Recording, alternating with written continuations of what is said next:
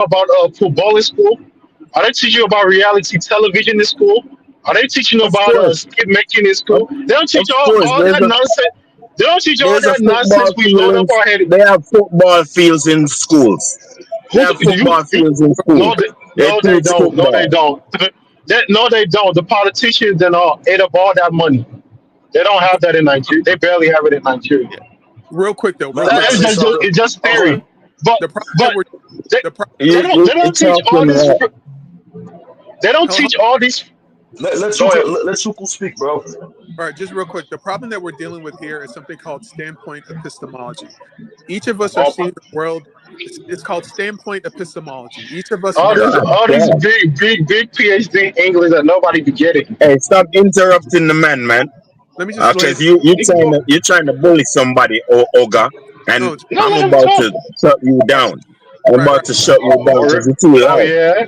right, right. Uh, Each of us are seeing the world through our own through our own cultural lens, through our own socioeconomic status, through our own tribal lens. There's many different things that contribute to your to how you see the world. So we're not all seeing the world from the same reference frame. Do you see what I'm saying? Lens. So some of us are, seeing us as permanent victims who can never get out from under white supremacy.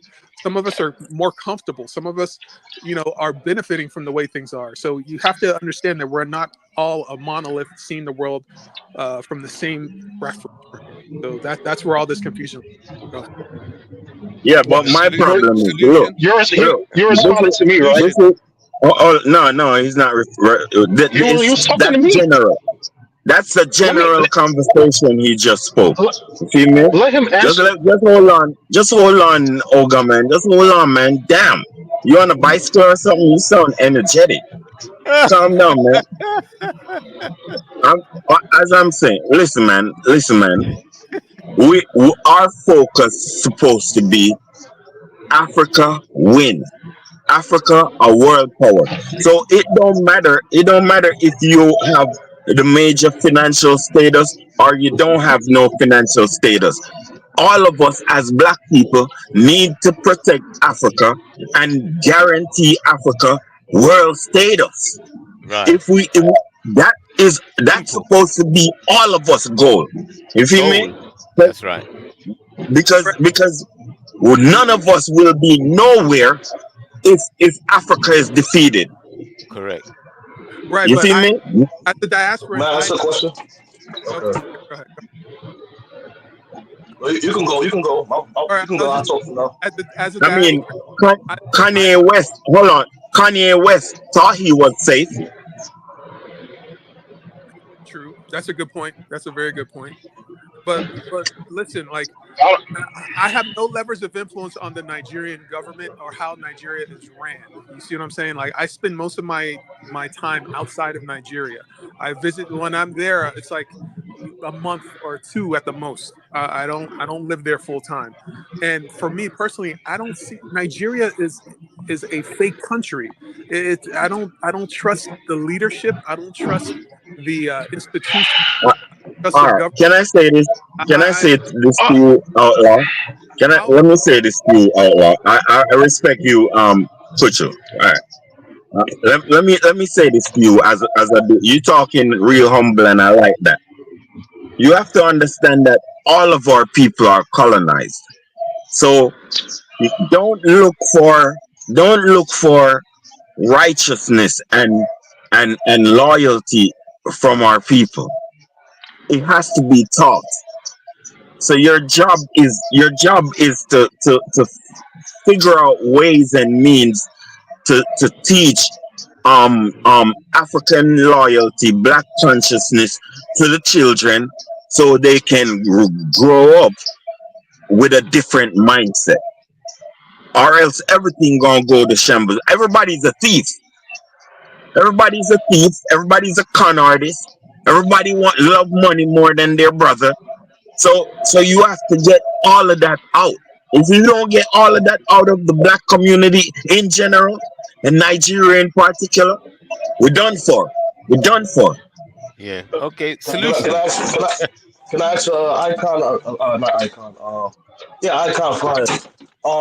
Yeah, but I know you see the progress being made. 50 years ago, there's no direct flight to Jamaica from Ghana or Nigeria or Kenya. You've seen somewhat of an advancement made. You I see see, a big change. Big change. Carrie Palm is sitting with the AU. The Africom Bank is coming to the Caribbean to invest. These are advancements. You see what I'm saying? Nah, Even in nah, agriculture, there's a lot of agriculture investment in Nigeria. So, what's your opinion on that, Icon? nah. You right. I see. Listen, I've been in consciousness for a minute. The last 5 years is the biggest major impression on Africa and the black world in terms of positive stuff. You feel me? You have Niger, Burkina Faso, and Mali. They are they are a, a they are actually almost not a colony. They have put their position, they put themselves in a position where they are not a colony technically. Like Nigeria is a colony because it depends on who runs your country. That's how it becomes a colony right now. Um Tinubu is on the bribery by the US government, and he pays homage to Arabs. So that don't have Nigerians in anywhere. And it don't mention Nigerians. You feel me?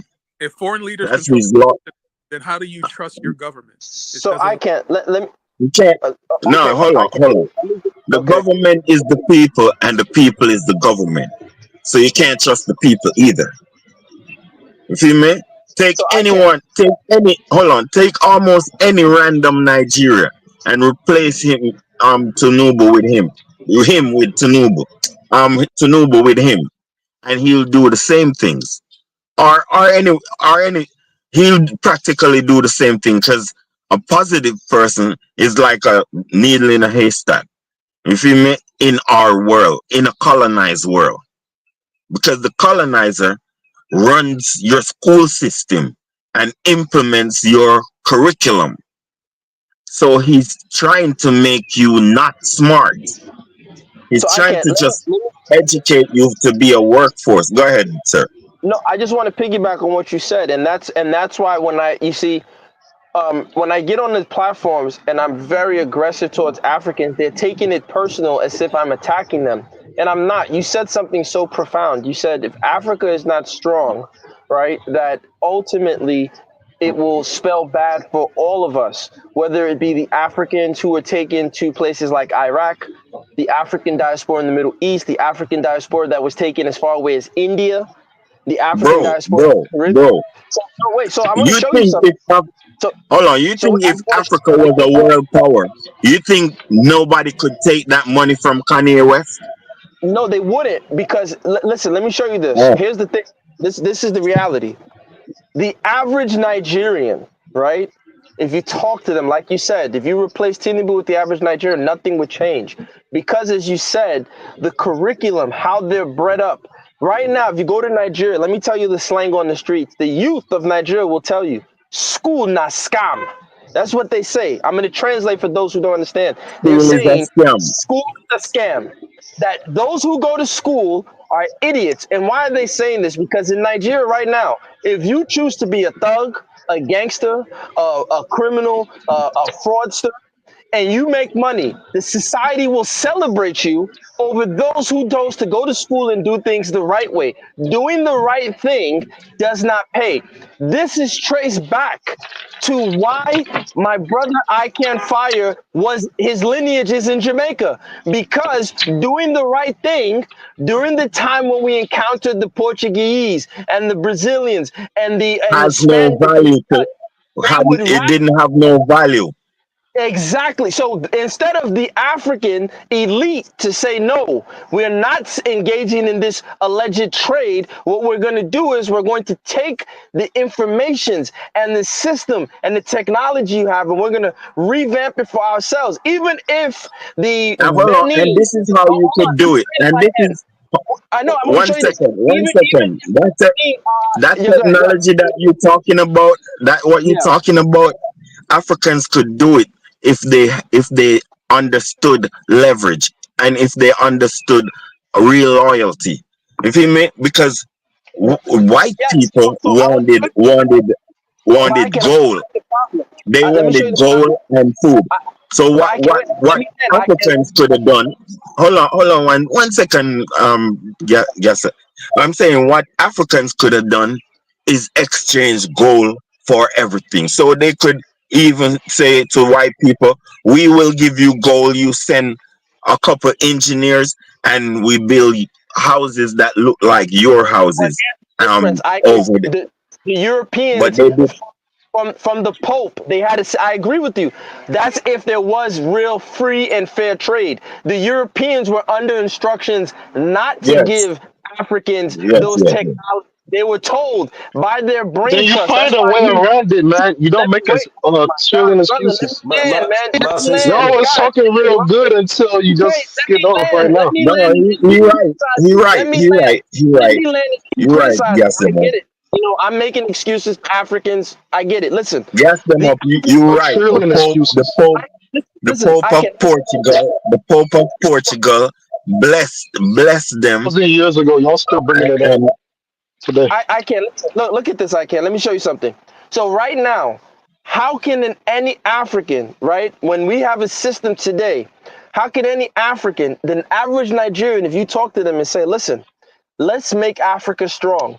They're not looking to make Africa strong for her people. The Africans on the continent, the way they're taught, they don't even see the talent and the human resources that you can pull from Jamaica, that you can pull from Trinidad, you can pull from Grenada. They're not seeing any of those things. What they're seeing in their worldview is, I just want to make some money so I can be a big man, so I can live in a mansion in Lekki or Abuja and yeah, drink and juice, hold up eat jollof and rice and show off groceries and hold and show on up. and show off That's it, and show off and talk down on his brothers and sisters. brother. That's what they That's want it. to do. So May I so And say when that you something? have May I includes the say something? diaspora as well. so one can. I mean, I said one can. Sorry, pardon me, brother. So I can't. So because I just saw a can of Coke. Pardon me. So I can't. When you see this, the mentality of what we're dealing with. That's why I told IC3. I said, brother, listen, you're a smart guy. I want you to come to Africa with people who are serious and get your own local ecosystem whereby, Yeah, listen, I'm giving everybody free game. You can go to Nigeria, you can go to any part of Africa right now, get land cheap and start producing things cheaply, such as the Q-tips, toothpicks. You can make the chairs, the plastic chairs. We don't need to keep importing from China. We can make these things. There's yeah, so much you're right. junk in Nigeria. You can recollect that plastic, melt it down, turn them into plastic chairs, and sell them to the local population. You can turn I those want to tell plastic you something bricks. again. You can Gas them up. Gas them up. Let me Gas ask you a them up. quick Can question. I ask a question, Let, let Leon? me let me I, let me I ask him a get, quick question about this. Why isn't anybody in the diaspora doing what you just said right now? Nobody at all. the there are, reason is but it's simple. There small. are people in the diaspora. Here's the problem. The reality on ground right No. now. Listen, okay. Let me answer you. You asked the question. Let me, because I listen. I'm on the ground in in Nigeria, right? For example, I opened up my business. The first thing that happened after like a month of the people came out of nowhere knocking on my door and they said, "Hey, you got to pay us for the sign. To put your sign, you got to pay us." Right? I said, Extortion. "Pay us?" I said, okay. Then they came and they said, Extortion. "Yo, you got to pay us for collecting the garbage." I said, "Okay, no problem." The issue on the ground is not only do you have a lot of impediments to commercial activity, you also have the problem No, to of the black hold on, wait. To black people, you need to say that. You need to yes, say that. they don't do that to the Lebanese and the Indians who To bribe black and the people. Chinese. Yes, they do it to their own black people. So That's what I'm not. saying is that the other problem is most people still want to take their currency out of Nigeria and do what and get foreign currency. I'm going to give you guys a little bit of That's not game the about issue. myself. Right? So wait, listen. Pulling out your money in naira becomes very difficult because of the weak naira. Like now, if you come in with let's say $20,000, the naira right now is at 1640 or 1670 a dollar, depending on who you go to. in another 2 months, the trajectory of the naira, if things don't change, that 1640 will probably be 18 something. So now you've already lost money because of the loss of the currency value. You've lost money when you want to pull out. But Uh, here's the Yes, sir. thing. With that said, I'll give you guys some free game once again. I have made the most of my money in the Nigerian stock market. Literally, I'll give you guys one company that I have exploded. And by the way, it's not financial advice. Do not listen to gas. If you invest in the Nigerian stock market, please talk to your financial advisor. I don't want nobody to come after me. But there's a company, for example, called MTN. Right now, they're not doing so great in terms of their price. They faced a lot of issues. But for the last 10 years, MTN has paid me dividends, and I've actually grown 90% with just MTN stock alone. My Nigerian equities portfolio is through the roof. My point is this, is that you can do great business in Nigeria. It cannot be done by yourself. Africans have to learn to consume African products. We have to stop letting our place be a dumping ground for Chinese and Western products. We have to make bro. ourselves. Yeah, go ahead. Yeah, I wanted to say this to you about the money. The people in Nigeria think it's the government that's deteriorating the dollar, and that's because of their uh, I'd say naivety. I was gonna say stupidity because uh, they don't know that the money has no value without them. You understand? The money, any country's money, it don't have no value without the people. Without the people. Exactly. I It, can. I'm gonna it, leave you because I'm gonna it, go. I it- gotta go. But I'm gonna leave you with so, this. And I think you were there when I Okay. told so you. if the people, Um, so if the people want other money, that's how their money is becomes not valid. valueless. So let me show you. I can. Let me end with this. Once again, I'm gonna show Yeah. you guys. The United States right now spends 169 billion roughly on their pets every year. 160 something billion. Most of that is dogs, right? There's some cat lovers out there, but majority of them are dogs. Go on any YouTube channel right now. I want all of you in the comment section. Don't be emotional. Go on these YouTube channels. Type in pet dog training, dog dinner, dog diet, United States training pets. See what these dogs in America are eating. See the choice meats. See the chunk, the beef roast, the shoulder, all the But things. what's wrong with that, Exuma? What is Hold on, wrong with wait, that? wait, listen, IC3, listen. See what these dogs are eating and ask yourself that the Nigerian budget right now Do you is have a 30 video billion you can show dollars. us? Listen, hold on. What'd you say, Kaizo? Do you have a video you can show us? I think I sent it to you on the thing the last time, but if you just type in dog diet United States, like feeding my dogs chicken, just type in feeding my dog chicken, you'll see dogs eating whole chickens, right? You can put in Okay. feeding And my just pit before you bulls. finish, yeah, just before So you finish, let me 1 second, guys. Let me just shout out to the sponsor of the stream quick.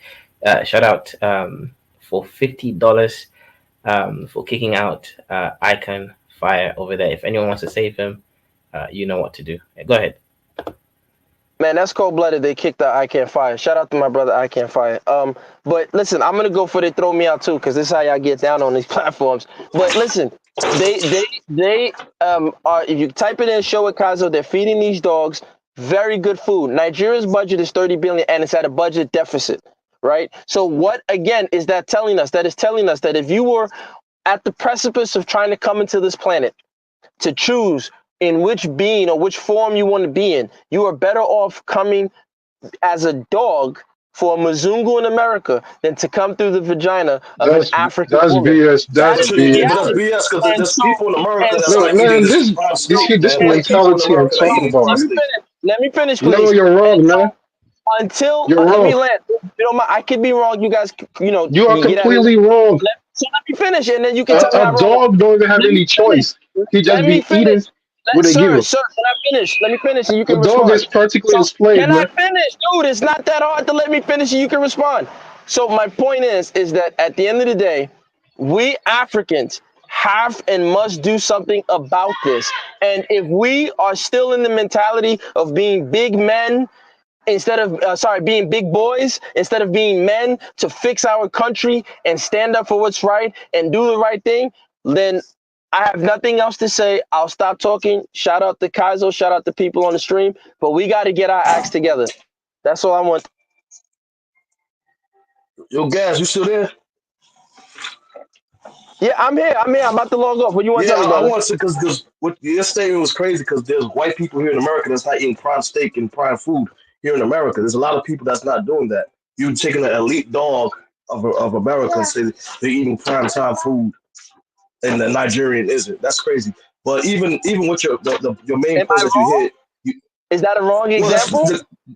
why do so much people here in America support Trump? Is because Trump is viewed as a guy who's going to try to challenge the elites for the common person. That means the common No, person is not eating this prime food that you're talking about.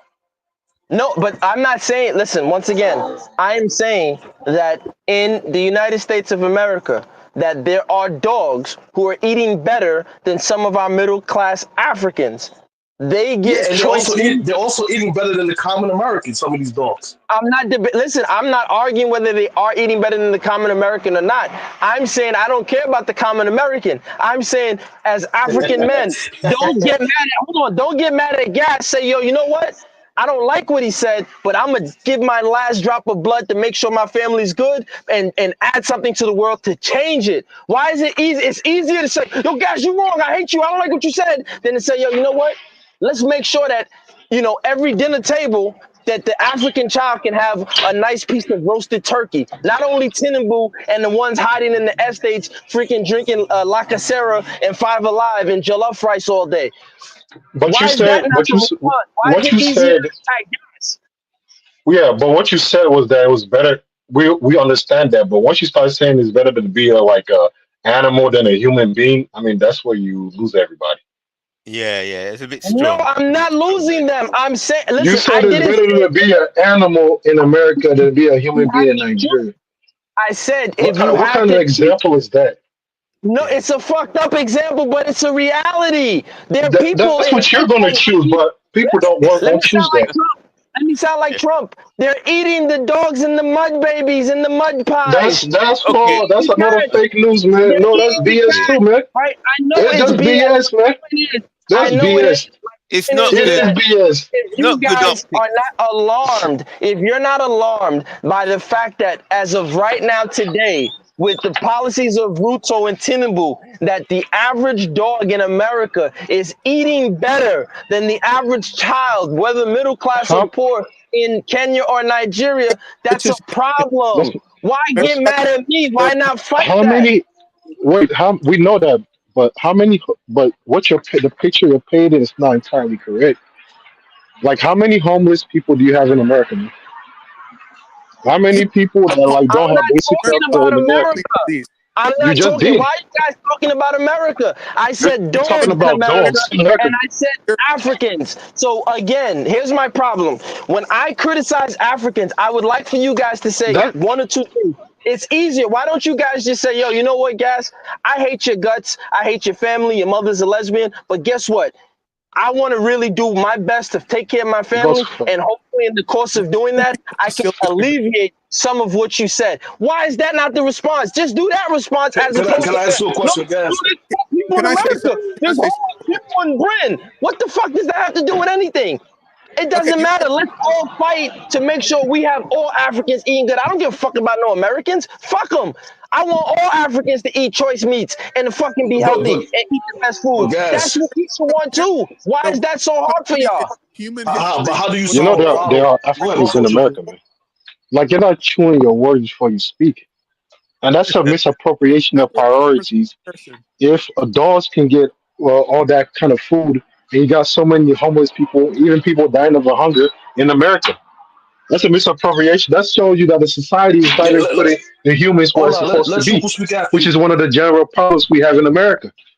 So we understand what you're saying. I mean, we know about that.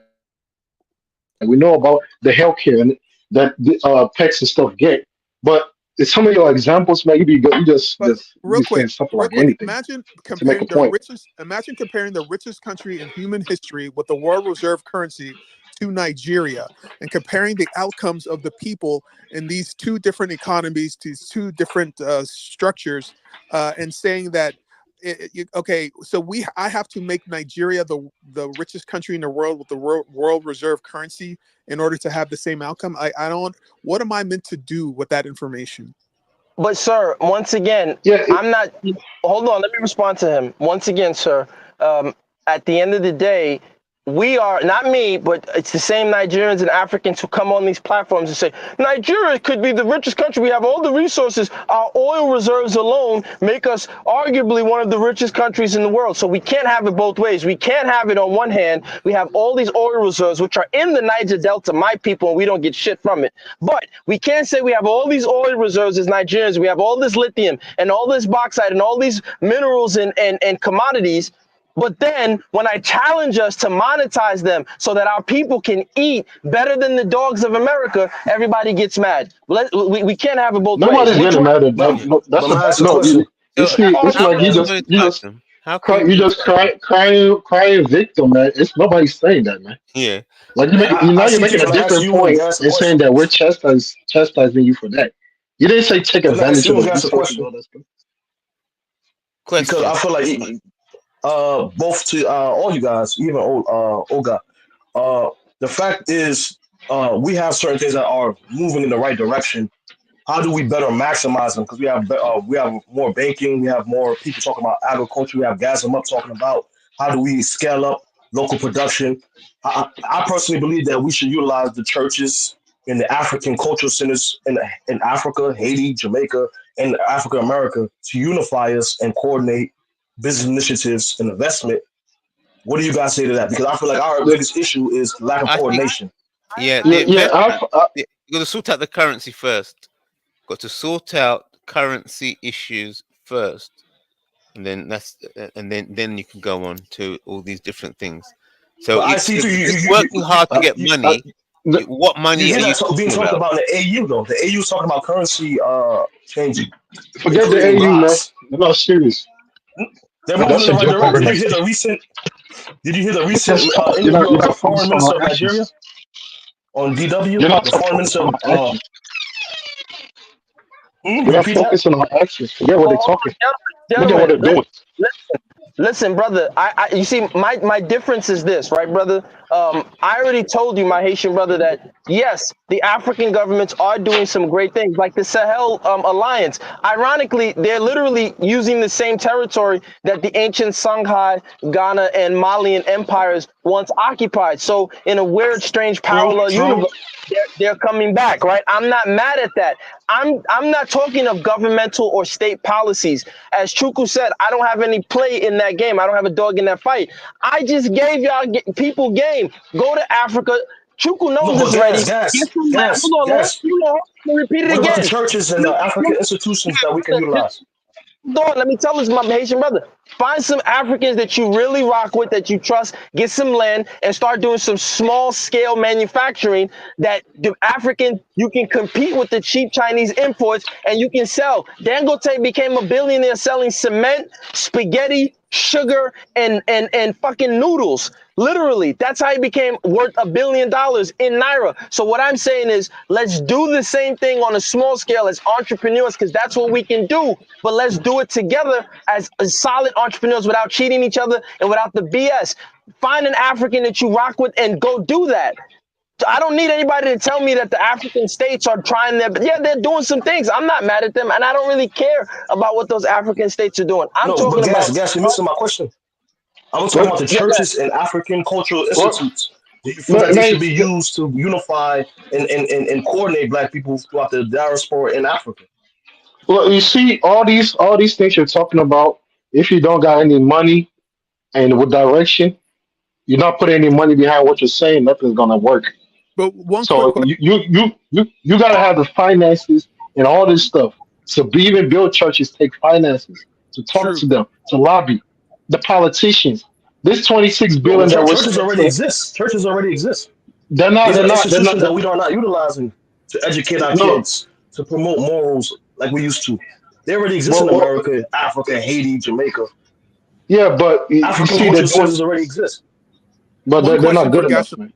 Which is One question. easier, to make money or to move the currency, the value of a currency? Gentlemen, we cannot control the currency. Our government, listen, somebody already said we have I agree with PhDs. you, Gas. I agree. I agree. They've already told, listen, Are the you sure? government, hold on, listen.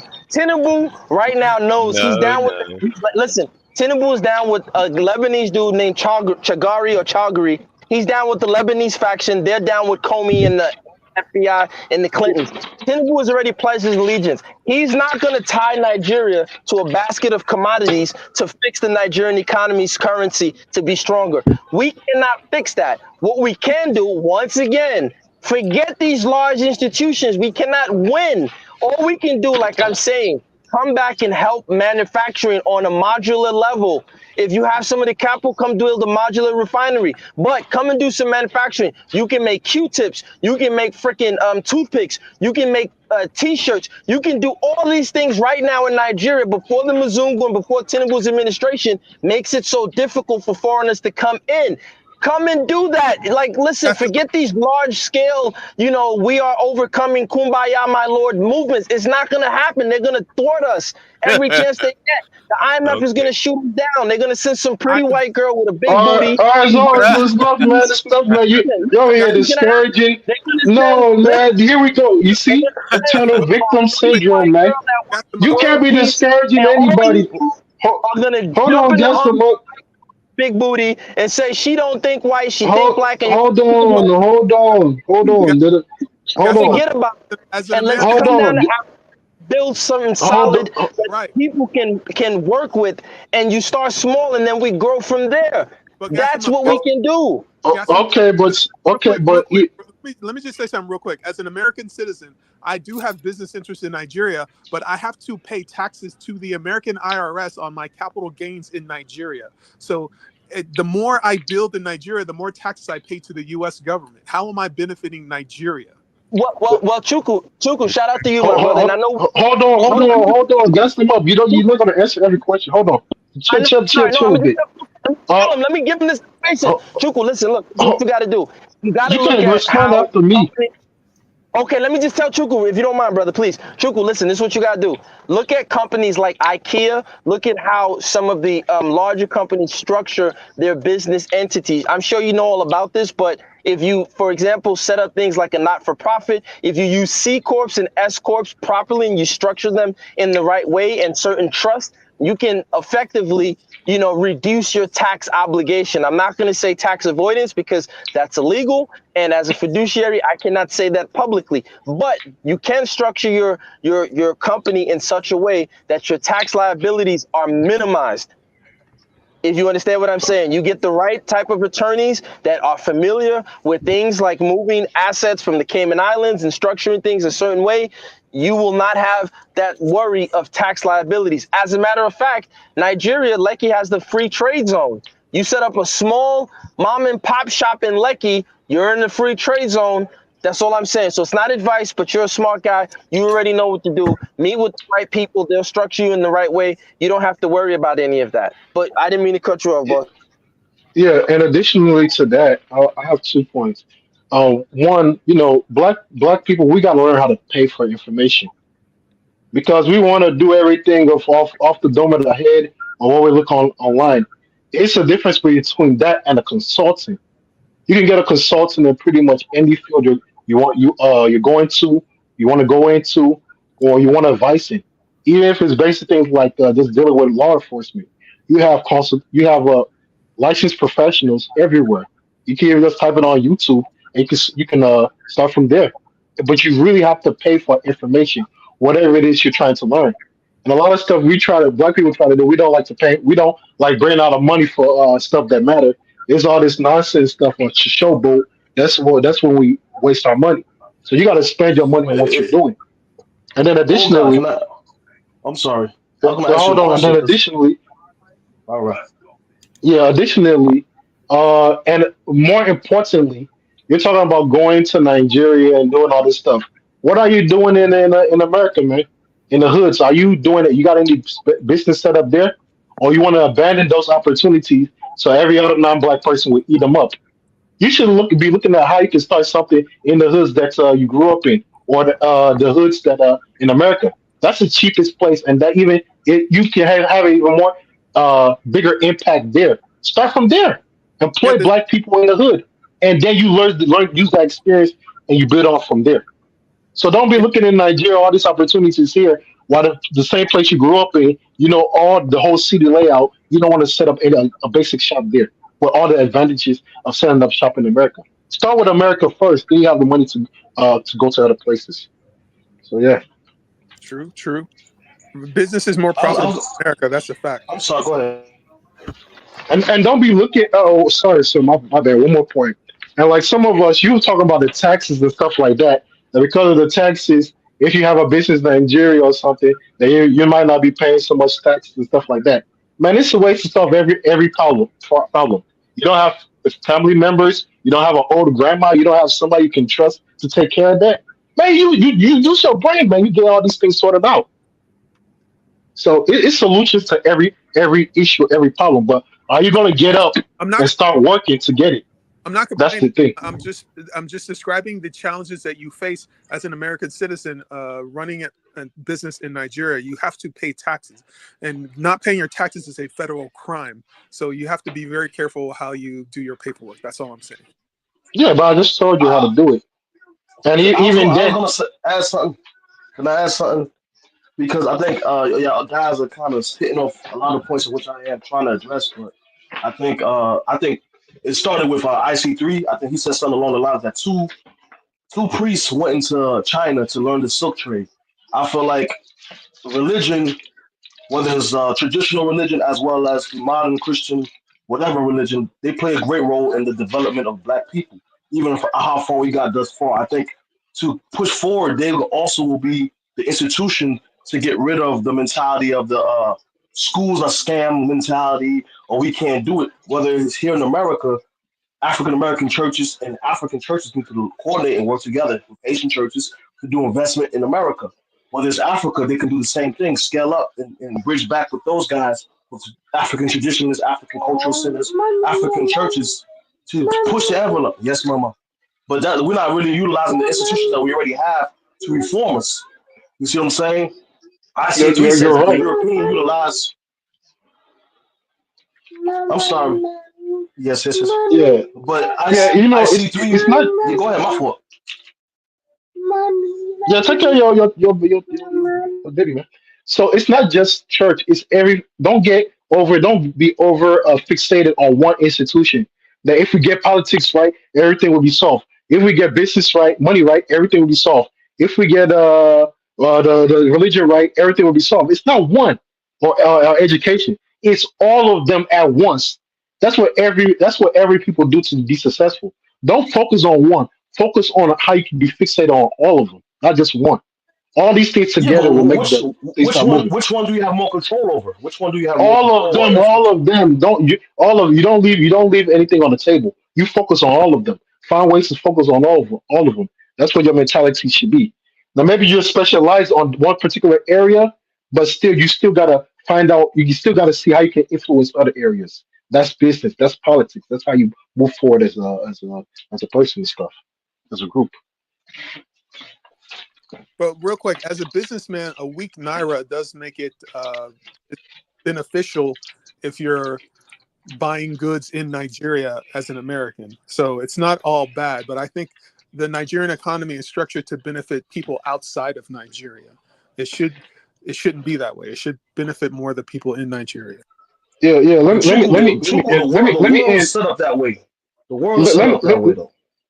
yeah. Let It's me built end. towards the west. The markets are. Let, yeah, I wanna end my point and go do some other stuff. Well, to conclude, what I have to say is this: is that one, us in diaspora, a lot of black men in diaspora, they're not business minded, they're not marriage minded, they're not morally, they're not minded morally. And in terms of like the general output is extremely low. You have all these every other race come into foreign lands and out hustling us, even politically, even socially. And our mentality is if we can just go and use let me use the term quote unquote floss, that's the end. So I mean, if we build a big house or we build all this BS nonsense, that doesn't matter. Your whatever the money you make should be impacting those around you. That's how you should move forward. So I would say every to black man listening, get involved, man. Get involved in your church. Get involved in your go back to school. Forget these low wage jobs, man. All those low wage jobs that's not those are slowly being phased out. The way the world is moving now is the skills, your education, your PhDs, and like even it's a mentality of just like anti all that stuff. But that's really what it takes to move ahead. So the more you learn, the more you know, the more you're gonna grow. So we need to focus on those things, and again, step outside and get involved. Wherever you live, get out, step outside and get involved. It doesn't matter where you live, get out and get involved, and we'll grow from there. And this eternal victim complex, man, is coming to an end.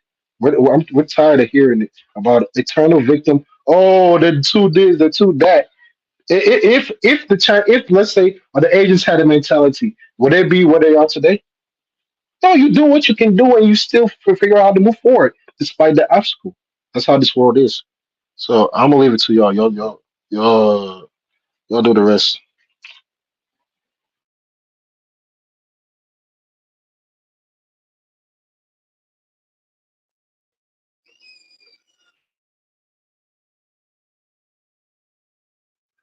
I see through you gone.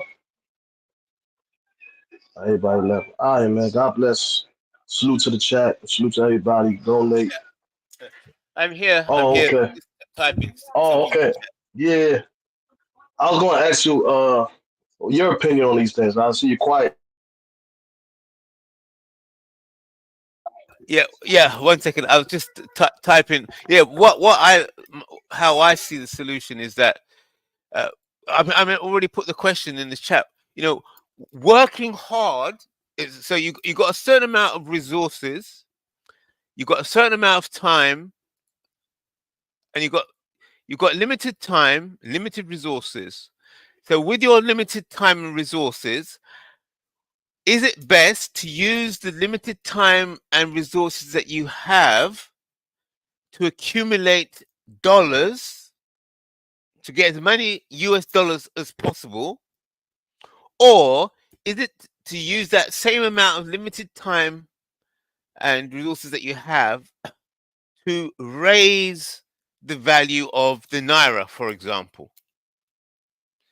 So, as a Nigerian, or if you now, should a Nigerian be using should Nigerians be using their resources to capture as many US dollars as possible, or should they be using their limited time and resources to raise the value of the naira? Which would have a greater impact on the Nigerian life? I'm I, going th- to I ask. think I think I Go think it's on. local investment though. I think if you invest in agriculture, education, malls, markets, stuff like that, um, that will increase the local share and people have an opportunity to shop locally and stay in the country. If you're raising the money and you're importing goods, you're buying Louis, you're buying this, you're buying that, you're not going to raise the naira because most of the stuff you're buying is imported. The more you buy locally, the more you support Innocence, Nord, stuff like that, is the more you can create local jobs, which the dollar can circulate better. That's the rudiment of the issues in countries like Nigeria, Haiti. They start to become like imported. Even African Americans, their community became an imported kind of community from other groups versus locally. They have their own stores, they have their own this, they have their own that. All Even right. though in Haiti and Let's break Nigeria, that down. Let's break that down. So, are you saying that we'll just use Nigeria as an example? Are you saying that Nigeria should produce more of their own goods so they can circulate the dollar more effectively within the economy? yes, yes, Is that what yes. you're saying? Not only locally, they were their neighboring throughout all of ECOWAS. So they should be making local goods with the idea to capitalize on the all of equal watts market. You see what I'm saying? Okay, so So hold if it, you create hold it there. cars, yeah, Okay, so let's break this down because there's a number of things here.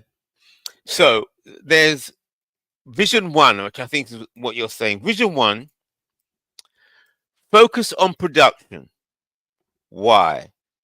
Because if you produce more, then you can sell more to the open market, hopefully, or you can sell more to the external market and sell more to the internal market, and therefore get more dollars, and then those dollars will circulate uh, within um, Africa and develop that Nigeria, way. yeah, Nigeria, Develop exactly. Nigeria. Okay, okay. So I'd like to take a position against that, and let's see where this goes. Why? Yeah. Okay. Let's look at this. So I'm saying, I think your position is the most popular position. I think most people would agree with you. Um, let's be productive. Let's produce and sell, and then what we're selling, then we get more dollars, and then we develop. Okay, I understand that model. Get the dollars. I am of the firm belief that the more dollars you get and the getting of dollars actually degenerates Black African society. It actually degenerates the Africa itself. The push for getting dollars is self-destructive. It it No, but I'm appears to talking. be I'm talking development. about. Go on then. Go But I'm on. not talking about like your target should be the international market. Your target should be the local market. I think it's the problem is we try to recreate products for the international market, which the international market shortball us some money. So we end up working 10 times hard to produce for the international market rather than our own nations and our own neighbors. I think that's what hurt us. When we try to create crash crops and we ignore the fact that there may be a famine in Somali, when we can just kind of create a mass production to produce goods for Somali when they have a drought. We're not thinking Right. like that. We're thinking about Europe. We're thinking about America. We're thinking Right. about Right. Right. Australia, which means that they might even shortball you on the price. You see what I'm saying? Yeah. So Yeah. at the end of the Yeah. day, we're not thinking self. We're thinking more globally, and the global market is trying to shortball Africa to maintain their prices and they maintain their power, which is Okay. why So I agree with gas. Go ahead. I'm yeah. sorry. Okay. All right. So therefore, produce more within Africa and sell more within the African market. But what currency would you use to do that? Producing for Africa and selling within the African market, not worrying about the West. What currency would you think would be best for that? You got to use whatever you can at the moment and then slowly push it towards your own currency. You know what I mean? You can't just try to aggressively change the currency like Gaston was saying because the global market is set for the advantage of the European. They're going to view that as a threat. That's one of the reasons why China kind of keeps they kept their dollar as is until it became more of a greater advantage for them. That the West was like, hey, you got to raise your dollar value because at the end of the day, the West is trying to manipulate things to their own benefit. You have to create a strategy where you create your own chess moves. Because I look at life a little bit like it's chess. You have to do chess moves in order to Yeah, protect and preserve your own people. And that's what a lot of these African nations do. That's why I see them going to America, and I also see them going to Russia. I see them going to China. And when the West asks why they're going, they tell them we have our own interests. They're not really kissing the West ass to say, oh no, we can't do ABC. They're searching their own way out of the hole, and I applaud them for that. You know, I feel like a lot of us don't applaud them because I guess it's going too slow. But we have to realize the global market, is set to the advantage of the Europeans. So the Europeans not going to just give you up his market share or give you pension yeah. because the pension was created for his own people. It's not created for you as a black person. So Right. he wants you to though some of us that are already in the West, we have these things because we're already in the West. He's not Yeah. trying to help all black people. This is why I feel like we should utilize what we have to assist our own and to invest, utilize the church, utilize the African cultural centers, the traditional cultural centers, and they coordinate to create new lanes in America for black Okay. So Americans, what's the for best? Haitians, So let's Jamaicans, slow and this down. Africans, Nigerian Let's people. slow this down. Sorry. Okay. Utilize. You said utilize what we have to invest. So Yes. talk about this investment. Then what do you mean? Invest in what So, and how? in America alone, there's billions of dollars, trillions even, that's passing through the Black American hand that's going to other groups of communities. If they was to organize at least 10% of that money and reinvest it in Black America, you'll see a change in wealth. If they utilize another 10% and invest it in different parts of the world, Black world, you'll see even more wealth. The same for Right. Nigeria, Right. the same for Okay. Ethiopia. If they Right. utilize the money that's passing through their hands and say, Yeah. hey, we're going to try to put a tax where we capsize, like in Haiti, believe it or not, some people look down on Haiti. The president Michel Martelly, he created $1.50 tax. So every time you send money back to your family, the government keeps 150. What he did with the money, most Haitian people don't know. They believe he robbed the money, but there's a good idea where that tax can be utilized for education, for roads, whatever, etc. But are they really doing that with that money? No. But we could utilize some kind of mechanism like that to create new housing for those who are disenfranchised in the black community, new education systems, malls and markets to create jobs. You see what I'm saying? And we can cross Yeah. coordinate I and we heard this can stuff invest in many one many another. years ago. Yeah. See, it sounds so Hmm. simple when It's you not say simple, that. but it's not But simple, but it's a way in which people can utilize what they already have because we the illusion is that we don't no, no, have nothing. slow That's a down, lie. slow down. You're saying the same thing Mhm. over again. It's not happening. What you're saying makes sense. Nobody's going to argue with that, right?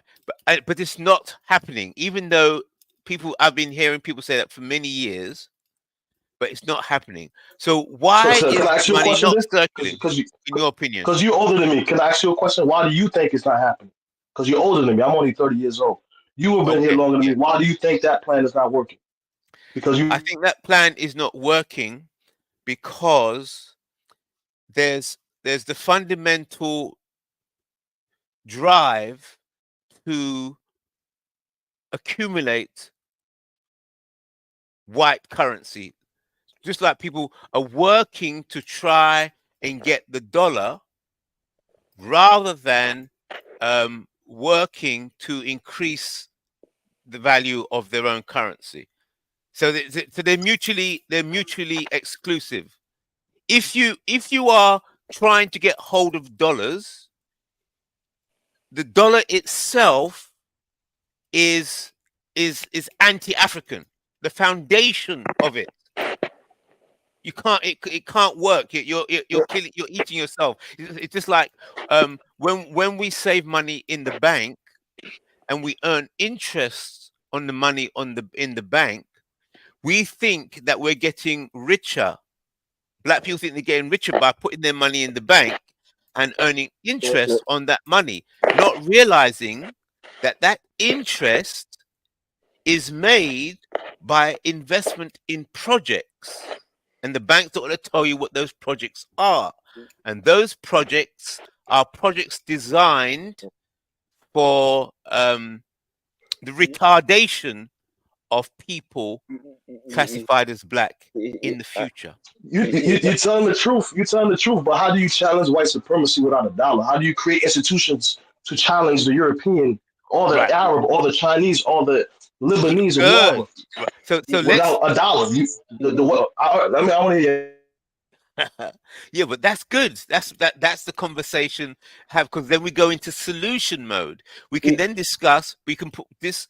We can put different solutions on the table, and then we can criticize them. But it keeps the mind in solution mode. It keeps the mind being creative to think how to solve a problem rather than So whinging about the can I problem. can I chime in? Can I say Yeah, go something? on. Yeah. So yeah, my thoughts here is obviously like whatever products we choose to sell, it needs to be at least initially products that are necessary for both them and us to consume, right? So you don't want to build a market based on a product that we have no control over, but at the same time, it doesn't really matter too much what we do as long as we're doing something. So to Yeah. resolve that seeming contradiction, I would focus on what Nigeria is doing right now. Focus on oil and gas. Everyone in the world needs oil and gas. No matter how much they talk about renewable energy, it's not reliable energy. but So Yeah. they'll always come to you yeah, asking you for help for that. Like Russia is a perfect yeah, example. They yeah, America put but all Kai, these sanctions on Russia, but it Yeah. wasn't able to actually do anything against but them economically because they were able to survive the storm. but Why? but, but Because gas. That's ultimately the issue. yeah, Right. Europeans need gas, right? I'm here. I'm in London right now, and you can't survive without gas in London. You're in And London. Ah, yeah, I'm in you're just London. down the road from me. Yeah, yeah. You know what? We should. I might try hit you up. Yeah. Yeah. I yeah. but So but Kaiser, here's the truth. Why is that all that? Why the masses in Africa don't feel the effect of it? That's what I'm saying. The masses who poor in Africa don't feel the effect of it. Now, here's good for the this is a good example. For all the consumables going to, why does masses of Nigeria not feel the effect of it? That's the issue. What's going on? The masses not feeling the effect of the money coming into Africa. They don't feel it. Why is that? We have to ask the question. Why is that? It's a big question we have to ask. Why is the massive in Africa? Can I try to answer that? Yeah, I'm not Nigerian, but I feel like they don't diversify their their wealth. They have different sources of wealth. They have iron, they have steel, they have agriculture, they have different routes in which they could utilize that oil money to reinvest in Nigeria to grow the market. Even like I think recently they had the government people trying to buy cars rather than buy innocent vehicles and invest in that market or invest in mechanics and stuff like that to utilize because in America Chevy Ford is the main cars that they use, but in Nigeria they're importing cars, so that means that they're undersizing or the new jobs that would have been created. So the money is going towards import rather than local market. That's why I give credit when some of these big guys in Nigeria are talking about diversifying and investing in agriculture and stuff like that, because that's needed. You can't grow a country on one particular thing alone. You have to kind of diversify it, especially with a massive population like Nigeria, yeah. and Yeah. also attack all the markets around them. You know what I mean? The Niger, the Benin, the Togo, the Ghana, the Liberia. These guys are the big dogs of West Africa. They're not utilizing what they already have. The same way the Black Americans, Hmm. they're not investing locally in their own market Yeah. enough to shell, mass investment amongst themselves and create new millionaires and billionaires amongst themselves. You see what I'm So can saying? I? Yeah. Yeah. And, Okay. Let me and the challenge sad, this. I challenge Kaiser as well. I'm going to challenge. I think you are all thinking on a low level. Let me just throw that in there.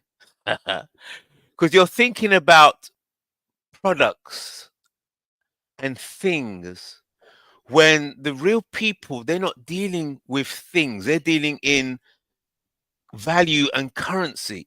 So for example, they're saying that I think the Japanese or the Chinese cars are superior than the cars made in the West. So what they're doing, they're putting tariffs. The tariffs are so high that it doesn't make sense to import. It's too expensive. So but, they're making the tariff so high. So therefore, it's not about the quality of the product. You can have a brilliant product that everybody wants your product, but what they do, they mess with the currency and they mess with the tariffs, so that it but, doesn't matter what you're producing. yeah, I But know. doesn't that mean the opposite of what you're saying? Because if the Chinese government themselves invest in that product, plus it's a quality product, it's only got quality because the Chinese investors in the market invested in that product. How do you now turn to Africa and tell them not to invest in Innocence and Nord and Kentucky and all these kind of cars that exist? How are you But going But to grow a better product to challenge the West if you don't even invest in that product that you do yeah, have? you but see, it's The not about Chinese the did it. product. It's not about the product. but That's the point I'm making. look, here's a sad part about this. the West have less resources. Africa have more resources than the West. The West is more richer than Africa. It's sad. Africa's supposed to be the richest country in the world, all the resources we have. But why we're poor? Because government are not tapping into our resources well. And that's a sad truth. The government's not encouraging business. It's not encouraging business. The masses supposed to be rich. Africa's supposed to be the richest continent in the world with all the resources we're blessed with. Our leaders are Uh, not to it. but there's no such thing as supposed to. You either are working towards it, utilizing different techniques to get there, or you don't. There's no supposed to nothing. Life is not supposed to anything. You have to utilize your strengths to make sure you remain in power or get to power. And once you get to power, you got to use your strengths to maintain in power. And to Right. IC3, how do you say that the product don't have to be good? Because I promise you, if the product was inferior, uh, America wouldn't have a problem importing those goods because they would just show you that Chinese product is inferior. Stick to the American one. It's because the No, product that's is the point. competing. No, that's the point I'm making. What it is? They know that the Chinese products are Right. Hang on. superior. I see. You guys cut me off earlier, so I didn't fully express a certain idea. Okay, go on. You work on a product that they need, not want, need. Oil and gas. Gas is something Europeans cannot survive in winter without. That's straightforward. That's why Russia was still able to trade, even though they were blacklisted from virtually all currency and money transaction systems. Germany, even though were told by America not to buy, even after America allegedly America blew up the Nord Stream, they were still selling gas because people are still now using trucks the old school way, across. So Yeah, ultimately, yeah. is you lock in a market that they need, not But want, but need. Kaizo, are you overlooking race and global power and regionalism and all that kind of things? Because we're black. No, because Russia's right there, right next to Germany. They're Right. white. They have the same with certain things that the other groups of of course, Europeans do. We can't. of We're not course, going to be of allowed course. to do it because I'm sorry. Yeah. Yeah, no, I get your point, right? But you see, that's why you go to the next level, right? What do they need? Okay, so let me give the model here, right? Europe, America, generally they have this new age thing of green energy taking over, right? They have all these statements and sentences about global climate change and everything. What do they need ultimately for these things is they need raw materials, the same ones, copper, steel, right? The same Mhm, things that can iron ore. So all these things can be found in Zambia, Zimbabwe, cobalt, mhm. tantalite, right? All these minerals are still needed for either batteries or actual physical blades for these, let's say, wind turbines. These things are Yeah, in Africa, and Africa is the least explored resource center in the world right now. Why? Because yeah, of instability, right? So, if you have any large power in Africa, Nigeria is just an example because you just have to start somewhere, and then yeah, once you've reached some level of momentum, then you can stem into other various things. I say Nigeria is an example of the potential because everybody needs oil and gas even within Africa. So if yeah, everyone needs oil and gas within Africa, what you now do next is you then explore into obviously other areas still, right? If Nigeria can do this right, they can do other things. They build a reputation for good quality oil, for example. Everyone in yeah. Africa I is heard. willing to But buy it. So Guys, you overlooking what happened to. I think you're right on that point because if you could still turn inwards into other African nations, but that's you the point. overlooking the fact that what they did to Zimbabwe and what they did to Venezuela, which was one of the regional's biggest Right. oil producers in America, which was Venezuela, and Zimbabwe was one of the biggest diamond and other stuff producers as well. They just put a black ball on them. Only recently lifting partial embargo on Zimbabwe, but only put it on back on the politicians and economic elites. So you overlooking the fact that when it comes to non-white people, they play the game very differently, and Yes. they No, can blackball you. right. Blackball. That's right. Yeah, so here's the thing, right? I get your point. That's why I use Nigeria, right? Nigeria technically is the head of a regional body called ECOWAS. Even if they put all these sanctions by that time, okay, so here's the thing. China is still going to trade with Nigeria. So what is it that Nigeria needs from the West, right, in terms of products, physical materials that they can't get from China or Russia? Nothing. The only thing that Nigeria needs from the West is a trading network, being allowed to sell in the global market. Now, if Right. Nigeria doesn't need that because it's selling to its neighbors, within the so-called ECOWAS, and then later on in Africa, then actually they don't need anything, because right now China will provide the materials, Yeah. for example, machines for industrialization. But Russia can provide other things, right? Like weapons if they need that. And then Yeah. Nigeria will be producing for its own local consumption. And if it can do that for long enough, Yeah. Nigeria will build but a market which they will but have to come into if they want to get access to certain things like cobalt, Yeah. Yeah. lithium, tantalite from yeah, Nigeria, meaning they'll have to open up the path the from Nigeria. So ultimately it has to be strategic, but obviously. but, but, but, Um, but guys, here's the problem. Like here's the, when the West came to Nigeria for the oil, they did destroy the environment. Then the Nigeria Delta so polluted.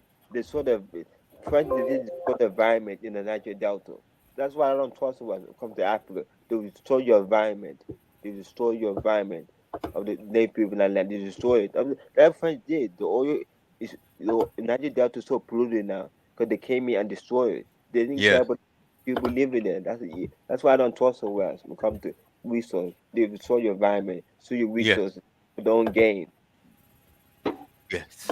And that's okay, built in to the Thank you. dollar itself. yeah, we got someone new. Let's hear his opinion. Uh, we got man of no prestige. Go ahead, man of no prestige.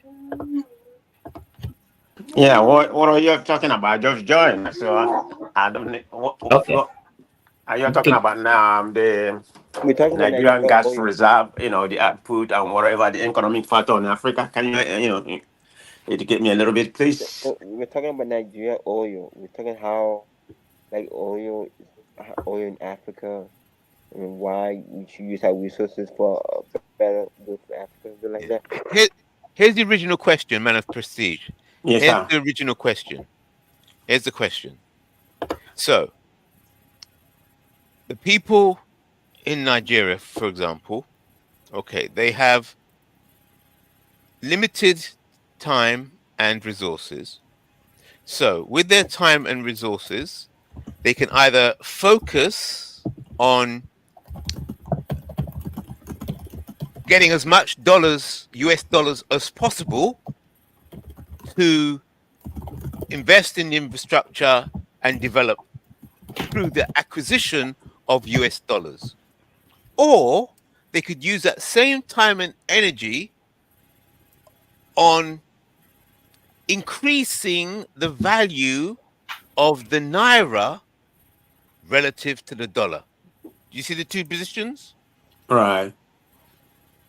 So I'm arguing against everybody saying that the time and effort you use on acquiring the naira, acquiring US dollars, that time and effort should be directed on increasing the value of the naira. That's my position on that I question. SG, mean, go ahead. I mean, as a Nigeria as a whole, we can do both at the same time Oh simultaneously. my I mean, God, you can't go on. why Sorry, go can't on. we? I Go. mean, I understand your narrative, as we can be as productive as we are when it comes to oil and gas, but if we are naira is so devalued, depreciated to a very lower standard. So what's the purpose of we being productive, right? That's Yes, the argument. that's right. Brilliant. That's Um, the point. well, as of right now, judging by what we produce, in oil, we have not been able to make use of our oil capacity, even what we are located. We can't even produce that. But do we have the resources? Yes, we do. So in my own opinion, this is just me. I'm not an economist, speaking from a layman point of view as a business person. I would think we should focus about improving the naira standard. But Hey, yes. it's not just gonna be easy for doing it. We need to be productive. So Yeah. we need. I mean, May I ask, it may, just kind may of I ask you a production. question before I leave? Yeah, yeah, yes, sir. So in your in your understanding, do you believe that is it through working internally and making products within the nation to and export to regional nations such as Ghana or even to the world? Is that the way Nigeria is going to improve its dollar, or is it through basically trying to create a new dollar? Which one will take more time and which one will be more effective? Uh, To the panel, I, God bless. I'm out. I But think I I think appreciate you guys. I think it's be more productive. We take a better time because what you have to remember, the naira, the parallel market is is going to control the naira regardless of what we did. So that's what I said. Maybe try to reverse the depreciation standard of naira right now, temporary for a few months or whatever. Would be would have been a very way to do. But I think the Nigerian government has done it. We don't see the benefit. As of today, Naira has depreciated. I mean, I just sent money today. I sent money last week. Yeah. Was it no 2 weeks ago? It was Hmm. 15 something. Yeah. Today, I sent money. It was it was 16. Was it? I had my receipt here. I think it was 1669. They gave it to me within 2 weeks. you know. So our money is still depreciating. I mean, but I hear news from it every now and then because they claim that, because of the situation in America, dollar is flattering. So that kind of make Naira appreciate. But that's not what's happening in the Nigerian market. So we are being deceived. That's not actually the Right. trajectory the Naira is heading. The Naira is being depreciated every day, neither That's by right. point one or From way point back. two or whatever. Yeah, Go way ahead. back in the 60s. Yeah. And that I even did a chart showing all the different African leaders from way back in the 1960s, right the way, uh, uh, leader after leader after. It's nothing to do with the leader. The depreciation of the naira has had nothing to do with the leaders. Every single leader, it's still depreciating. Therefore, it's another. There are other forces at work. Oh no, no, you are definitely right. The indices there, just epitome, just confirm what you just said. There's no doubt about it. It's not about who is in charge, but it's about the implementation of the marketplace where we are right now. I mean, Africa as a whole, particularly Nigeria, we are not in a strong place. You know, I mean, the IMF, the Western world, they pretty much dictate how we live in that country right now. Where, in my own opinion, the Africa is still under plantation to a certain Yes, degree. Right. 100%, It may not 100%. be an occupied plantation. That's what it is. They're not occupying us, but we are still Yeah. under that. Yes. So, in my own opinion, I'm just get tired of we blaming the colonization that we have that has put us back. I mean, for how long? Nigeria is just 64 years old, you know, on Monday. Hmm. So, what have we achieved? If you Hmm. look at, the trajectory of Nigeria, okay, originally we were a tribe, Hmm. an isolated tribe in Nigeria. That's what we were initially before 1960. Then this thing, they took over, colonized us. From there, we got our independence in 1960. Then we Yes. have a coup. Then after the coup, we have what I consider to be a very disastrous civil war. That I don't know how many people died. It depends on who you talk to. We don't even have any historical stuff to back it up. 3 million, 4 million, or whatever it may be. Yeah. Then we have military rule, coup after coup, before we have what we call democracy right now, which I call a disastrous election. I mean, election that we're having right now. Nothing has improved. Yeah. So I mean, Oh, I don't want to come here and be talking bad about Africa, but yeah. So we tell me. have to change our mindset. Yes. So You know, let's challenge Kaiser. What Kaiser was saying. Let's deal with. You correct me if I'm wrong. Kaiser's saying let's focus on what is needed, not want, what the West needs. So Kaiser's saying that they need oil, they need gas, there's certain things that they Mhm. need that Africa has. So Kaiser's saying we know what they need, then we must find some way to increase the price of the things that they need. Is that correct, Kaiser? Not just increase the price, but manage the market. So So control. okay, let me if I understand you. I mean, Kaiser is a very smart guy.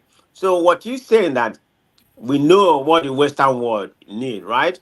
Yeah. We should provide it for them, in a manageable way. If I understood you, Yep. okay. What does that mean? Yes, How do that's we the benefit? question. What How do did you that mean by uplift manage? Africa? That's How did right. that uplift Africa to our present, you know, Good question. Good question. Right. So we Talk need to about be able, management now. and what I'm saying is not new, obviously, but some countries were able to do it better than us. And of course, they had help, but let me explain what I mean. We know exactly what European Union has been saying for the last 10 years about climate change. That's not going anywhere. They are focusing on the technological end of this new market that they're building, meaning the production of solar panels, wind turbines, things that go towards the technology for renewable energy. And of course, energy is the key sector in all of this because that's how you power everything else. So, what that means is we cannot challenge them when it comes to manufacturing wind turbines. We don't have the technology, we don't have the research time or anything. However, what we do have is the raw minerals that they need to make these products. So what we could right, do, and what, no, not what we could do, what we should do is we should be focusing on the development um, of these raw materials needed to actually create these technologies that they use. An example is lithium, learn how to process it to a level that is sold in the international market to all of them, China, America, etc. We need to be learning how to develop and infiltrate the market for copper, steel, iron ores, all these things, and again provide the value added materials in the market Right. at the level of the level and standard that they need. Then we Right. just control the market. We make sure that ECOWAS actually does what it should be doing, right? Right. You can't have Ghana selling things at this rate, Nigeria selling things at that rate. No, there is an actual market rate set by ECOWAS so that now they can't come and break you apart and then play you against each other, for example. Once Right. you control the local market, you then now have access. You basically make them have to go through you to get into the African market. Once you do Right. that, they have no choice but to actually buy from you because Right. guess what? They need these things in order to make and maintain their new technological stuff. I'm just Right. using the technology that they're building as a marker. However, right now, Nigeria, what they can do is make this oil thing a success. Once they do that, they have a proof of concept. They can say, okay, we know how to create a company, we know how to work as a unit, and then we know how to sell. We've already built a reputation for our oil. So whenever we produce the next thing in the market, people in Africa are willing to buy it because they're used to our product, our name, and our branding. Right now, this oil thing is about Nigeria building its brand. If it can do that successfully for oil, it can actually now access other African markets. So that's my point there, right? We know what they want. Okay. So let's okay. walk through this I'll then. give it. So Let's let me walk give through. you an example once again. Last point. Ghana tried to do something like this with chocolate. The problem is chocolate is not a necessary commodity. So what? Okay, what I'm trying to say is that coconut head. I mean, what's his name? Popo Odo, whatever his name is, right? Are you talking The about president. cocoa, right? From Okay, go ahead. No, the president of Ghana was like, okay, it is time for us to change. Blah blah blah. He did some long speech saying basically, uh, we need to stop. Ghana needs to stop. Kind of selling the raw materials to the West, right? Talk about cocoa. So the West obviously didn't like that. So they started buying it from Ecuador and other places. So with a material like cocoa, they don't need it. And there's Right. other places they can get it from. But lithium is a limited resource that there are not many places to get it from. So Right. that's the point. You control key sectors in the market rather than continuing post-colonial business agreements whereby Kenya sells tea, Ghana Mm. sells cocoa, Hmm. Ethiopia sells coffee, right? These are post colonial business agreements that keep us from actually industrializing because we're selling them things which we have to negotiate with them to buy Right. from us, but they Right. don't actually have to buy from us and we don't consume within the local intracontinental network. Okay. They're not useful to us. There's no calories in cocoa So let's beans or so walk us tea. through. Yeah, walk us through the solutions that you suggested there, Yeah. the The solution practical. is this: you need to be selling a product that you yourself can consume. Meaning, if they don't buy it from you, you can also consume it yourself. For example, oil. Why oil is so important is if the international market doesn't want to buy Nigerian oil, they can Yeah, use that oil to power their own generators to yeah. industrialize and build machines and Hmm. actually build steel and other products that don't go off if they're not consumed. Right, right. There's So okay, alternatives that so you can use the good product. point. You made a good point. So now, let's walk through now the the practical application of this. So you would take that message if they don't understand that already. You where would you take it? Would you take it to the Nigerian government? Everything you just Well, said, the issue you is, put it in a report, yeah, yes, and then that report will be sent to the Nigerian government, and then they would read it. What you've just explained. nothing Then will happen. what do you expect them to do? Do you expect them then to Nothing, do what? nothing, because they won't listen to that report. Well, okay, okay. No, we're gonna go. We're gonna. Okay, so you're saying they won't listen to the report. Okay, why do you believe the Nigerian government would not listen to a report Because beautifully most of laid those out about this? politicians are Sorry. paid off. Most of the politicians are paid off. They're Ah. not working in the interest of their people, so it will be Okay. difficult to pass All right. this So to let's walk Nigeria. this through. So you have this report, and then you present the report to some people, and they'd say, "Sorry, we can't do it. We can't do it," and then they let Well, you know first, over they won't over. even say sorry. It will take so long for that report to be even processed, Right. right? Okay. It will be under so much legal injunctions to the point whereby by the time it reaches the All right. Senate, All right. it Good. just will be out of focus. It will no longer Okay. be. Right. You get the point. Okay. Right. So you still got the report now. It's back in your lap. Now, are there any alternative places where you could take that report? Or is there anything else you could do with that report? Because we know that the report is a good report. We know it Okay. will work. But as you said, they cannot take the report because they're being paid not to. So what's the next move now? Let's walk through this. What's the next thing you could do? Uh, okay. So the next thing really is working within the private sector market. Ah, So what that let's means go for it. is us individually, those who are aware of this, investing in things like Dangote's refinery as people with an incentive to actually affect the market. Ultimately, because look, I don't want to speak about Kenya, right? But just know that there is in Africa in general, a very intentional failure mechanisms going on, right? I don't know if you've seen the video on Ike's channel where we meet with two scientists from an African country. We interview them and they explain how Monsanto's and all these seeds Oh keep yeah, Africa I know. Yeah, poor, yeah. I'm right? aware. I'm aware. Right, That's right. right. Yeah. So the point is, right, Monsanto's pays off specific government officials, and then those government officials prevent African farmers and No, from but you're actually being able. reversing. You've already covered that point. Right, right. I'm Like, so my saying, point is, okay, so my point is, you can't go to the government. That's not going to do anything. yeah, I got that Um, point. right. So the only way to go forward is to focus on the private sector market Yeah. by having us engaging with these people at a high level. People like Ah, Dangote are the real solution to Africa's problem. Um, so whatever that means is, you must have put pressure on these people. The issue is we don't own any networks like for which media. people are you talking about?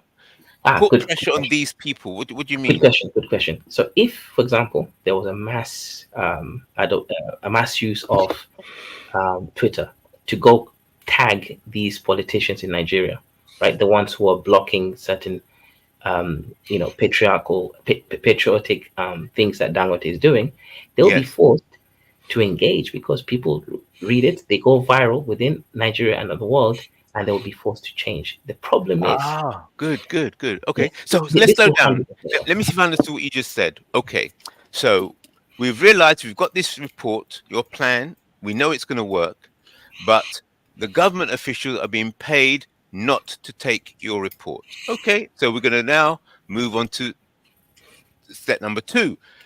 You're going to take your report now to these private operators, these Yeah, private companies like Dagnoti, and they would understand the value of the report. Now, correct. if Because they if Dangote takes your report and starts to try and implement it, then is then the government is going to take action to counter that. Is that correct? correct. So now you Okay, use Twitter right. collectively. We actually have a network of 300 people, right? Yeah. You hold an event, live streaming it, of us mass tagging these specific, like five, just focus on five specific key players in trying to have this issue. Then what that means is they'll have to respond because it begins to go viral around Nigeria. People wake up, people realize what's going on, and then Right. they prevent the thing that the government is trying to block from happening. These things happen. This is how the Kenyan protests started, Right. Right. holding Right. the government. And Um, Dangote, so all these private operators would support us. because instead of us going towards seeking the Pan African ideal and patriotism alone, you also look into the spirit of greed, right? Right. Dangote wants money, power, and also wants to help his country. So Yes. ultimately, we're simply understanding human nature.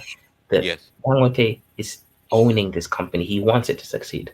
Yes. So even if he's corrupt, he would rather work within patriotism to his country Yes. because it benefits him in both Yes. ways. In Yes. immortalizing him as a good person and making him bank.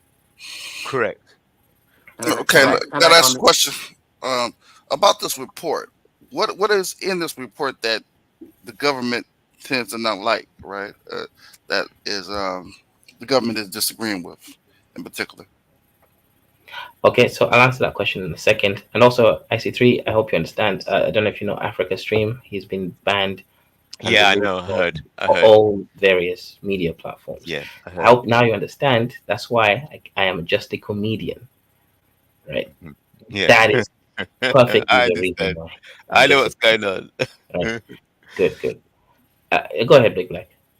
Yeah. So what is in this report that Sorry, big man. Just one quick question. So, who did you say was banned? Africa Africa Stream Stream. is the largest um, Oh, right. Yes. Oh, no, non-mainstream. no. I know that. That's Yeah, the David O'Dane. All right. Sorry. Carry on. yeah? So the report that what's in this report that the government disagrees with. What is the government disagreeing with that you're saying that okay. So it's a report that outlines specific growth, economic, and financial models for the country. The government will disagree because key members of the government are paid off by Western corporations to sabotage the growth of the country's economy. Yeah. So the bill would not pass through Parliament simply because there are key players who will block it. Right. They're okay. being paid to reject the report. Yes, essentially. Yet they're also being paid to accept reports such as IMF restructurations. I mean, that's one of the main reasons why Nigeria's currency tanked is because there was an IMF bill. It's outlined you must change, do certain things to your currency, and they did it. That's literally what happened, word for word. Mm, And okay. I read it, the report here before on a previous live stream. They tried to do it in Kenya, but the Kenyans revolted and are still protesting until today against various government corruptions. Okay. So, Okay. Kaiser, can I ask you a question? Yeah, go ahead. Yeah, what you your idea sounds pretty good on paper. What you just proposed, but we know what happened when it comes in African space. So when you talk about for us to be able to produce our own resources, and challenge the Western world and market it there, do we have the technology? I mean, what the people that are pretty much extracting our resources are foreign with their technology. But do we have the technology in order So, to good question. extract the resources? Yes, And put Yes. it to a different level whereby we can use it yes, as our stronghold to be able to bargain. Yes. yes, we do. We have everything. We can get the technology easily from China. We just there Yeah. are they've made it clear that they're willing to sell and trade with us without putting And on. you think China just gonna trade it with us easily like that without asking for something in return? What they It will, will they be get trade. money, they Yeah, get I trade, they don't. get I'm not saying peaceful. it's gonna be free, but I'm just saying, what is the cost? You know. Okay, you can so afford it. China is already in an economic war with America. So Right. it's not like we're proposing something that they will lose something in the international market.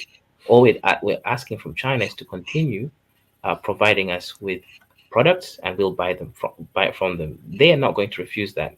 Um, Hmm. so we're aligning strategically. We're not going to align to Iran because that will make us an enemy of America. We're just aligning economically to China, and we leave it there, right? It has to be very strategic, and That's we right. can't fight all wars at once. Yeah. And also, man of prestige. One of the issues is whenever we have these ideas, the issue is, as unfortunately, like the coconut head guy from Ghana, he tried to do it with the wrong resource. You cannot go around trying to control cocoa, right? Because you can get it from Ecuador, and they don't need to eat chocolate, right? That's not a necessity.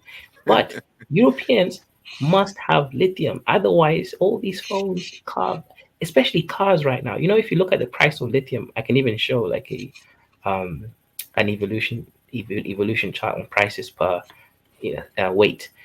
It starts to skyrocket. Now, as I'm saying right now, I guarantee you that the price of lithium is going to triple in the next 3 years.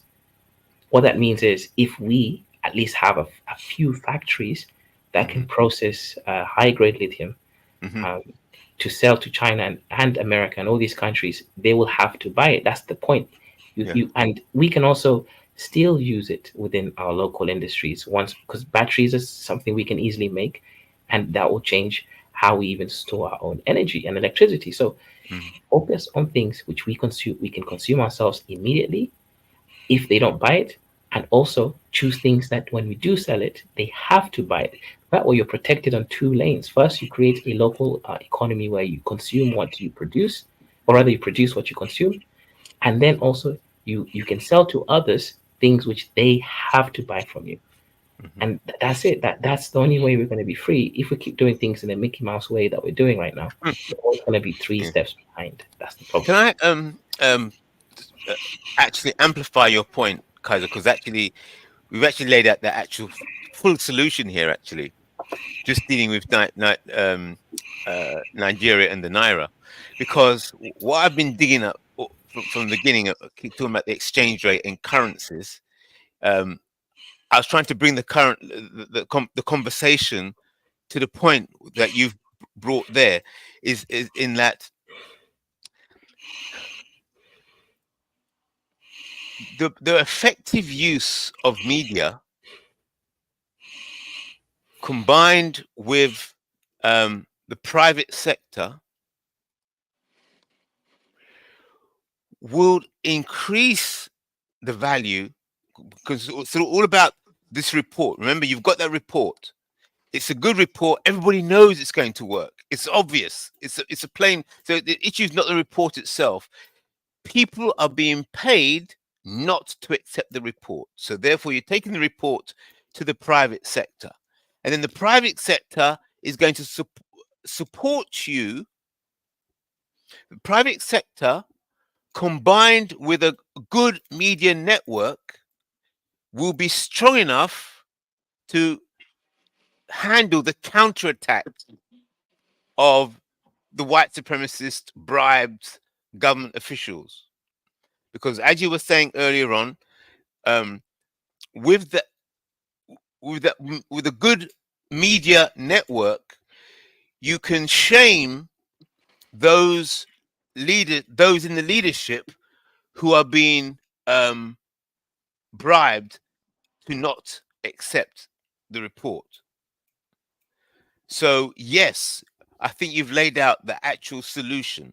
You've actually laid out the solution, which is private sector combined with the diasporan and a network, a media network that is both Black African diaspora working with um, African mainland. Yeah.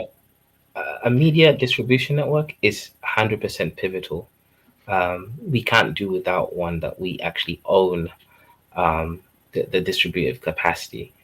Because as we've already seen, and we talked about this before, what happened to Africa Stream was predictable, and it is the exact thing that should happen, because America has to know who its enemy is. So if you know there's a company that's promoting African Americans to vote against Kamala, or to understand the Russia is apparently a possible friend to Africa as opposed to the Yeah. West, or Mhm. whatever narrative that they were spinning, it is dangerous to American government. And American Mhm. government owns this service-based economy right now, while China owns the product-based economy. Right now, Mhm. America owns means of distribution of information with the algorithms such as Google, monetization companies such as Stripe, Yeah. etc. All these things are part of these things, right? And again, that's why I make sure this channel is very free speech. So it's not just my ideas coming out, but people that disagree with me. Because if there was a narrative here, we wouldn't exist, and that's just Yeah. the That's reality. right. That's right. That's right. But you need plan A, plan A's, plan B's, plan C's. It seems to me that the plan that Dangote has, and one of the reasons why it's being pushed, right? It might be a very good plan, but it'll it'll grease his palms. You know, it's kind of it's going to be pro Dangote, right? Dangote. So, and I'm saying his name wrong. How do you say his name? Um, Dangote. All right, Dangote. it's fine. Dangote is fine. Dangote. So, but one thing, as far as like just going back to like the basis, right? Things that we need to understand factors that increase the naira. If we dealing with Nigeria, and factors that decrease the naira. Understanding those particular factors, we have a framework to work with, right? Uh, Also, as far as working within, as far as like making the country attractive to maybe industrial parks, right? uh that could No, that won't work long term, right? What you're that making us basically better for industrial partners. That's a short term strategy. well, well, I'm saying industrial Yeah. parks within Nigeria, right? Be, what I'm Yes, saying is I don't. I agree, right? The issue is though, once you start veering off, okay, here's the thing, right? Direct foreign investment is great for short-term strategy. It gives you the dollars. However, it doesn't give you freedom, because what you're doing is you're still holding yourself hostage to American companies that American government controls ultimately. If America says, we want you out of Nigeria, these companies will have to comply and leave Nigeria. So ultimately, what you want is you want to start trading and producing things that you yourself can consume and you can sell within the local market, and then international market has to buy it from you too. Therefore, you're not relying on partnerships which Mhm. can easily be removed when America feels threatened. I'm just using America as an example, but whichever country r- you're doing right, with, including but China. I would say this too. Yeah, you got a point there, right? But even with like different countries, including like homegrown companies, right? Uh, I don't know how, as far as like taxes are raised in Nigeria, as far as like, is there some type of income tax? But it seems like Nigeria needs a tax base because, as you know, with industrial parks, if they have, as far as like, if let's say the tax base was kind of similar to like a lot of the Western countries, right? That's gonna cause a lot of industrialization, right? Because you're bringing in more jobs, right? So people are starting to want, with more jobs comes more homes developed, more roads paved. You see what I'm saying? Becomes more of an attraction, and that cycle continues to develop where you have a lot of competition wanting to move in because things seem lucrative, right? So, I think that's now. Does that will that I guess the main question, does that strengthen the naira as far as like as far as like companies you know, competing with each other, which eventually builds up a particular area, out of a need, out of a necessity. Good relationships, yeah, would strengthen. Yeah, because strengthen naira, because the naira is currency, and currency is directly related to relationships and culture and value. That's what values is what increases. It's all about. It's all in the realm of the invisible. It's all in the realm of values. Um, looking at Africa Stream, here's the question: if Africa's, because I heard the guy from Africa Stream giving us, he was talking on one of the other Yeah, one of chats, those yeah, yeah, and he crucial was saying ones. that Yeah. um what hit them was because they went into the cloud.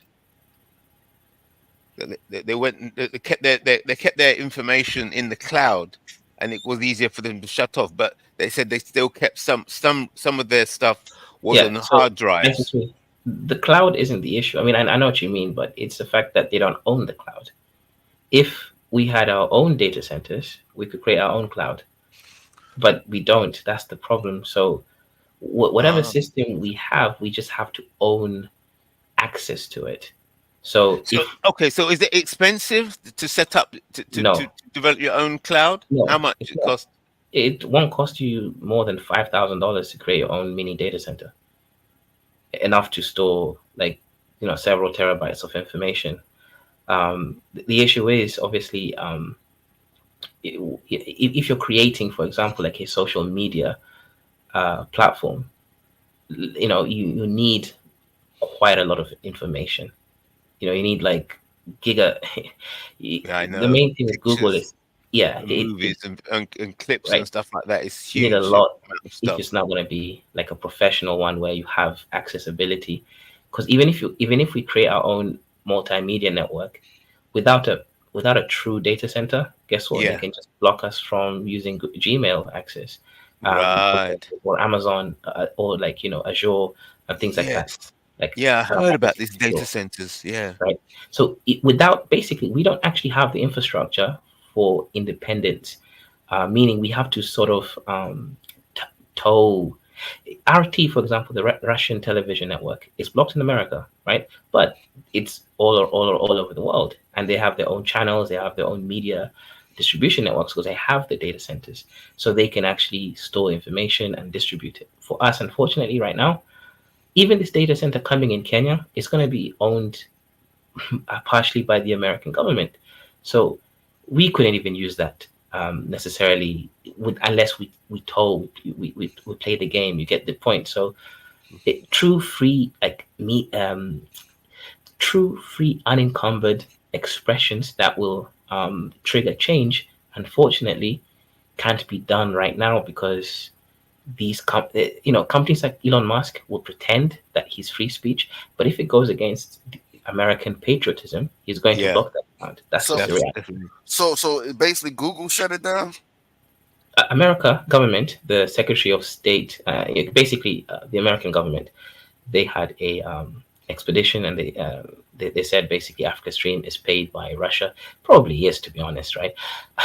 But yeah, I think they're funded by Russia, right? But that's my own opinion. They claim that they're being funded by Russia. Didn't provide any evidence, and then they just told YouTube to take them down. Um, TikTok took them down for a little bit. I don't know. I think they're still there somehow, maybe on the second account. Instagram took them down. The whole of Meta, basically Facebook, took them down. The only one they're still active in really is Twitter, and there's a few channels on TikTok too. But Twitter, Stripe, right? And we talked about this IC3. See, what I love is when whatever it is we talked about, we're not talking BS over here. It's actually as we stated. They took them down. Stripe operates on the Swift network, as we've Yeah, discussed here before. If you're not on the Swift network, you cannot accept payments. So right now, I'm not monetized, but I can accept payments on Buy Me a Coffee or PayPal because I'm still monetized in those areas. But when they came for Africa Stream, they came for everything, their channels, as well as the means of them earning money, as well as the means of them even storing data, aka Google Mail Drive. And Yeah. that means if they open an account on Microsoft Azure, still another data center, data network distribution company, they will be blocked. So that's the reality. But yeah, I think that was funded by Russia, right? That I definitely think that. But then again, that's just my own opinion. Mm. So Mm. so so so with Africa Stream, do you think, because they seem to have been quite big, um, could they have put if they had known that this was if they had known 6 months before that this was going to happen, do you think that they would have bought or put together some money to get themselves a data center? What do you think they could have done if So they knew beforehand? good question. I don't think they actually understand the whole distribution Oh of my God! You mean everything. look how big But they are. You mean you yeah, know? no. Hang on. Let me explain what I mean. They know that they knew that they were going to get caught, right? They knew that. However, what they don't understand is how the whole system works and which Right. component of the system goes where and how does it fit. I can explain it, for example, right? You have the data center. That's where you store your data. A data Yeah. center is just anything that you can store data. All computers, you can take the hard drives, you can connect all of them with a server, Yes. Yeah. and that's a data center. Now, you can put that data center through a high speed connection to the internet, and for other people to access it, you just need to pay a few things every month, like electricity bills, not that much really, and Yeah. also internet bills, because you have to have a high speed accessibility, right? So Yeah. that's a basic data center, right? The other Right. ones are a little bit more And that's complex. safe, correct? Yeah, it's That safe. basic setup, a data center, a good data center, and pay your Yeah, electric bills, that's it. and you pay your internet access. That's a safe. It's safe. And then you also have a cold storage, right? Cold storage means it's not connected to the net. So you have two. You have the one that's connected to the net and the one that's backed up that's not connected to the net. You need Right. a cold storage as well because Yeah. you can get hacked. It's I think possible. they Right. I think they knew that was vulnerable. I mean, when you're talking about using stuff like you say, Keizo, like AWS or Azure, AWS, Azure, Google Drive, these things, they don't control them. So they can always just get shut down, which they did actually from Gmail. right? So if they create a new account, first of all, they would have to create a new account under a false name, pseudonym. And that's all on the Microsoft. So Right. they had to have some type of idea that that they could get shut down. Guys, what you're talking about Yeah, now, hang on. Yeah, go ahead. Just before you go there, that no one is talking about AWS level data center. We're talking about basic data centers to store a few, like 100 terabytes of information. That's very simple to set up. The cost really are just electricity cost and some, ISP costs.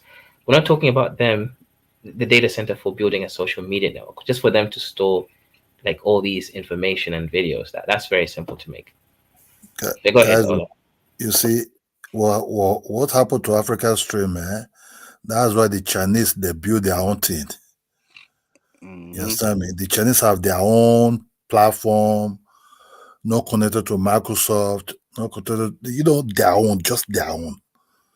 When you have your own, and you have your own satellite, and you own everything, the Western people will never cut you off because they know that you have your own, and your own people will be able to listen to your own. I think the Russians also doing the same thing, or they did the same thing.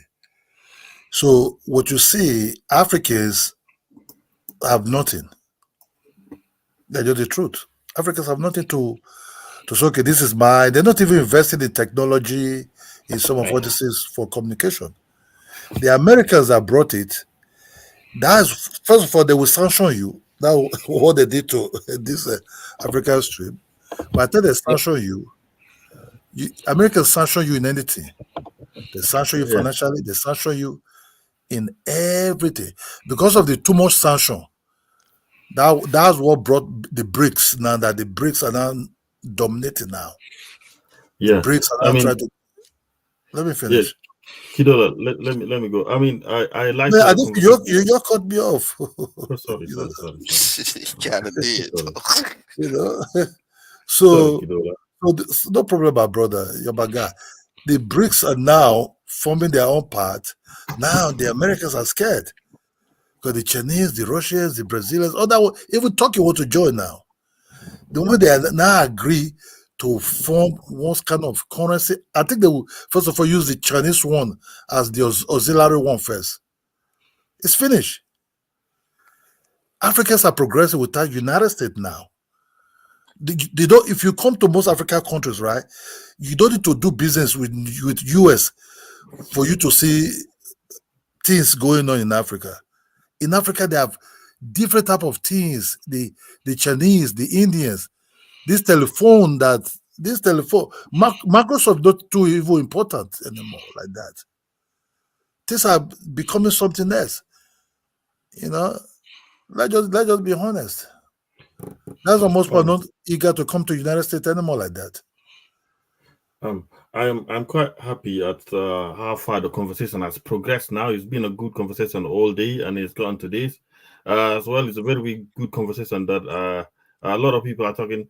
I'm surprised by Kizo. I'm impressed by Kizo. I remember a while back before this started, we used to argue so much. Kizo didn't like the idea of mindset, mood, and all that stuff, but he's realizing the importance of even media, our own media. So I accept that. So that's not. I'm surprised how Keizo is speaking today. But anyway, it's good anyway. But all I'm saying at the same time is even if we do want to build our own data centers or host our own services, as well, I know so many other black dating websites as well. The problem they have is that they don't have enough server space. They don't have enough storage space. So it kind of slows down its performance and functionality for this app as well. It's just not working. So yes, you have other data centers around the world, but as you have identified, Kezo, we don't actually own them, and it's not really about the owners or we paying for a certain service. It's about the shareholders who own this thing, and when you look at it, it leads all the way. The web leads all the way back to the United States. You understand me? And it leads all the way back to the West. So the web of the shareholders, they are the ones who get to dictate the policies that these companies follow. You understand? And obviously for Amazon, Google, as you've said, they have partnerships with the United States government as well. But let's The not problem, forget. and there's also the thing of terrestrial networks as well. Terrestrial networks and undersea cables as well as satellite networks as well. They own this infrastructure, and in fact, recently That's correct. what's happening is that they are choosing to integrate with Africa because of the challenge of China as well. Because of the challenge of China selling Huawei equipment to Africa, they are choosing this is a problem. So Europeans came up with a global gateway project. They are choosing to integrate with Africa and service that empty space for Africa. That means they still are deepening and entrenching themselves into us. They will control almost everything. I'm sorry to sound somber, but that's the moves that's happening. You understand? So yeah. But let's look at the other. There's a two-pronged problem, right? The first problem is what Kaiser was talking about, the data centers, and but the original problem too is the funding, right, with Russia. So as far as like getting that money from Russia, Africa needs to get to a point where we don't need that type of funding from these different sources where they can tailor our message. You know what I mean? So that's another thing too. Yeah, so yeah, 100%. So let me respond to that's point, right? And actually, that is making a high IQ point today. Interesting. So, so yes, if you notice, for example, right, Kenya's partnership with America is growing. Yes, Kenya still does business with China, obviously, and the other countries, but America is trying to cement its presence in Africa again after South Africa has um, turned against America's power power center. They're going towards their BRICS thing, right? So they need someone else to sort of cement that supremacy. So Kenya did a deal with America for $1 billion data center to be created, and of course the reasoning is great. More access, better internet access, stability, information flow for African tech companies and tech vision. You can't really have a tech revolution. By tech, I mean like software based revolution without a data center because the information needs to be close to you when the internet is off. I mean, there's so many different reasons, speed, and if you're doing AI research, you need things to be close to you. So they did that deal. But Darth is making a really great point here, right? The fact that they're integrating with these African governments, it means that they are critical shareholders in these companies. So if, for example, Because I work in this industry and all that stuff. It's the industry I work in. Why do you think I'm going to all over Africa and all that stuff? Because when you look at these companies, that's what they are doing, and all that kind of stuff. It's unfortunate, and it's not just in the telecommunication sector. If I sent I don't know a video to Tunaja, I tell him what the West are planning to do. I find it on a geopolitical economy report as well. How they are planning to completely dominate and gather and grow from the population of Africa and all that kind. So they are looking to expand as well. That way, Mhm. if I find that video, I'll drop the link. I've been sharing that video the whole time. So yeah, we are in trouble. But I like the idea that you said. How can we, if the government are not going to pass the laws and all that stuff, how can we incentivize the private sector, our private sector? Do we even have the That's right. capacity? How we can incentivize them to realize that investing in data centers or investing in terrestrial telecommunication companies are a major benefit and are a very patriotic thing to do. How can we incentivize them? That idea, I like that idea. That's the idea I like. I like the most that you brought up. That's right. Solutions. See, we're getting solutions tonight. I love oh it. yeah, most of the time I see three, I run away and go do. Doesn't matter what I'm doing, but yeah, I wanted to engage tonight because I wanted us to kind of move forward. That constant weird back and forth we usually do, and no point is addressed, and then just in circles. It isn't always good, right? I understand it's needed sometimes. That's why we keep this channel half dusty, Yeah. Right, half yeah. IQ, right? So it sounds like at least Kenya has a potential to have its own Silicon Valley, for lack of better words, right? I mean, it already has it. They call it the Savannah Valley, but it's not big enough because of lack of funding ultimately. So what that means is we need to convince African billionaires and high level millionaires to not just be a commodity based investor. What I mean by that is, unfortunately, our billionaires are low level. They invest in things like sugar, coffee, so not coffee, sorry, sugar, gari, eba, like flour, rice, cement, oil. Our billionaires focus on commodities that have a regular consumption rate. They're not risk takers. They don't invest in unknowns such as technology, right? So we need to create an environment whereby billionaires are willing to risk their investments in unknown endeavors such as technology. We don't have Yes. anyone And that, yeah. investing in tech. Yes, and you see, and that's where I keep banging on about currency because it's in that realm of the invisible. You see, it's not tangible. Ah, look, 600 barrels of oil. We can see that. Where is it? It's stored over there in the warehouse. But once you start talking about media, it moves into the realm of magic. You see, Yeah, it's hard for them to get their hands on it. and also But IC3, that's where the power is. you're right. And here's the thing with some of these countries in Africa having protests, right? A lot of them are also based on the land law changes, right? If you heard about the Economic World Forum, right, or the World Economic Forum, Yeah, they want to create things into a subscription-based model, like a dystopian future whereby the majority of people don't own own anything. anything. So they're That's right. under large corporations, own these things. Rich people can buy shares in these corporations, and the average person is basically leasing everything from them, Everything. where they can shut it down or kick you off at That's any right. moment. So it's about a control. Now, Africa, right now, we have the ability to not allow that sort of future for ourselves, if only if people know about it, right? And that's Yes. why it's critical for us to have a distribution network. And to do that, we need several things. As Darth was mentioning, we need a media distribution company. That's just the website or web app, whatever you want to call it.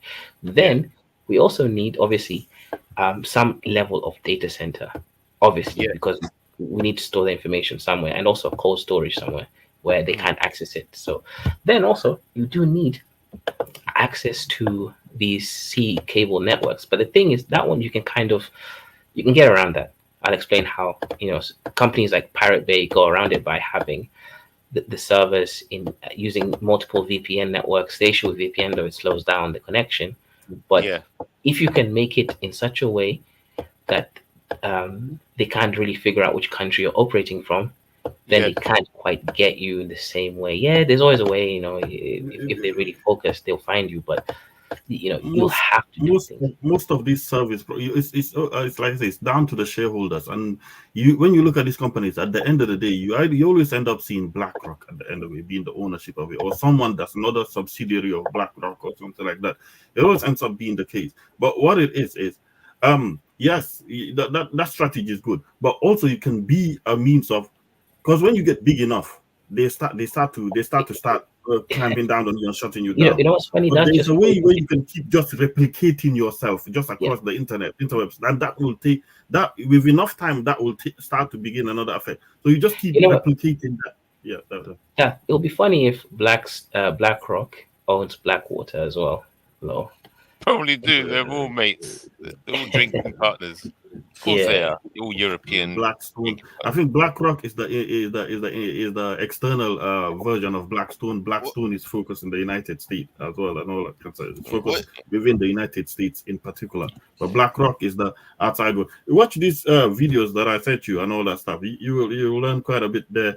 Is it a What I was trying to CEO? say though, as a strategy, this kind of centralization of our own platform, because we don't own it, if we centralize everything or just wait on just one channel to be big, or if we make ourselves just one bullseye point, that's not going to be pro. So we have to be like a bomb, like a cluster bomb or something. A cluster bomb, for instance, one detonates and the other one just keeps reproducing. All that eventually will amass to kind of, you understand what I mean? Yeah. So Yeah. even for me, I'm happy with seeing all these channels that are coming up. And all these channels and Africans talking about the issues. I'm happy, even if all of them don't know any better than everybody. At least it's starting to change the conversation in a certain direction. It's That's starting right. to get Yeah, people but thinking. the, So I'm the happy issue about is they need to be more strategic. You can't be out here, proposing that you're funded by the Kremlin, literally by always going against the West and saying only positive things about the East. That's not good. It's not Suicide. strategic. That goes into that point that I made earlier. Also, it seems like, as far as like when it comes to IT technology, as far as like the knowledge base, a lot of Africans are into into that field. And I mean, if we get things together, man, that could be one of the main roads to industrialization. You know what I mean? Uh, and then that goes back into again, uh, pretty much these, I won't say industrial parks, but something like, again, like Kazo mentioned, as far as like something replica of Silicon Valley, that I know a lot of Nigerians that are into tech. You know what I mean? And people of different countries in Africa. And if we could, if Africa can focus on that and hone in on that, which is the future anyway, right? Africans. AI. Go ahead. Africans in Africa itself, there's a lot of Africans in Africa itself with the skill level, just like you'll find in India. There's enough Africans in Africa itself with the skill level and the curiosity to actually do this leapfrogging. The problem with us, with black people, we have, I think, it's something that even Keizo pointed out a while back, is that we lack capital. Us black people, we lack capital for real in this world and all that stuff. And even the few of us that do have capital, how do we bring them up together? How do we bring them together to actually do something? Yeah, okay. So you say lack capital. So then it comes back round to the currency issue. You see, as long as that's why I say the focus on, let's talk about Nigeria as an example. If you're focusing on increasing the value of the naira, in contrast to trying to get more dollars, I'm saying, I'm going to put this out to the panel. I'm saying that they're mutually exclusive. It doesn't work. Sorry, you can't do both. You've got to focus on getting as much dollars as you can to develop, or you got to focus on increasing the value of the naira. They're mutually exclusive. Can't do both at the same time. Can't. It's a whole different way of thinking. It's a different way of marketing. It's a different way of organizing yourself. It's a whole thing. It's Yeah, like, yeah, go on. yeah. Yeah. I mean, you guys outlined it earlier before as well. Increasing the value of the naira as well. You cannot expect to expect to increase your value by looking at it from an external point of view or approaching it from an external point of view. You can only add to yourself as value by looking internally. It's how you look within yourself, I see to it. Yes. How you look at yourself as a person, or how you view yourself. That is the value you derive from yourself. So if Yes. Nigeria and Africa starts to look internally as well, or look within itself, and try to actually, as people have mentioned, trade within itself and goods that we want and all that stuff, that would actually be what will increase your value to the point that they will want to tap into that market. That's what Yes. the Chinese did. The Chinese built a market. This is how the Chinese studied. They looked at Britain and said, what made Britain such a powerhouse, industrial powerhouse in the 1800s and all that stuff? It's because they connected cities from the south to the north as well, to the industrial north, and they connected them with trade lines. That made Britain a very powerful, and then the British outsourced that kind of productivity to China. The Chinese also said, how do you build a market? You build roads, you build railroads, you build trains and all that stuff, and make sure that people are able to move goods internally within China. That is such a big market that the West wanted part of it, and the Chinese blocked them and protected their own internal market. Thereby, because it's such a huge continental market, it kind of raised their own value. You understand what I mean? So the West are quite salty that they can't tap into the market. And the Chinese still have enough to actually produce, to the point the West are saying that China is over capacity. Imagine somebody complaining and saying, oh, you produce more, you produce to a high capacity and all that stuff, and that's a problem for us. ICT, you're producing too much, that I need you to stop producing too much. You're over capacity. Yes. That goes back to Is China producing too much a good thing for the world or a bad thing for the world? Because it means if they produce too much, things will be cheaper, correct? Things will be cheaper for the rest of the world to buy from. You understand? If China has that capacity, it will be cheaper for the rest of the world to buy goods from China. But if Specifically, China, global south. sorry, Yeah, specifically the global south. So I wanted to add something here. Now, I know our governments are corrupt and they're not going to take this plan into action because they're in bed with the IMF and World Bank. However, a simple strategy for us to actually be able to sort of industrialize and be free. So you take on the first idea we came up with of producing key sector materials that we can A, consume, and B, they have to buy from us. So you're protected in at least two sort of spheres. The next thing, actually, the first thing really should be this. We need to be printing money and use MMT, modern monetary theory, as a sort of policy to get ahead. And how it works is very simple. If a government wasn't corrupt, so we call it government A.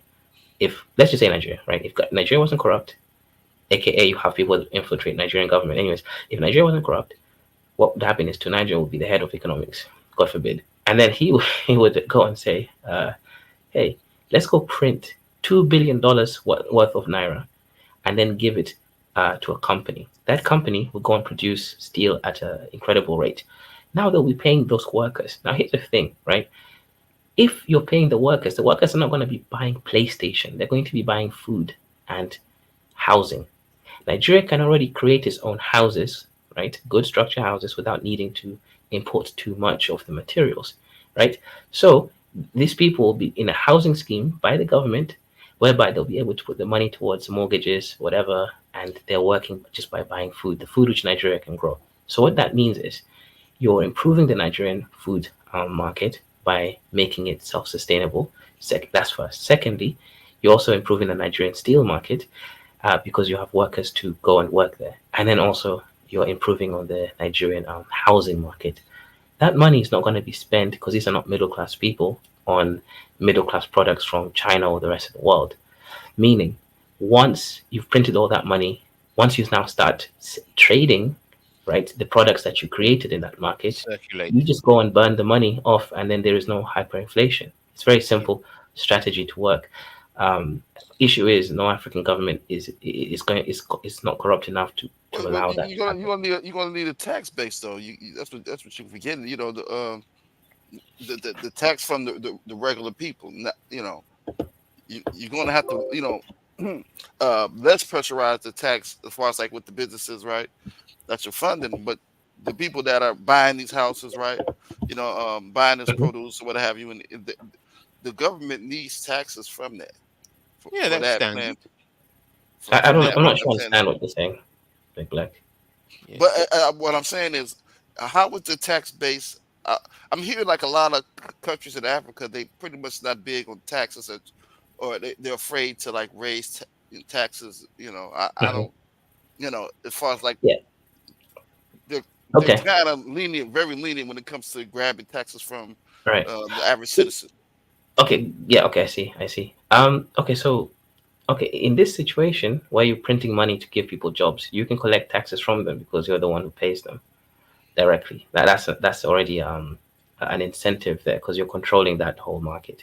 So literally, you do this. You print $2 billion in naira.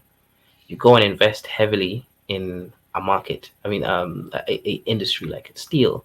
You're revitalizing the Nigerian steel. You have workers, right? Because what I was trying to get at is, in Africa right now, we have a huge resource, which is human resource, but it's not value added. So you give these people a job working in an industry where they're creating value. I mean, they're learning a value. So by the end of it, not only do you have a value added population, a significant thousands of people that can work in a certain industry like steel, um, you also have the products, right, like steel that's physically created, and then you also have the housing market that you just created there again, and food. Um, so all these things, the whole point of this is you're going to be using that money to buy things within the local market, That's not right. external market, meaning there will be no hyperinflation. Once you've built all these things and now circulating in the market, you just collect the money back, equivalent amount, and you just burn it. So there's no hyperinflation. The government can just take the money That's back, right. even in taxes if they want, and then just Yeah. reinvest that money somewhere else. Because what the West will tell you is you can't print money because you'll get hyperinflation. Now that Yeah. only happens if you're printing money and you're not creating value. That's right. But if you create value instead, Yeah. you're perfectly fine. That's what the American. I'm not saying Yeah. anything Yeah. interesting. I checked. This is how the American government does it. That's right. That's right. And that's what I Literally, keep going banging on about currency, because that circulation, you're talking about creating value. Creating value is a generation of value, which generates the value in the currency. So your currency gets more mhm. valuable and the exchange rate. See, it's all the same thing. It's the Yep, circulation. It's the relationship yep. between people. And it's But it's heavily all in the controlled. invisible realm. It's Exactly. all invisible. So, besides, what you're trying to say is not trying. What you're succeeding in saying is there is no free market. This idea, and I think this is where the African countries went wrong.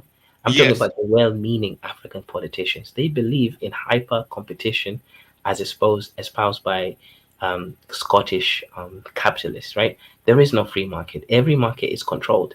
Right? Yes. If you look at property law in America, you can't even give your house to your kids without paying property tax, for example. Everything is control. You can't give away your house to a poor person. They have to sell their house in order to inherit it at around 40%. So point is, everything is heavily controlled. There is no free market. The issue is African governments don't seem to understand this. For example, let's just talk about something simple like agriculture. So many people, so many countries could become food stable if they went into partnership with the private sector within the countries. They could just say, hey, look, we're the government. We have X amount of land. You're a developer. Come in. We'll let you develop without having to buy the land. Once you're productive, you're now producing food. When you start selling it, we'll take the money to pay for the equivalent price of this land in the market by a percentage of the taxes coming from the food you're selling. It's not that complicated. Yet they won't Mm. do it. But That's there's a a I very problem say here. that. Go ahead. There's a problem here. There's a problem here in which, yes, I like the idea of incentivizing the private sector, but then how do you then regulate the private sector? Because if we Right. don't regulate them like the Chinese are doing, Because that then was done by you have leakages from the external influencing how things run inside your country. Right, So how because do that you was the regulate model. That was the model Nigeria used with Decote, right? I'm not too sure I understand. Can you repeat? Can you say that in a how way that's different? how do you regulate the private sector from external influences? As I mean, if a private sector, if you create a competition within your Mhm. market, then you have to then seal it from external influences because it now becomes a Oh yeah. competition. So If so they that can get yeah, money from the good question. United States, like saying they see some strategic business and they want to create an environment of monopoly or something, and they Yeah. could So just pay that off a private individual like they will pay off yeah, a politician. How do most you Tribalize countries it, protect that? racialize it. yeah, most countries already have a very progressive thing there about foreigners and how much they can own of a company and Yeah, shareholdings. In Kenya, for example, a foreigner can't own more than a certain percent. It's less than 50%, etc. So these some countries already have these implementations. I guess the shithole countries like Zambia and Malawi will have to go and make sure they implement these progressive things. But Ethiopia, Kenya, all these countries have a limit on how much a foreigner can own, or if they can even own. So, for example, if you're getting land, they can't ever own a land, no matter what sort of structure you have. Even if you build a trust, yes, like a trust and beneficiary system. Not even a foreigner, like your own private individuals, your own private people, public. Like you see the Chinese just calling off so many of their private citizens and disappearing them and all that stuff. That's an Mhm. extreme example. But how do you All right, make sure good that they question. are not in cahoots with somebody else and all that stuff? So, yeah, that's a good question. I mean, ultimately, I think you'll have to have an internal network of people to kind of see if they're benefiting the country. It has to be somewhat open ended. The kind of policies you have, and you have to set up some kind of organization that will have to like just their job is just to kind of see, is this company benefiting Kenyans? For example, like that's right. I don't want to say put laws because laws can become stifling. It Like comes back. It comes back to that media. It comes back to that media yes, network that you right, say. You name and shame them. You understand? yeah, That's it. That's it. That's it. If you don't go the route of China, which is disappearing them, you name and shame them, and just expose that their business yeah, is not doing, and people will boycott them Exactly. internally. That's and right. Because also they're like the priesthood. You see, the yeah, priesthood is what's responsible. Because the British government, they know that because they have in the House of Commons and they have the House of Lords, and in the House of Lords, where all the power is supposed to be, they have special benches for the Lords spiritual. So the nation, the culture is in the hands of the priesthood, and they're the ones who recognize what does it mean to be Nigerian. What is Nigeria? They're responsible for the conservation of Nigerian values and to see uh, what entities are an enemy to the people and to Nigerian cultural values. That has to be preserved by a special group. yeah, exactly. But I Yeah, but do, also I do, go ahead. I do agree with what you say, Keizo, because obviously, like you said, you cannot just like leave things haphazardly. You have to have a system around it as well. And yes, you Mhm. have to have a system around where there's organizers that go around kind of like scouting and studying and putting out reports on which companies are doing good for the country. You have to have that as well. Yeah, Otherwise, Yeah, it's just like anybody's just reporting media. on anything. Like what currently happens in Africa. Like currently, there are people, reporters and journalists going out there auditing these companies and reporting, but they are all left as siloed and individual. So the report Yeah. never gets that far or they get killed as oh well. yeah, So there has to be institutions to kind of audit this. Oh, well, yeah, yeah, basically. yeah, exactly.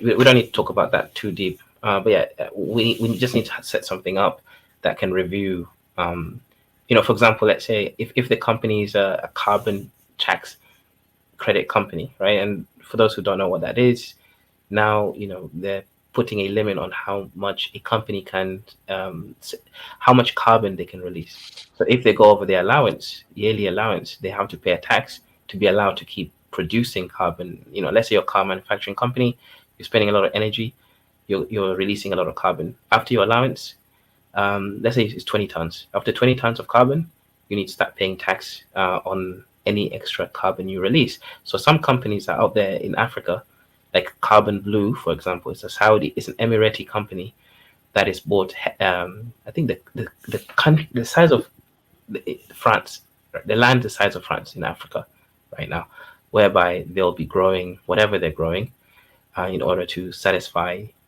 Basically, they're going to be selling these taxes to these companies, right? So a company like that, if you're going to set one up and you're African, you need to be growing food, not just growing trees and things like that. Grow something that you can leverage the productivity of to help your country. Things like that, right? You can set people up who are smart. They will meet, reconvene, and figure out, is the general idea of us improving our country, or is it general, are we going down? Things like that. So Kaiser, so looking at the model that we discussed earlier, right? So okay, you get this report together. The report is the solution. We agree. So you Yes. present the report. We went through the conversation. You present the report to the government. The government of Nigeria will reject the report. Why? Because they're being paid by foreign people to reject it. So then you take that report to the private sector. Yes. Yes. And then you link the private sector with a media network. Yes. And that media network, the job of that media network is to shame those government officials who are taking the bribes from the West. Mm-hmm. And then that will purge the corruption in the government, and then allow the government to work well with the private business. But That's not a IC3, that's the sure. thing. That's not a That's the sure thing. solution. Pardon? That's not a like a 100% solution. You know what I mean? It's because it's based off of just shaming and this, but there's also if we take them to the private sector and find ways to tweak the report to get it passed. Yeah, You know. yeah. IC3. That's the thing. In fact, sometimes it's sometimes it's even more dangerous to take it to the private sector, because those people sometimes could be motivated by interest, by pure interest and greed alone. Especially they are not. Especially there's nothing to regulate them. If there's nothing to regulate them at all, so you will have to trust. You will have to use an element of trust that this private sector. So we need to incentivize them. We need to find a way to incentivize them to how this is going to be a benefit to them, to how to kind of create this condition and environment for them, and that how they can protect it, and they need to know how they can protect their own interests internally, Right. rather than it takes we come back to that idea of some level of elitism. There's some level of That's elitism, right. That's right. That's some right. That's level right. of clique that's Yeah. necessary, right? There's So some level so of so clique of people who trust each other that's necessary.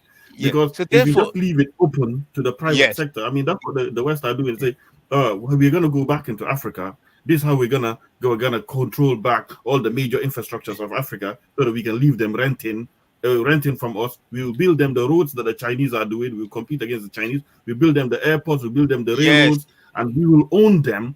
And we will own them, and then we'll charge them rent. So this is how Yeah. we're gonna do it. We will go and do government and private partnership. Government and private partnership. You know what I mean? Yes. That means Yeah. private companies with capabilities from the West partnering with governments in Africa. Fine, maybe that could work, but it is always that human element of greed where people can be passed. But how do we, our power right now, where we can gain immediate power? Unfortunately, of course I said it's hard to build data centers, but it's not really that hard. Do you understand? It's not really that hard. You just need a group of business people, a group of people with enough capital to actually realize this is a benefit, to embark on this project and deliver it. In fact, a lot of other service providers will be so greedy to even want to provide services to these new emerging data centers all over Africa, Yes. because That's right. different African people are interested. You understand? They will say, "Oh, Africa is becoming a booming market." So a lot of ISPs, a lot of undersea cable providers will head towards that. It's becoming Yeah. a boom. There's so many data centers and IT services coming. They will Yeah. want to buy. They will want to service those people. It's Yes. gonna be a mess. It's a mess. It's gonna be a messy situation. But if we control the narrative and control the mood, the political mood, and the mindset, I say that if we control Yes, the mood based on our own media, we can definitely shape where we want things to go. We can exactly. definitely say we don't like this, we don't like this. We can do some auditing. So it's not going to be clean. I can't see a clean way. You go through the government people could be corrupted. You go through the private sector, that they could be corrupted. So what do you do? Maybe it's going to be a combination of, and maybe an internal combination of private and public sector kind of combination within Africa itself. I don't know. I think the ideas are great. Like for me right now, I can say perhaps I trust some regimes in Africa. I will not leave it to the private sector. Like let's say like Burkina Faso or Mali at the moment. I'm not going to leave it to the private sector to be able to deal with that. I'm not going to leave it to personal interests because I don't know where that might go. So I trust the military government at the moment to do what they're doing. Well, You see what I'm saying? you gotta make it attractive to the government, right? You gotta make these data centers You see. attractive to the So government. so it's either or. You understand what I mean? So which I don't know. And that's In China they trust their government a lot. In China they trust their own rulers and authorities a lot to actually have their own best interests at heart. In Africa we don't have that. That's why the Chinese are always calling down their private individuals all the way down to political authority. I mean, the Chinese foreign minister got disappeared. Nobody's asking about it. You understand what I mean? So So, so it's having a data center, the first thing is like, okay, it's like you got to have a mission statement and a policy. It seems a bit lightweight, but it's not. It's the very foundation of the operation has got to be clearly stated. What are your values? You got to state the values even before you get the data center. You got to say I mean, what are you about? What is your media center about? What are your fundamental values? to That's make got to it. be clear. You got to make it attractive to government. That's where IT comes in, right? When we talking about IT and everything, and and I computer can see science. why do you want them to have a mission statement per se, and what type of mission statement will be your favorite, will be something of favor to you? Yeah, What would you like a company like that? Yeah. yeah. Like for example, we just used Nigeria, so it would be a data center, and it would be the foundation would be Black African values. So that way, The minute no, you no, start no, to no. Let me prescribe finish. to Let me that, finish. It may yeah. sound a bit stupid, but when you think about it, saying something simple like that, Black African values, right? Yeah. Going back to what you were saying, is that when Yeah. foreign investment, when the foreign money starts coming in, right? The, it's going to be shaped by that fundamental idea, so it can't We disappear. succeed by that. Yeah, but Yeah. you have to have it. That um, uh, have attraction. The government being attracted to that, right? What you're talking about, and there's ways to make it attractive to the government when you're dealing with IT, right? Because we're talking about companies that can benefit off government contracts. When as far as like the government wanting to review its data and find ways to save and make money, right? Mm. So that's when your IT sector Yeah. comes in, and you get the contracts from the government You to see, these. the government, they're all prostitutes. Once you start making profit more than them, you can buy them off easy, and you can buy them from external competitors as well. So once these companies, private partners and all that, it could be Kezo and Ike and his group, and it could be Daf and Tunaja and his group.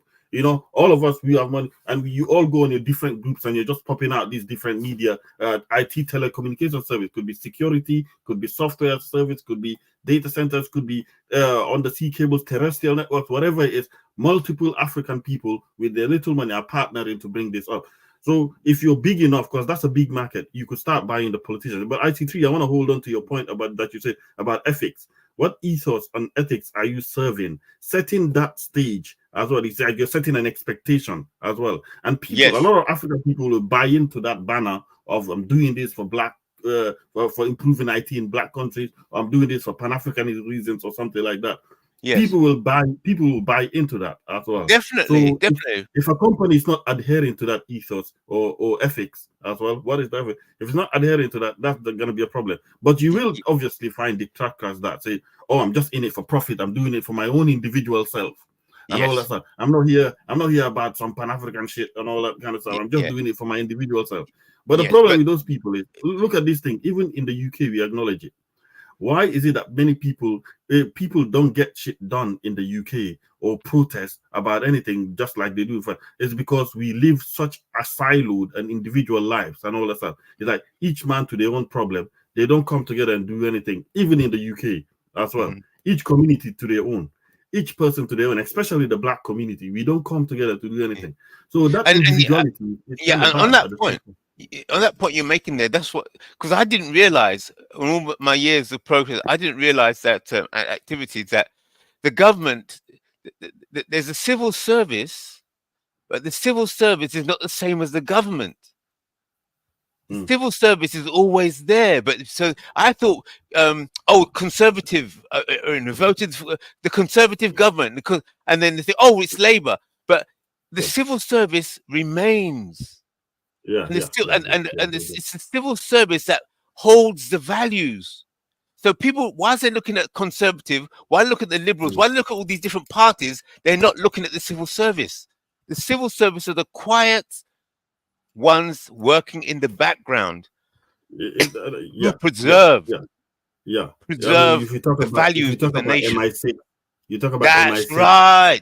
That's right. MI5, the Yes. civil, all these inquiry groups or something, or I forgot what they call it in the UK. You know, when they do this cabinet, or where Yes. where in the United States they have it as well. I forgot the name. Exactly. They're in the A businessman background. is doing something bad. So yes, it's like a military. The civils, like the military, the civil service is always there to implement what the government wants. Exactly. But the fact Exactly. is, the civil service also hold in a bit of power. So all those elements of government together, how can we protect them? Yeah, how can we protect them? How can we secure them? That's tonight's just cue. But I don't know if you're sleeping. So there's a way also you have to secure that. You have Yes. to. There's also an element of security in anything. But I don't want to take tonight just wonder. Yeah, there's an element of how you secure those things as well. Security, that's right. But without putting, without ICT, what you're advocating for, without putting a hard security in place, how do you still secure your ethos? How do you still secure your path? How do you Okay, well, secure the see, path well, of development? yes. So security is directly resulted from ethos, because any flaw in your mission and in what you're about, any flaw that can be found in that will be amplified and result in security breach. Security is really a state of mind, is where if people trust each other, when there's trust, they can't penetrate it. It's the same thing that leader from Singapore, they got that old guy that talked about setting up Singapore. He says that people were trying to bribe his people. but the people, they were refusing him, and then they come back and told him they couldn't penetrate his government. So somehow, when the people believe in the ethos, when they believe in what you're about, the security is tight.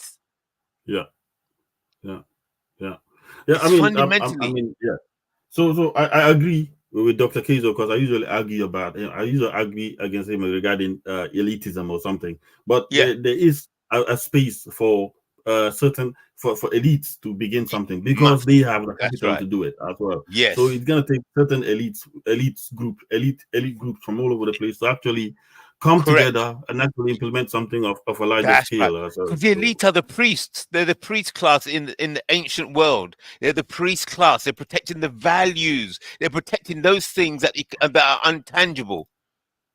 But you do know the power still lies within the majority. The people has to follow what the elites are doing. So of course, and that's why the media that's why the media element comes in. Yes. So this is good. It's constructive discussion tonight. Solutions, database, communication, and then using the communication media. I can tell you it's currently happening in Africa. Although it's not targeted or it's not controlled, it's taking effect and all that stuff. Because of this kind of decentralization of the internet and all that stuff, and all Yeah. these different kind of services are coming from China, TikTok, and all that stuff. So many conversations are happening on the ground to the point that you're having a protest in Kenya against this bill as well. In West Africa, Right. in my region, we're having Oh yeah. presidents are now starting to chart away for kind of not holding on to power and leaving power because they've seen what happens. Coups start to emerge, and or sometimes coup d'etat start to, people get killed, and they don't end up living a better life as Yeah. well. Exactly. So they're starting to see that, oh, I can't hold on to power for more than 2 decades. I have to leave and all that stuff, or even less. So do I support the idea that we should all have the same type of governance all over the world? Not necessarily. There's multiple types of governance around the world. It depends on if the people are happy with that, and then there's also the case of how can you gauge that, right? So but at least we're not having, at least it is a good thing at the end of the day that people can, if they don't like a certain leader, they can get a breather from him at some point. So Yeah. but everything requires a level of security as well. Yeah. Everything requires a level of security. Um, yeah, fine, And that fine. security If the comes government, if the from government right now are compromised, you have no choice but to incentivize the elite, incentivize the private sector. You have no choice but to incentivize them to go yes. down that route as well. Yeah. And And that is good that's the media only way you control. can work with private people. They have to have incentives for why Yeah. it will be a good for them at the end of the day. Hmm. Yeah. And the media. Yeah. So and listen to what you were all saying, that there's a few elements. You must get your own data center. Learn from what happened to Africa Stream, and then because Africa Stream is the solution, is the way through.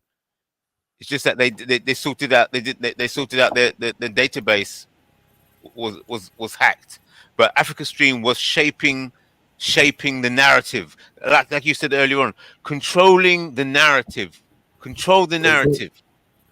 more like shape the, especially the more dangerous one is shape the political mood, shape the Yes. mood of politics in the country. Because if you Yeah. shape the mood, you don't know what kind of reactions you might get. And all of that is that. If you Yeah. shape the Yeah, I mood to mean, be why do you very, think?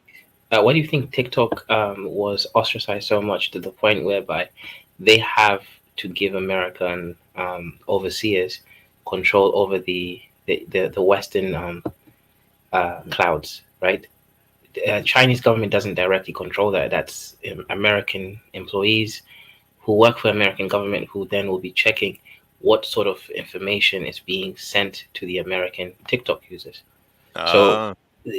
African countries don't have that ability or even care to do that, for Yeah. example. So yeah, Yeah. I mean, the war of the mind is probably the most important war. And Is imagine if we had a the most company important. as big as TikTok, right, like just a company in African countries, bro, we could shape our own minds and decolonize ourselves immediately. So if you Yes. look at these things, and I mentioned this before, when I'm in Africa, I look at TikTok. Do you know what you see? You just see a bunch of girls dancing and looking cute on camera. That's it. I'm not exaggerating. That's just what the yeah, TikTok shows. You go then when I'm in the UK, I keep seeing political conversations, yeah, right? Why do you think? Anyways, so there is a different market based on what they're sending. In Africa, they're just sending people useless, uh, cutesy videos. Meanwhile, around the world, they actually control their narrative. So it is what it is, right? yeah, And that's the problem. Mhm. yeah, Um, yeah, yeah. I Yeah. mean, But we have a I solution. wonder. It's still a solution.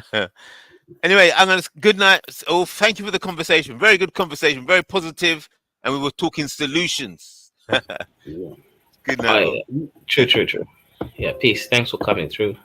Messiah C3. Nice one. See Mm. you soon.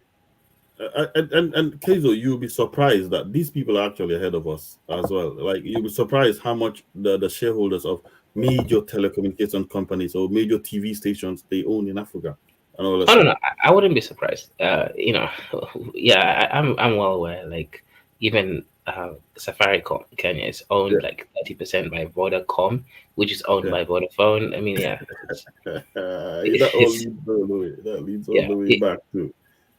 yeah. So what that means is we don't really have control over them. If So If so someone so wants to, so there's two ways to go about this, right? So you either work within the system to try and free yourself, or you Mhm. just take a whole wrench like a military guy and come and just completely just put a Well, whole that's wrench not in it. possible for these countries. Maybe for the countries that already have that reality, we can work with Yeah. them.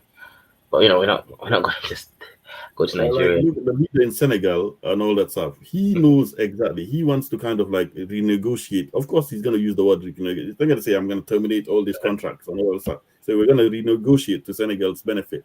And, some people are being reactionary saying, oh, why is he not just doing like the Burkina Faso guy is doing? Because he can't. Senegal is too entrenched into the West Oh yeah, and France. So he has to kind of find a much more way to work within the system to at least crawl back some benefits and oh all yeah, that kind of stuff. So you can't just go.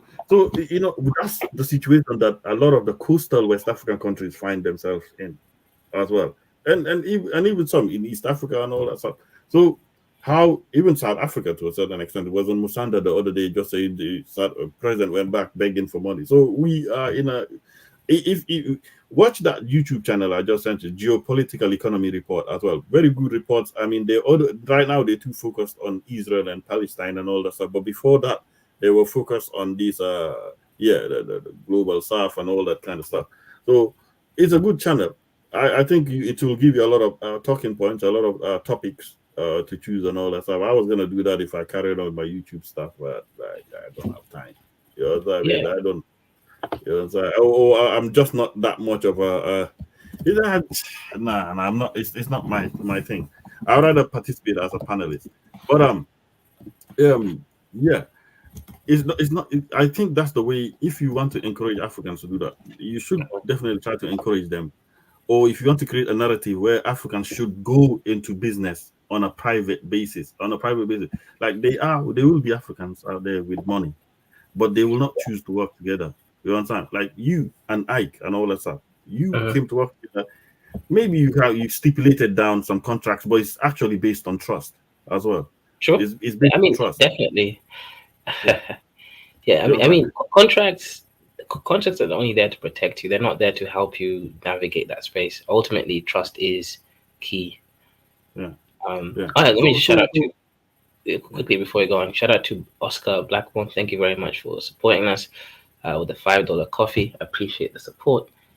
Always appreciate the support. Is Tunaja there, or is he masturbating with his wife, or what's going on tonight? tonight just sometimes can be funny. I know that's like this guy. You know what And what are you talking about, you shameless people? I was just listening to what tonight just can be funny sometimes. I was just listening to you guys in the background talking about possible solutions, which I must say was a little bit productive in case it wasn't going off on a tangent. Oh, he was gonna do that tonight. Yeah, he was gonna do that. He started it off the beginning like that, but Gas them up came and completely turned the whole thing around and all that stuff. Gas them up interrupted what he was trying to present, and then it turned into something, and it actually led into a much more I was having a productive good show conversation. tonight. I was like showing Africans having a cow pee on their head, and then Gassam came to disturb the show. Yeah, from what everything everybody has been saying, well, I think somebody touched on it now. If you don't have the resources, it's like a seed just put in a kind of isolation. Without the soil, without all the necessary space, you can't function, and that's where resources come in. If you don't have resources, the concepts are all there. A lot of our people understand it now. I think the resources is where the problem is. How do you go about securing the resources? In the past, and I think that's where the conversation should be heading, because I think we all for years now have been having these conversations. In the past, when you look at how they've done it in the past, those days they were looking for benefactors that share their own goals. They sell magazines. They do the kind of stuff Kezo is doing, but on a way that they can be able to fund the ideology to spread everywhere. But on YouTube, it's like when you have one channel, the ideology doesn't necessarily spread everywhere. Because those days, if you can print in leaflets and distribute it, it's like very high level tech. I guess it's equivalent to what you would call like a proper TV channel today, where you have a TV channel that reaches millions at a time. You see what I mean? But those days, if you can reach 1,000 people at a time, it's massive. They will spread the information from there. So based on what we have now, we would need to have some significant presence in media to be able to start getting the ideas across to a lot of people that can lead to the kind of change we want to see. And I hope that's the direction the conversation should be going, because we all know what needs to be done. Most of us, our ideas are sound enough to transform the continent. That of Kezo, that of one man. Almost everybody has got good ideas. Even one man. That's all. One man is like You know what? I thought about it for a second, but I hope one man doesn't come for me for that. I no, he's thought not about here. it, should I include one man on that list? So yeah, but most of us have got very, very good ideas. So in the end, we just need to start But seeking. tonight, you need to stop spending time on that useless Nigerian side of YouTube. It's pointless. Stay on here. Here's where you're gonna make You started real now. money. Yeah, You but know what? you have to fix your country first before you can Yeah. even manage to fix anything else.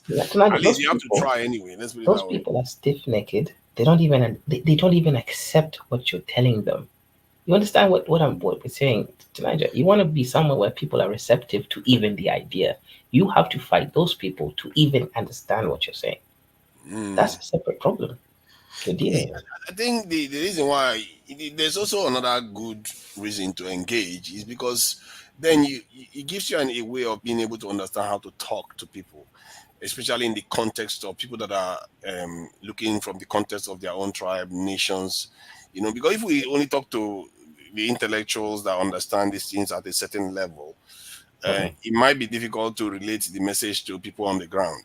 So you have to have a way of distilling the message from this high level to a lower level. And believe me, I do struggle with that. It's quite a challenge actually to be able to distill the message in a simple way that anybody on the ground in Nigeria can be able to understand. And I think that skill set is something maybe we should be learning, because it's actually part of the ability to generate the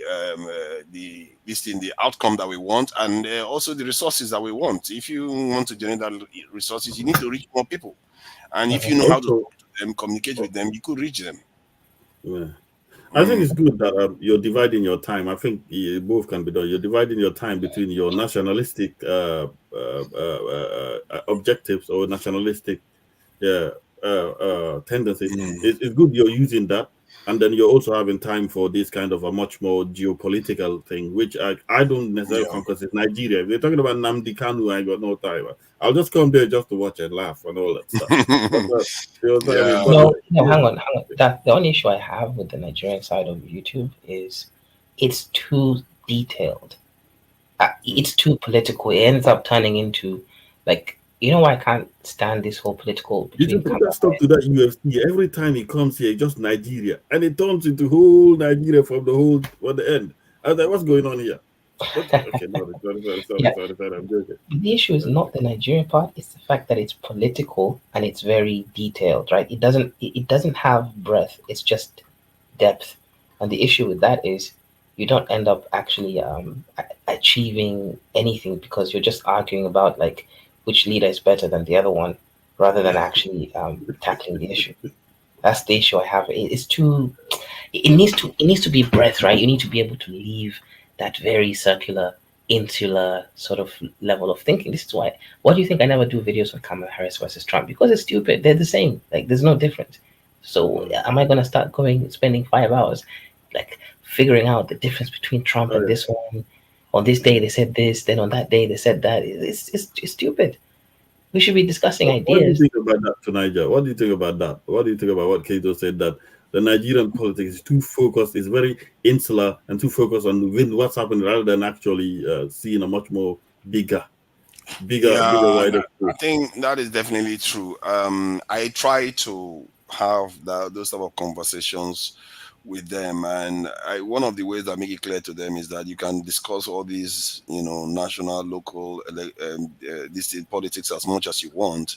That, however, the more consequential aspect is what is happening on the macro level, and by and large, they are receptive of it, and but you have to keep having these sort of conversations, and even beginning to think about having conversations about ideas, just ideas on their own, Oh, because you yeah. have to start having that kind of culture where people start thinking about different ideas and different ways of perceiving the world and reality, for them to be able to reshape it, especially the generation that is coming.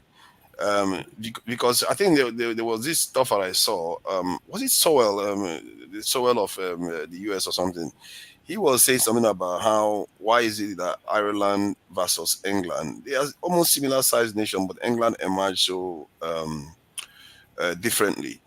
And he says part of it may have to do with the fact that the English people had a culture of encouraging different ideas, and but some people will say it's just the natural resources Nah, England is surrounded by. I don't think any of that is true. I think it's because they got colonized by the Roman Empire, and English Yeah. people are essentially Germanic people.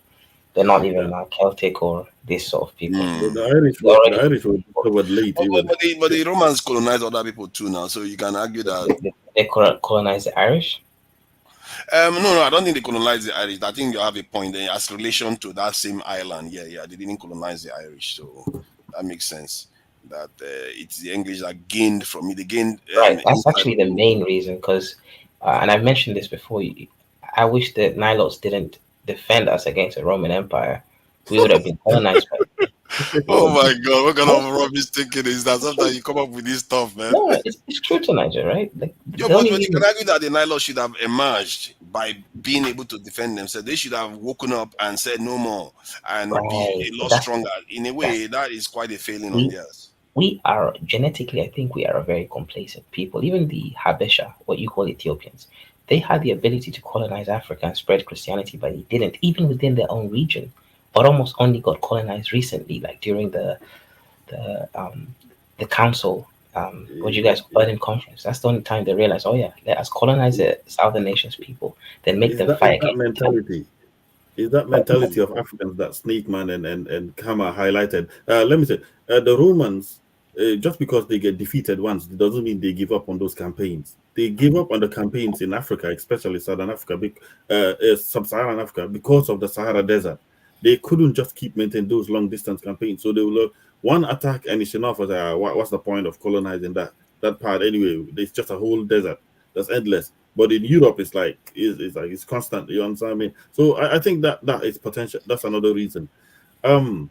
This snake man and hammer highlighted Africans, we expand, we scale up or expand, but always to a certain point. We never go above or wanting to conquer it all. Now, why is it that we don't want to always conquer it all? We do expand, we do that, but there's always a certain limit and all that. And I'm thinking, why is that the reason? What do you guys think? I, I, I think it may be a kind of environmental reasons too that is also curbing our need to expand. Because if you look at the US too, when they had their own nation, they were quite a kind of insular. They were not really expansive at that time. It took a long time before they even started branching out into world affairs and stuff like that. So it might have something to do with it because they were also kind of isolated from most of the world. America was on its own basically. are you So sure, Tanaja? Yeah. yeah, yeah, okay, they were trading with China and all those people, but they were And not in terms Japan, of yes, they were and trading with those they were selling cotton around the world. I mean, no, people. that's just a narrative they tell you. America was always in the international market. Okay, I get what you mean, but in terms of global power, they They were were not. literally involved in the biggest trade in the world, Tanaja. The slave Are you trade. talking about with the Yeah. Chinese? No, the slave freaking trade. They were trading Oh, in human oh, oh, commodities. let me see. You Yes, can't that remove is the slave true. trade from what made them extremely rich. They actually was involved in the biggest trade in the market at that time. And I get what you mean regarding that. I think most of the people that were involved then, okay, yes, they were British and they were also in America. However, Britain was the power of the world at that time. French, Spanish, they were the one actually starting their dominance, not necessarily America on its own. So it was later on America started emerging, and it's not necessarily because they forced them. They got involved in the wars, especially the First and Second World War. That's where America really, really emerged. So I think maybe that is what's affecting us to an extent. Not the same. You said the Civil War? You talking about the American Civil War or the Revolution? The First and Second World Wars. That's where America totally emerged in the world. I think the First World War gave them some advantages. Then the Second World War just completely sealed it in. And because all the rest of the world was completely exhausted by the time that war was done, America was just like bouncing and getting Yeah, stronger. that's when America took over as the world currency reserve. But America wasn't like really in those wars. They were like supporting the people that was in the wars. They didn't get to war to the, both of those wars Like they until are late. doing today again. Like they are doing today again. The same strategy. It is environmental to Niger ultimately, because like I say, Africa at that time, yes, you had the desert, but the fact is you have a lot of space. And when you live in a time where you have a lot of space, that you tend to develop that, you are, when you're not backed into a corner, you don't tend to fight to your last breath. You just pack up and move somewhere else when somebody invades you, and all that kind of stuff. So when there's enough for everybody, you can see why people will develop a mindset that, why do you need to take everything? Why do you need to possess everything? Why does everything have to belong to you? There's enough for everybody. You don't need to kill, steal, be this aggressive to take. You understand? So that sense of abundance and plenty, there's plenty for everyone. It's plenty of space, plenty of time, plenty of area for everybody. So there's no need to actually take it all and own it all and have it be. While in Europe, it will be a different case. All right, Mm. they have less time. Most There things is are scarce there and is all that stuff. another level of complacency that I think may have also caused our problem. Not only the isolation because of the Sahara, there's also the issue of even when you make it across the other side, like through the ocean, you still have the issue of malaria and all those things, a kind of yellow fever, all kinds of stuff affecting all those people that came around. So we never really felt like these people could come and totally rule us, because they never really survived there for for longer periods of time. So we never saw the threat fully until they found the cure for malaria. Suddenly, the whole thing just changed, Yeah, and what do you expect of a people who live in times of plenty? You know what that saying? That saying that goes like, hard times make strong men. Strong men make easy bring easy times. Easy times bring soft men. So if you are in an era of plenty, of course you will be the only way you will develop will not be like out of hostility. It will be more like sedentary social kind of stuff you will develop as a human being in that way. So you will be a hospitable type of human being when other much more aggressive people come. But So what your about the sense Africans of that live in the threat desert might be, with barely anything? I mean, you They have the nomad, they but your different. sense of threat will be kind of diminished. Do you understand what I mean? no, they are different though. I spoke to a Nigerian when I was in Nigeria recently, and I spoke to a northerner that is Hausa. He gave a description of a Fulani versus a typical Hausa man. He says a Fulani man will be ready to sacrifice for even his cow. He will sacrifice the life of somebody for his cow.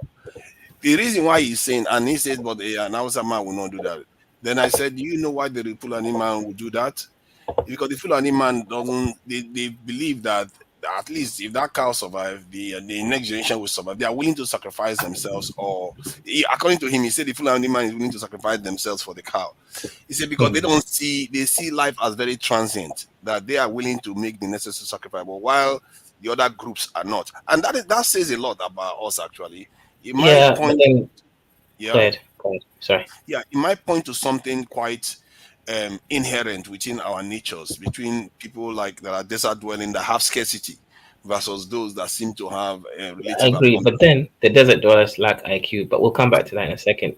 Do you know What are you talking about? It turns out that they are more correct because the what you IQ that want they is have, see, the what you ability want to is make sacrifice is a greater knowledge. That sacrifice means that you can see through time. You so see let what me I ask mean? you, right? Didn't that like kill your whole argument about having abundance would make you like ruthless if the niggas that live in the desert are not ruthless and less educated? Ruthless. It makes No. you ruthless when you're in the desert. It makes Yeah, you it more makes you ruthless. ruthless when you're in At a least it time of appears scarcity as Yeah. ruthless. It's just Do that you guys know because this you're guy? seeking to conquer it all. Wait, Darth and Tunaja, do you know this guy? he looks familiar. I think I've Yeah, seen It's some him. somewhere where Nigerian. Is it some Nigerian content creator? Now, what my issue with people like this is, people like this are those people that speak on African topic, but for some reason they're very Eurocentric in their analysis. For example, when Africa Stream was banned, they were like, "Oh, but they didn't do anything wrong." I'm like, how the hell did that even come through his mind? People like this believe in the illusion of free speech and all those things without sort of looking at it from a geopolitical strategic sort of level. These are coons in disguise of pan-Africanism, right? Because ultimately they don't even know that there's a war. Like it's almost like it comes every time something happens, it hits them. Like they have to like reconceptualize what the hell just happened. Look like from how it looked to me, Pan Africans, they really not even ready for war. Yeah, that's it exactly. As Dante said, they're not ready for war. They still think and believe in all these things and these concepts. It's insane. Yeah. Yeah, yeah. Is there a way, because the concept of being able to take the necessary hard decisions You guys when need to mix you with the know you may Somalis not and the survive it? Fulani so that your Bantu dorsal genes gets extended and their low IQ gets extended. Best of both No, worlds. hold on now. I think the concept of being able to make decisions, knowing full well that you may not survive that decision because you are projected that in the future, it will be better off for your own people. That concept is not inherently linked to the way we tend to do things amongst as a people, especially in the southern parts of Africa. The desert dwellers tend to have that concept, but it tends to be restricted to their own community, not necessarily because they don't have a lot of power, because most of them that are in those areas tend to have a lot of I scarcity. think we see it as a kind of madness to Niger. Don't you think? We see it as a kind of madness. Why would you Yeah. just when we look at Fulanis, we can see this person is mad. This person will kill you over nothing and all that stuff. Sometimes that's what But we don't you understand. understand. We don't understand that they can see beyond themselves. Then the question But arises: how did it the is kind of Europeans low manage IQ to a to? certain extent, though, to Niger. It's low IQ in a certain extent. I mean, kids, when you look at Somalis behave the way they do, the way they just quickly jump into killing, stabbing each other, and all that stuff. I mean, if you look at them, they are some of the most inhospitable people around the world. You understand me? Like, if you, No, no. so I think if what you are saying, okay, you may be right from the point of view of if they start fighting each other. But I don't think Fulanis are fighting each other necessarily. Okay, yes, Sandra, why are you oh, missing the point? As you think I'm just joking. The best way is to mix with them, right? Your docile genes will counteract their crazy genes, so you'll get a okay. more hostile, high IQ individual. You know, Or you get that's the worst, Yo, who is this or you get the spellcaster worst, person? the Tell this docile bitch and ass come crazy up here. genes. Spellcaster, bring your bitch ass up here. Your scary ass. Imagine if you get the docile and crazy gene on top of you. That is the worst of both of them. have you seen Kikuyus, for example? Right, Kikuyus are mixed with Somalis and the Nilots, right? The Maasais. That's why right now they're the people competing against. Why do you think they were the freedom fighters in Kenya? Right? There is a reason behind this. It's because they are the mixed tribe that encompasses the Nilotic crazy genes with the Bantu's higher IQ. So you mix those two properties, you get a superior competitor to the Indians. Why do you think Kenya was not overtaken by the Indians, but Uganda was, even after they kicked them out? I've been to Uganda. It's the key sectors are controlled by Indians. Kenya is not anymore, right? So Ain't the Indians trying to take over Kenya? Slowly. yeah, I thought India me kicked the Indians bro, out. Tunaja, Bantus are superior when it comes to intellectual ability. Nilots are superior when it comes to that warrior gene. Mix the two, you get a superior African, high IQ with a warrior gene. That's it. warrior Or or you just could risk getting the worst of both. You keep only I you're already only told you. ignoring that. Give me a situation where they got best. I've told you where they get best. Tunaja, why do you think I'm fighting you right now? Because I don't have just the docile genes. Why? I don't know, bro. You talking about being colonized? That sounds pretty docile to me. Oh, you think he's funny, don't you? Don't worry, man. I'll sell you again before I shoot this time. The Wagas, the Wagas are willing to collaborate and sell the yeah. Kenyans. That's how they get I'm the Africans. They send the white Tunaja. woman. Yeah, Tunaja, what it is basically, yeah, they do have a much more. I mean, if you look at Africa today and how it is, which people would you say have expanded further more than the others? If you look at the bigger tribes in Africa, you'll find that they're actually these Cushitic, these desert tribes and all that that have actually moved around and migrated a lot more than all the other coastal tribes. Yeah. You I don't understand? know whether you can say that necessarily, because I guess you can argue that because the coastal tribes tend to be more sedentary, they have settlement, but while the Yeah. others move around by default because of migration patterns. So you could argue that, but they too are quite But mixed though. The what southern about Somalia? parts. Okay, let's say Fulanis, for instance. They came from northern Africa, like around the Sahara area. Obviously, as the desert is coming, even now they're still encroaching down south. Mm, As the desert was coming, they kept moving down south, and they've been obviously mixed with North Africans as well.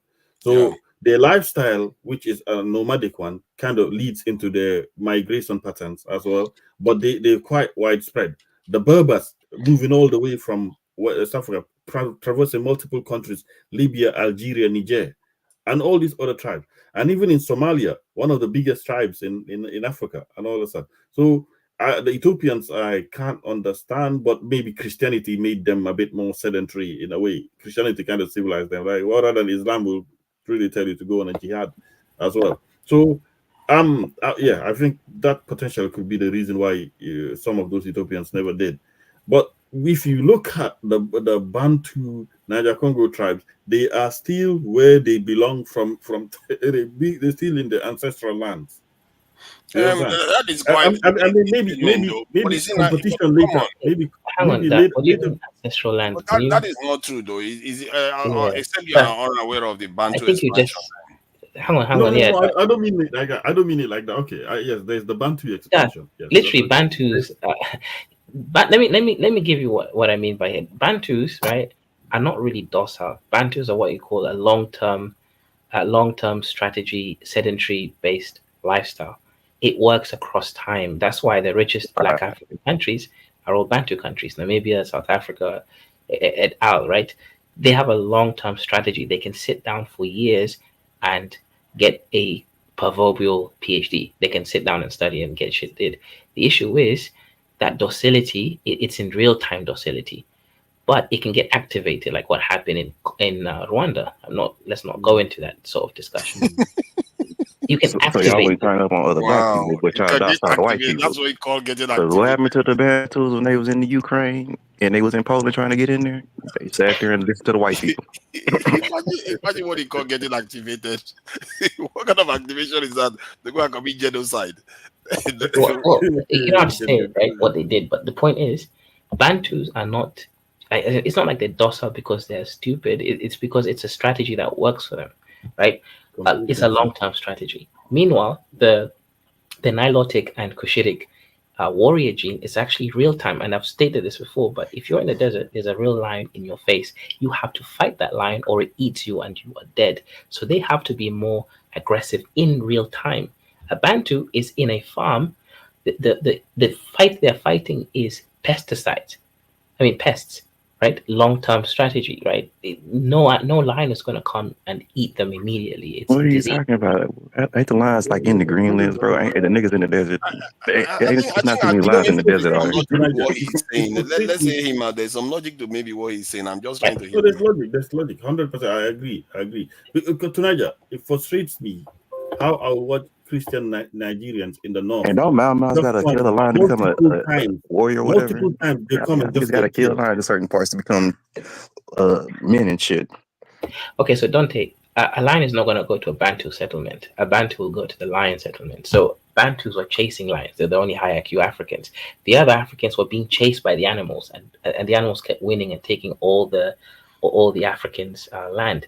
So what do you think when the white man came to Africa, there was more animals than people? There was only 2 million people in Kenya because the animals were winning. They kept taking the human settlement. So the animals were winning. Damn. Oh my God, this guy talks crap. There's no animals but people in Africa. Oh my God. Bro, So it only was the the white man and the animals that took over win the Africa. battle I with got you. the animals. animals were winning. These It was people killing win the humans battle with all the time animals. and pushing them into The the animals desert. were winning. That's funny. That's a funny one there. That's ridiculous though. But I think maybe there's some truth to what you're saying though about We didn't that domesticate this some long animals. term game, the long term game game the Bantus tend to play. It's almost similar to what the Northern Nigerians are playing right now. They play the game of population more like they are large and they are not necessarily in your face aggressive necessarily. They will just play the game. Then eventually, when they get strong enough, if you do something, you find out the hard way that they do have power. So you can see an element of that from the history anyway. Because if you look at the Tutsis, they are less in population than the Hutus. You can argue that why did that happen? After all, the Hutus are supposed to be the weak ones. Why is that they are so much more in population? So that could tie into the reasoning that this Ikezo was just stated. Right. And Tanaja, when now you mix the Nilo Kushite with the Bantu, you get a Kikuyu. And a Kikuyu will fight for their land and dominance, and also they will be the largest tribe in Kenya. So you get the best of both worlds. Large, dominant tribe with also high enough IQ to actually reproduce at the large enough numbers. So that's what we need. We need Africans to mix so that we can remove some of these short-term docile genes and activate the high IQ in those bush people. But sometimes you need the aggressive ones, because if you don't have those aggressive ones, we leave those behind for warrior class. Like, I'll give you an example. In Kenya, right, there's a tribe called the Nubians, right? Nubians are one of the tribes in Kenya, right? You will not know this because the government. Okay, I'm not going to talk about it, but people say they were being oppressed by the government, right? Now, the Nubians, right? Why do you think they're in Kenya? It's because they were brought in by the British because they're warrior class. That's it. So we can be very specific, right, and utilize certain tribes based on. We can practice African eugenics, right? It doesn't have to be Eurocentric eugenics, right? Whereby we mix to produce the best Africans, and then the unmixed ones we leave them to be taking care of whatever we need them to do. We need to produce a Donta, someone like Donta, and all that, a Black American, a supreme black, like Naknizi says. Is that not happening organically anyway? To an extent, we do have some African tribes that are quite, aggressive. But I must say, almost all the black tribes put together are still relatively geopolitically asleep.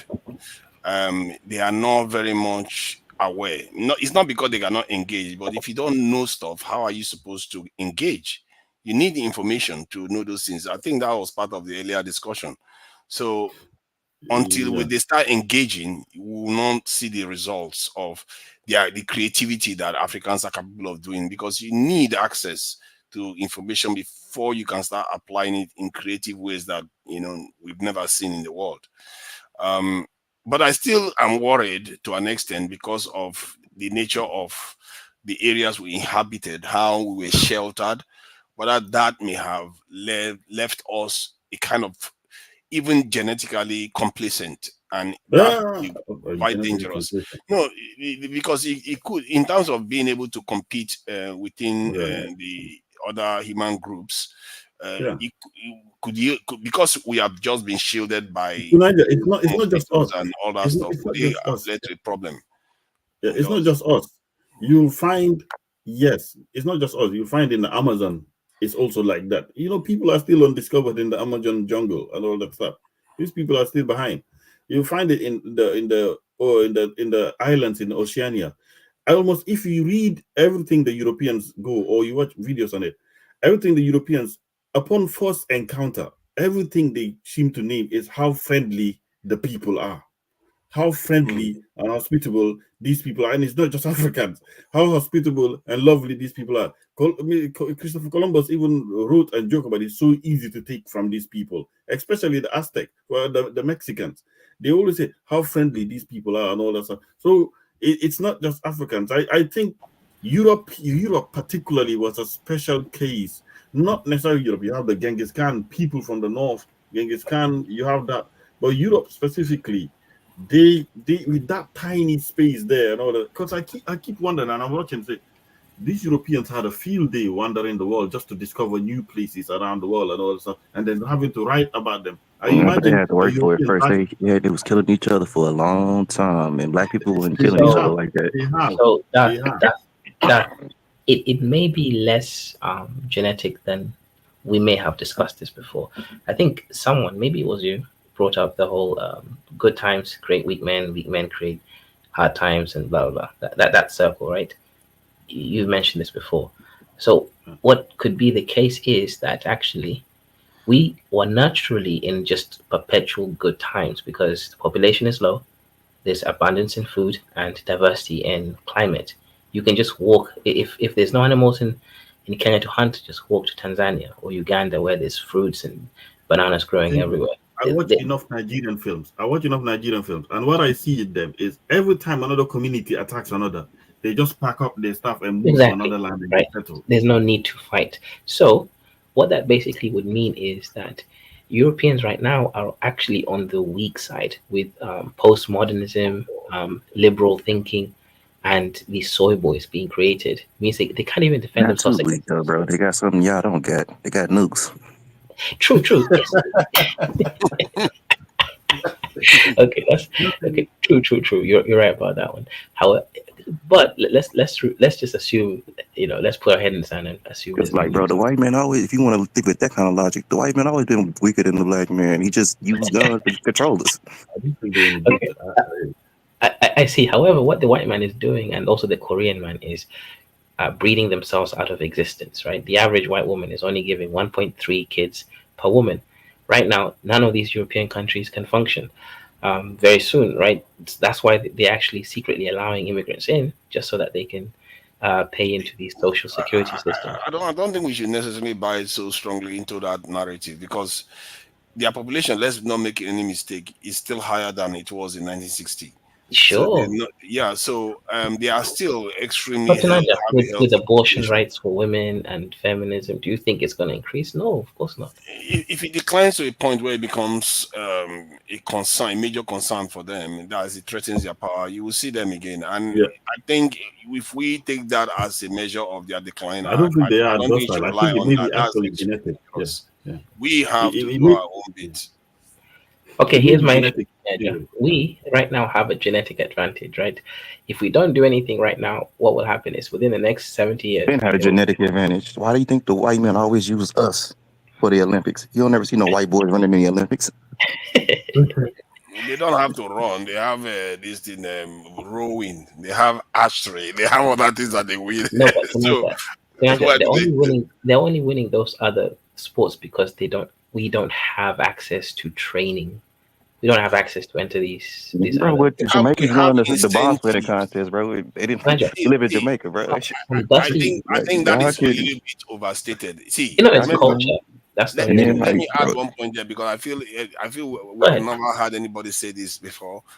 You see, people that should be inventing the nuclear weapons, the people that should be going to space and all that, those sort of people within our population, maybe some of the ones running 100 meters, winning 100 meters, and all the rest. Our best are Come not on. doing the greatest things. No, it's true because every population produces some of these Naja, the greats. bigger But where are they within our population? They are there the, singing songs and the this in bigger running the foot, sports.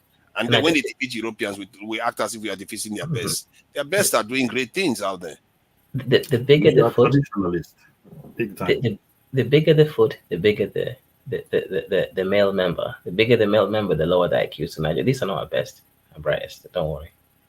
The point I'm The making fucking is that guy. they are The best. fucking guy is See, talking. the reason why I say that is because like when you listen to some African American musicians, they are like geniuses, and it's like then Okay. you ask yourself, why is it that the outcome for these people is so low?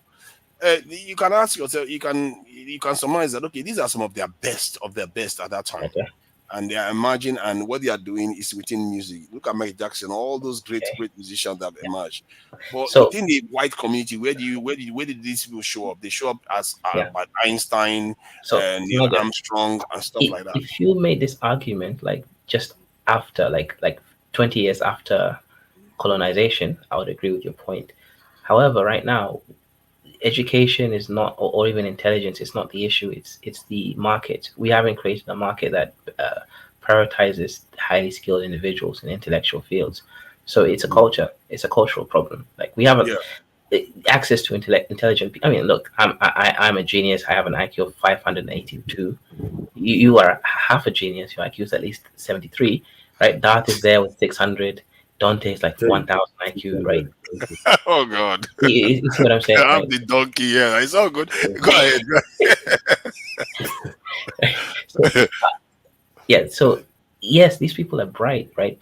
But we don't lack, right, access to extremely intelligent Africans. What we lack is a market system that is gamified, meaning I, as a Nigerian doctor, will stay in Nigeria because I'll benefit more in Nigeria. That's it. That's the only thing we're lacking right now. Yeah, 'cause I think it's bullshit that y'all got to get a whole nother degree when y'all got a degree from y'all country when y'all come to America. It Oh makes yeah, it seem like y'all don't know what y'all doing, but you went to school in your country to know what you're doing. That they makes it don't that give goes any. to show that the white man's education is better than the Black African man's education, from what they said to me. As a black African man, I would education system we inherited the one from colonialism, Yeah, which definitely is not serving. It's not serving our purpose. It's not serving our purpose to be even correct. productive for ourselves to be independent. So, one thing I have to say is tonight that you're approaching it from what Keita says is building a market around it or kind of building a system around it. Before we even got that, like initially to begin with, why is it that we never actually had this like intellectual spaces or this space for intellectualism in Africa or something? This space for kind of people who are on the extreme ends of our societies, people who are like, or who are special. You know, why didn't we cater to those kind of people? I think it's because um, we are very traditionalist type of people, and I was Yeah, telling gas them up for some. We are very traditionalist type, staunch traditionalist, and because of that, we don't actually. It's always about the collective. It's always about the collective. We don't actually seem to give enough space, maybe not yeah, enough space for those who are kind of strange and inquisitive in our societies. yep, that's true. But the Benin Kingdom did exhibit a level of Yeah, that's dynamism, one kingdom, right? and But we're talking about yeah, the no, whole. I agree with you. But there is also the ones in the north of Nigeria, the Bono Empire, and there are quite a lot of But to kingdoms in Niger, Nigeria that things have haven't exhibited changed. an Think element. technology hasn't evolved in Africa since ever since European. It's like things that we could do.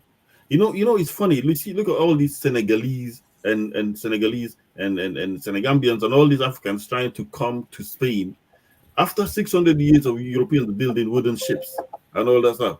We are still using the same type of wooden ship trying to travel Europe, travel the ocean, and the ship doesn't. It ends up in the Canary Islands. Sometimes some- Bro, sometimes they get diverted to Brazil. They end up Niger, in Brazil, Niger, and he's right. You the know, Senegalese ending up everywhere. No, You no, understand what I'm saying? Niger, hold on. And I we're think, still using the I same think ship. you are looking at it. Those things We you are said too they are traditional. true.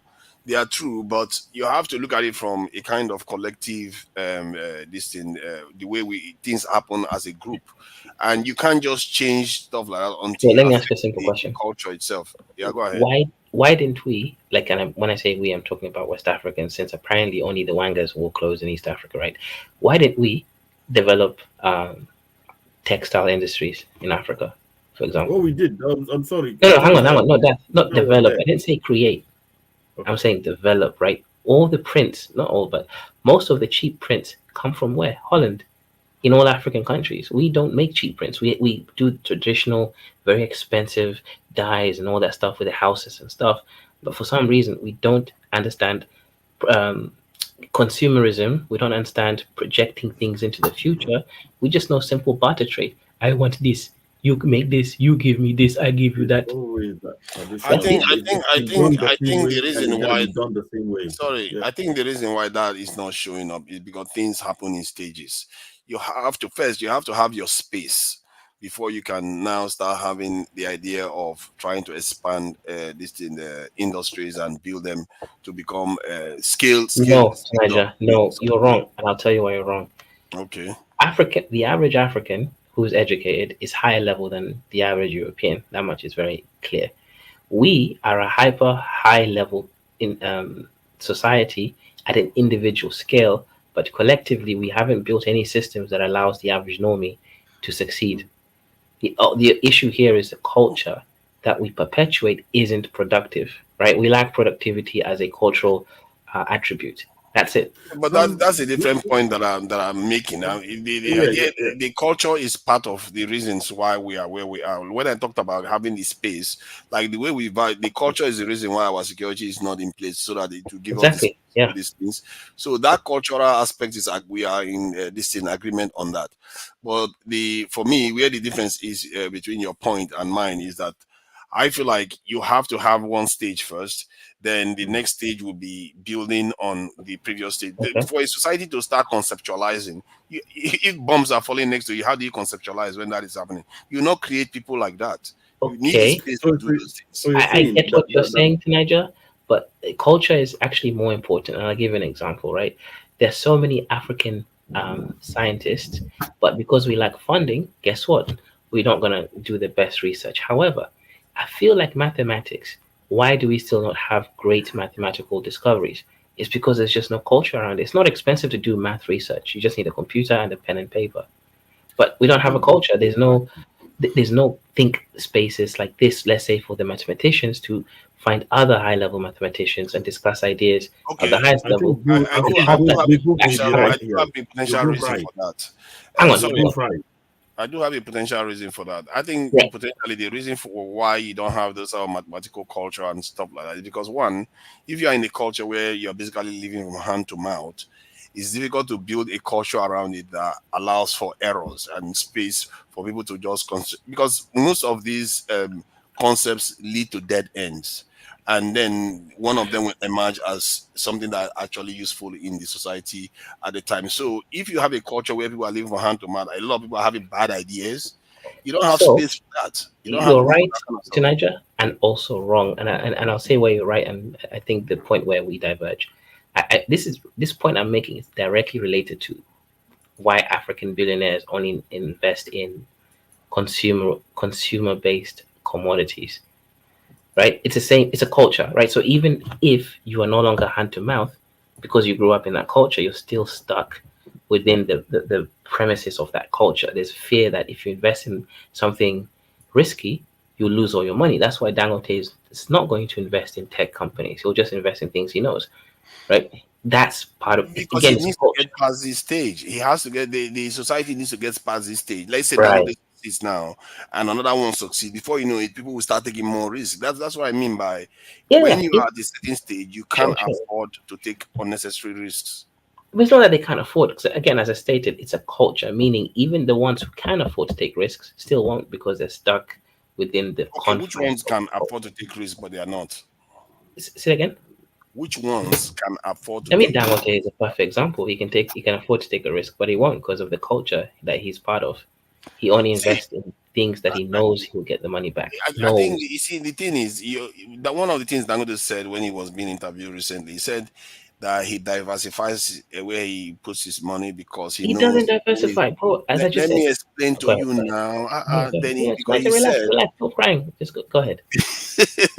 because he said that most of his that because African countries they devalue their currencies, especially in the context of Nigeria. He said they devalue their currency, hence he has to put his money in dollars and different places. So it tells you that even the base of his culture, he sees that is dangerous to him. You see what I mean? Mm. So you have to you have to allow for an I environment want that to propose nurtures this. it before you can have I want, the kind of risk I want to taking. propose this.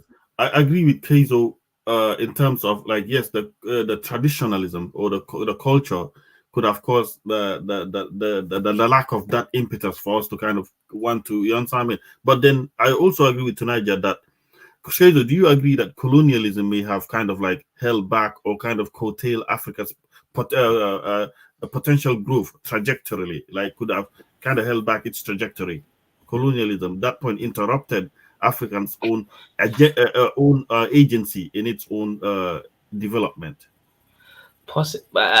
Yeah, I maybe, would say maybe. yes, bro. If the My white man point wouldn't have messed wasn't with y'all, what would life be colonialism, like? bro. The point I was making wasn't like necessarily saying that it's colonialism that was to be blamed for why we don't have that aspect of our culture. It's just that we are at a stage now where we are in No, no, distress but to and Niger, we can't afford cultures, to take cultures risks. are not stagnant. Cultures are not And stagnant. then They the white man evolve teach over y'all their time. language, which Uh, became part of y'all hold on cultures. a bit. cultures evolve over time as well, and they change, and sometimes traditions change. Even no matter slowly, they change as well, and all that stuff. And people say, but maybe I'm trying to find something to blame here or something like that. But to me, that seems like that interruption there, it removed us entirely of having any agency towards our own development. We just started looking at whatever Europeans do. That is what is the best way to do, and everything that we did was just stopped right there, and we just but this is our tradition. It's best to just look at what we Yeah, because Europeans can do. there is a natural procedure to things. If you want to start leapfrogging other cultures, you have to have good reasons to do that. If you want to start conceptualizing and advancing more than people that have already done it, is actually very risky. If you fail, the consequences are quite dire. However, if you can copy and catch up faster, then you can worry about leapfrogging them, because maybe the consequences will not be that dire if you make a mistake. You see what I mean? And if you look at like some of the stuff other countries have done, so many dead projects that they've got. If you if Nigeria goes and does that right now, they wouldn't even have food to eat anymore. So of them are worth billions of dollars, but Yeah. yet it's failed project completely. Okay. Yeah. I mean, ultimately, to Niger, the point I think I will concede, which Dath has made previously, and even someone else, I forgot his name, Tankybot, culture, intellectualism. Let me give an example. Right, we are ego-based creatures. Right, if I didn't have an outlet for me to be able to engage at the highest level on certain topics or conversations, then I just won't go into the whole intellectualism. I'll just go in an internal, insular sort of mode. You need a culture to feedback on the game that you're playing. So Africans, we just only culture around music and stupid shit like that, right? That's the only game that we prioritize, which is unfortunate. So okay, now let's ask the question that is actually maybe actually more pertinent than all the stuff we said now. How do we create a culture where we that is designed to leapfrog We have other to tie cultures? money into it. That's it. How do you tie money into leapfrogging cultures that are High already level people like established? us have to create businesses and be willing to invest in new ideas in Africa. You need Ultimately, volunteers, bro. Like, bro, the Black Panther used to give people food. They started like how we We got need ended to up getting we need lunches to in school, bro. Like, you need to make your um, own programs by yourselves and do your own thing on the continent, teaching people that want to learn. that's true. we need to encourage channels like this, spaces like this, where we kind of reshape the atmosphere around black people to be very entrepreneurial as well. Even if they don't, even if the person down the street doesn't even have the money to, but at least he's dreaming of one day creating something, creating the business as well. And for those who can do it, we need to create a culture around that. We need to create a culture of focused on innovation as well, and all focus on innovation. We need to create a culture focused on um um amplifying individual curiosities or inquisitivity. We need to create a culture around that, and we can start that around here and all that stuff. It takes those little steps. But what I want to say is, Tonaja, I put the question earlier. Why is it that Africans didn't reverse engineer the gun, Tonaja? I mean, the Japanese people. We There's a did. reason. Why did we reserve reverse We engineer? did reverse engineer the gun. However, by the time we started doing that, like the Benin Kingdom, they were actually manufacturing, not just reverse engineer, they were actually manufacturing it. In which country But to Nigeria? What in am I? the Benin Kingdom, come on, in the Benin Benin. Kingdom, they were doing it. Can I finish, man? It's because one guy didn't do it. You guys were fighting with spears. And, just Hey, let me finish. hey, tonight just finish, please. No did it. Tonight just please finish. No did it. Let me finish what I'm saying. So the Benin Kingdom was doing it. The issue, from what I gather, was that they didn't scale it up enough because they were really selling a lot of people as slaves.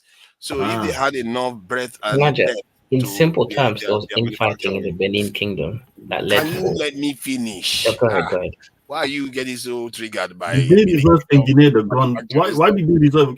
Was it for artistic, religious purposes, ceremonies, No, no, or was no, it no, for no. warfare? It was for war, and the difference also was that when the British came, they didn't come with your basic rifle anymore. They came with Gatling guns, and they came with cannons. They really upgraded their weapon by the time the Benin was able to manufacture similar guns. Do you have? So they were Do you more have? advanced. Did Just This is you? the that's what first happened. time I've heard of that. This is Tinaja, the first time I've heard of that. Oh, But a go on. good thing. Hey, Now you Tinaja, need to hold on, hold have on. a conversation. hang on. Hey, Do you know who how is this many? spellcaster nigga in the chat, bro? He just talking shit. I'm not New Era, bro. My name is Dante. New Era was a whole different person. And you was a fuckboy that won't come up on the stage. Yo, I've got a question for Tinaja, right? The Benin King. Do you have proof about the Benin Kingdom that made guns? Because I don't Oh, know. you This is didn't know like that? Pan African history. Oh, you didn't know that? I didn't know you didn't know that. Yeah, they did. Let me see if I can find the evidence.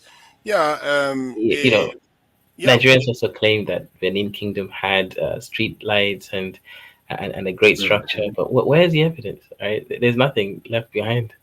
So how no, do we know it was to even be there? fair, I don't know. I will see if I can find the evidence. See, why is he laughing now? Yeah, Oh, look at sorry, sorry, sorry, sorry. the mask that I've got on here is made by the Benin Kingdom. So if you go to the Wanga Tinaja, part of the only reason you you don't see think anything like that. That See, makes sense. That so makes sense. see if they are sophisticated enough to make the kind of these statues there that you have here in the image, that my Yeah, profile is in, that yeah, should tell you something. Tinaja, they had metallurgy. Yeah, they had the only metallurgy. reason So the only reason historians think Benin Kingdom even exists is because of what the Portuguese wrote, right? And the English, the white man. Without whatever he wrote, there's no evidence his kingdom even existed. Mm. tonight, Yeah, okay, Show okay, me, I show okay, want me the to okay. see whether I can find it so I can share it. But yeah. the point is that the point I originally the question I originally asked about how we can leapfrog in terms of technologically. I think we never really we talked about entrepreneurship and all that, but that's not leapfrogging. That's just catching up to where people are. The idea of leapfrogging is going into technologies that we have no right to be talking about right now, like Okay, quantum technology, this thing, advanced AI, cutting edge AI. Tinaja, Because the only evidence is Ike, a Nigerian prince from the Benin Kingdom. That's it. That's the only evidence you had that existed. I was an hater. You've hurt Ike's feelings. You've hurt Ike's feelings right now because they did manufacture John firearms. Zola, show me where the Benin was. There's no such thing.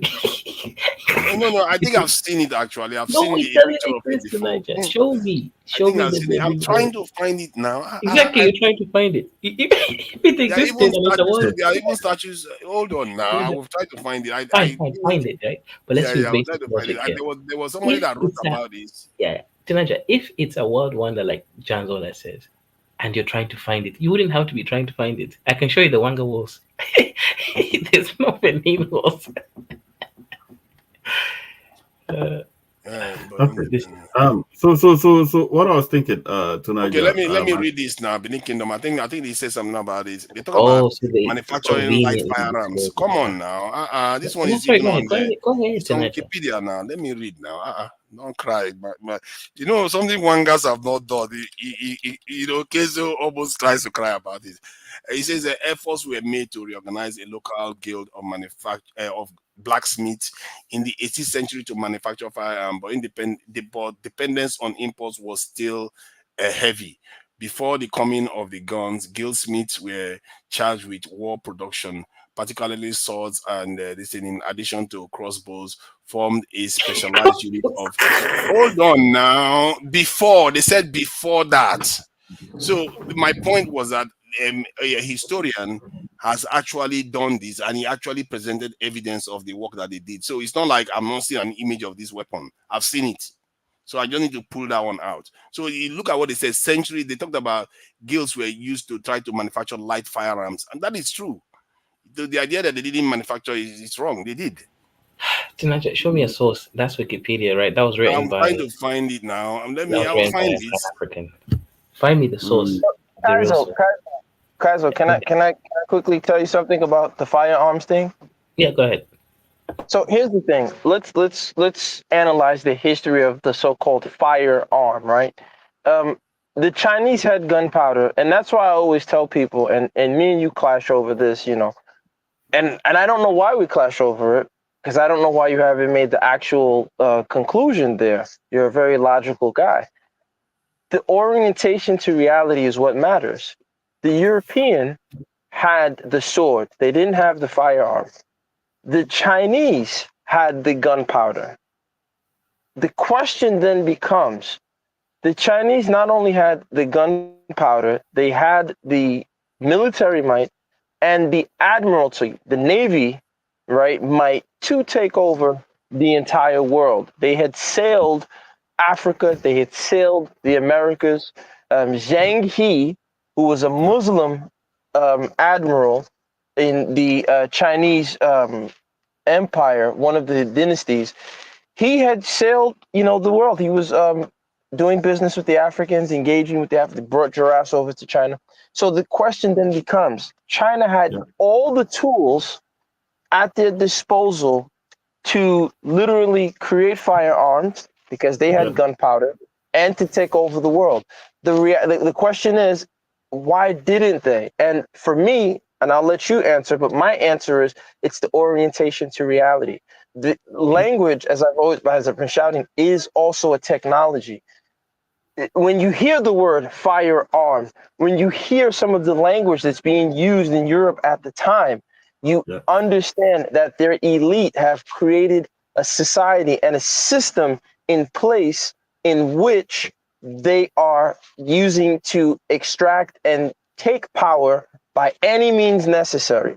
And that was something that was unheard of in the old world system. Like if you read a guy like one of the renowned historians, Emmanuel Wallerstein. He writes a great series of books called World Systems, right? And he analyzes the European world system and how it came to take over, and dominate the globe. So I'm saying all that to say, Kaizo, that a lot of times we're, pause hard on ourselves as Africans, but I think we need to ask ourselves, what did we miss in terms of updating our language and our technologies in terms of being able to compete with the Mizungu? So I'll stop talking. I wanted to hear your thoughts on that. But yeah, I mean, I generally think you're right there, right? I mean, I think us and Chinese have some similarities. Yeah, The- I think I've shared one of the links, and that one is not even the gun I've seen before, but there's another Okay. one again, another type of gun. I, They were manufacturing guns. I'm telling you. Wait, but hold on. Can Kaizo too, Naj, if you don't mind? I know you shared it. Can Kaizo, I want to hear what Kaizo Yeah. has So to say I about actually, orientation to reality, because we often assume that we're just lazy and we were dusty, but literally the Chinese had paper currency. They had pills, literally the pills that we take in pill form. everything they learn, Had everything gunpowder. Europeans learn. They, they had gunpowder, but they were using gunpowder to scare away ghosts. They weren't using it to shoot and kill people. So again, the question is the orientation to reality. What was going on in the mind of a Leonardo da Vinci as Yeah. opposed to a Chinese Confucius when they're looking at the world and their worldview? So I so want you to comment on that ultimately, orientation to right? reality. Yeah, I mean, ultimately, the European is a staunch materialist. Mm. Fighting for survival, The whereby he, European is good at war. He's beaten everybody at war so far. And who he hadn't beat at war, he got to make treaties with. Really? yeah, But that's true. that is not true. They were colonized first. You can argue that For the we Romans. from Africa. No, no, no. Yeah, the Romans. Then All you have Romans, white Africans. people. The Wait, Moors. hold on, No, no. The, Jackson. the Hold on, Moors got into Europe to Casual, conquer. They can didn't help. Casual respond? I really didn't hear Casual's response. I mean, I get it. The Europeans are good at war. I get that. I want to hear Casual's approach to the orientation to reality. Are we Yeah. inherent or intrinsically, quote unquote, dusty and backward when other civilizations did also, they didn't have that orientation to reality? And they're also And willing to do what it takes to win. you We said Yeah. ain't willing to something. do certain things to take what it takes to do what it takes Hold to on, Because but win of in the I certain environment. want things. Casual's The response. circumstance. Go ahead, Casual. Yeah, I mean, okay, ultimately, right? Europeans, right, are a staunch materialist, right? Because of the environment, they developed a preference for materials. They think materials matter the most. Africans don't have the same concept of materials, right? We don't even understand how to add value to a material because materials don't have intrinsic value for us, because of abundance and oneness with nature. And I think generally indigenous tribes have this sort of mentality. Now, Chinese are in the middle somewhere. They understand Mm-hmm. materials, but they also understand how to exist. You have all these sort of In concepts that came nature. from, Yeah. yeah, from India and China, like Buddhism and Yeah. certain concepts like that, right? Yeah. These are seeking oneness, right? Understanding the flow of matter from one state to the next. So Yeah. they're not heavily sort of caught in a temporal frame of materialism. So ultimately, I think something like But China, you go ahead. yeah, go ahead. No, I Something was like gonna China, say I'm glad you said that in terms of their materialism. That's why I've accused many Africans of actually being Marxists without realizing it. But it's interesting. You said that they've always been materialists, and I've always, me and you, we had that conversation a while ago where I told you, I said, the Roman Empire was in West Africa, right? A lot of Africans had no idea. right? They stretched into West Africa, but I don't consider Rome an extension of Europe, but I don't want to get into that rabbit hole yet. No, it's not. I Rome is not Europe, right? Rome is something I else. but Right. I disagree with the idea that they've always been materialists, because when you look at the ancient Druid culture, when Pagan, you look at the Celtics, when you look at their culture right? But and the Celtics are village not gods, European. the gods, Yeah. Hang on. granted, but they try to fall under the fold, right? If you tell an All right. Irishman, it's ironic, right? An Irishman, they Hang on, guys. celebrate. Guys, hang on. Mm. If you Yeah. use the Irishmen, right, and the Celts, these are not Europeans, and these are the so-called dusty tribes. It's the Oh my Germanic days. tribes who Yes, conquered but them. They are but it's not. European now. But What kind of it's not. Hang on, It's not. term is It's not. that? But they hang are on, white people hang at on, the end hang of the on. day, right? Wrong, true Yes, facts. They're they are, white they are people. Wait, Europeans. hold on. Give each Yeah, I other know. space. Give each other Tonight just They a may space. not be material. British, but they are Oh, Give Europeans. each other space. Tonight, me and Kaiser are trying to do a real deep build, and I wanted to be on the air. So Kaiser, let's just say they are quote unquote Europeans, right? I'm How trying about to to say. start debating whether Let, somebody was European or me not let now? me Is that where we are now? tonight. Gas them out. Nothing Stop to trying do to with come and you distract us. tonight. Gas them It up. has nothing to do with you. Let it be. You We are don't talking agree with about me. something Damn, different. You are just I'm taking us talking into to a Kaiser. rabbit hole now. I'm talking to Kaiser. Let me build with Kaiser. Holy shit, bro. No, Me no, and you because don't we're talking agree. about Thank something you. else. You just come and start I'm gonna completely taking let us in a totally Kaiser different direction. get into your fucking thing that you were doing. Kaiser, like I was saying, let's You need to be agree quick for a about it. second. You're not going to have Listen, forever listen. with this. It's over your fucking head, and I get it. Kaiser, listen. Um, let's say that they are Europeans, right? Because remember, you have the Gauls and all these other people in what the Romans called Hispania, the land of rabbits, right, and all this other stuff. Okay. And remember, the Romans called the Western Europeans the barbarians. Okay. So what I'm saying is that they were not always a materialist people. What transpired in Europe that changed these people from who, if you read, for example, from peasants to Frenchmen, right, you can hear how they called themselves these barbarians, even called themselves Moorish in a certain in a certain way. What changed these people? And my position is that it Circumstance was of warfare. hold on, brother. Let me talk to Kaizo. It was elite discourse. When you read a guy like Foucault, when he talks about the order of things, when you read his work on the history of Europe and the transition from ars erotica to ars scientifica, right? The idea of using the scientific gaze, where human beings now become reduced to statistics and numbers and all these other things, where you take advanced principles of mathematics and apply them to human existence. I think that's what makes Europeans staunch materialists. But I wanted to hear your thoughts on that, Kaiser. Okay. So okay. Mm. Okay. I think okay. Fine. I want to reduce. I want to remove the Druids because, as I said, the Irish and the Scottish actually were dusty until the European Union was formed and they were given money to develop their countries. So they never actually succeeded. They were colonized by the English and controlled by the English, who are just Germanic and French bastards, right? So okay, so to answer your question, right, I still But they do think, succeeded in America and became white people. And that's one right, reason why they hated us. right. So exactly right. So in Europe, right, I agree with you. They perhaps didn't have a culture around staunch materialism. However, I still think they were heavily materialistic just for the nature of them to having survived. If you didn't have a animal hide in winter, you would die out of the cold. So they still kind of prioritize that, right? Even the advancement of the But what about the Eskimos? Right? If we take that analysis, then I think we miss out because you have Eskimos and Inuit who are in more extreme cold weather, and they don't have. Gas them up. So wait, hold on. Talking to Kaiser quickly, if you don't mind, Kaiser. So what I'm trying to say is, again, I'm pushing you towards Foucault. Read that guy. He's problematic in his personal life, but read his work because, Kaiser, I'm telling you, the understanding of what transpired in the mind of the elite Europeans and the discourse that they used to create a standard for the rest of the Europeans to follow. Yeah, so gas. I'm not even I'm not even against that, right? Like I get it, right? They started writing books. It was very like purposeful shaping of their people. I get all that, but I still see a qualitative difference in materialism between them and us. I still think that at some level, we just don't have that in materialism embedded in us the way that they do.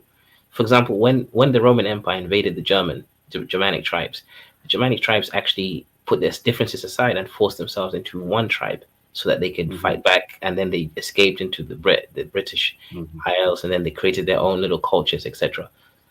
We didn't respond like that ever, right? This is even before like the writings and all of that about culture and everything. They still became a nation. Meanwhile, we never became a nation. Like Ethiopia is the closest country I can think of. But think about what you just said. You just answered it. You pinpointed. You said Ethiopia. Remember what colonized. You see, this is what African history we don't understand. European history. Europe, as it is today, Western Europe, allegedly Western Europe, is a product of Christian colonialism, Roman expansion, right? And so the amalgamation or the universalism that we're describing is only as a result of their interaction with Christianity. That's why people say, oh, come to find out, Christianity has merged pagan religions or pagan festivals that the ancient Europeans were doing. Syncretism has always happened. So what I'm saying to you is this, is that Ethiopia too, a Christian, right? They were able to unify under that concept of universalism of Christianity. So what does that tell you? That tells you that. Black, though. And the Romans is white. There's a difference, though. I get it. I don't need these rabbit holes. But Kaiser, look at this.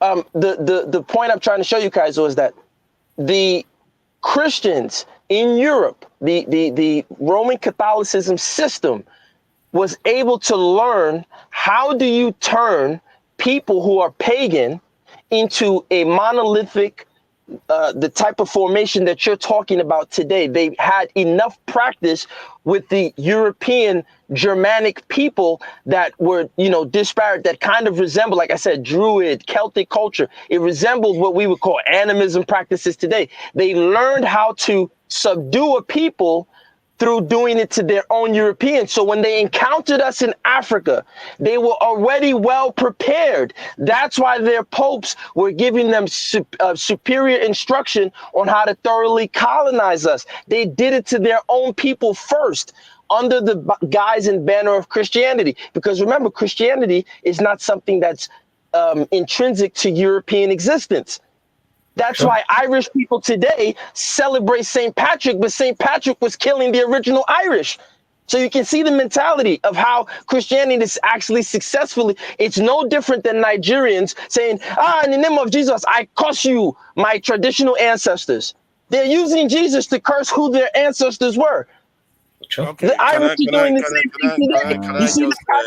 You see let me just explain some of this stuff he's been going on about.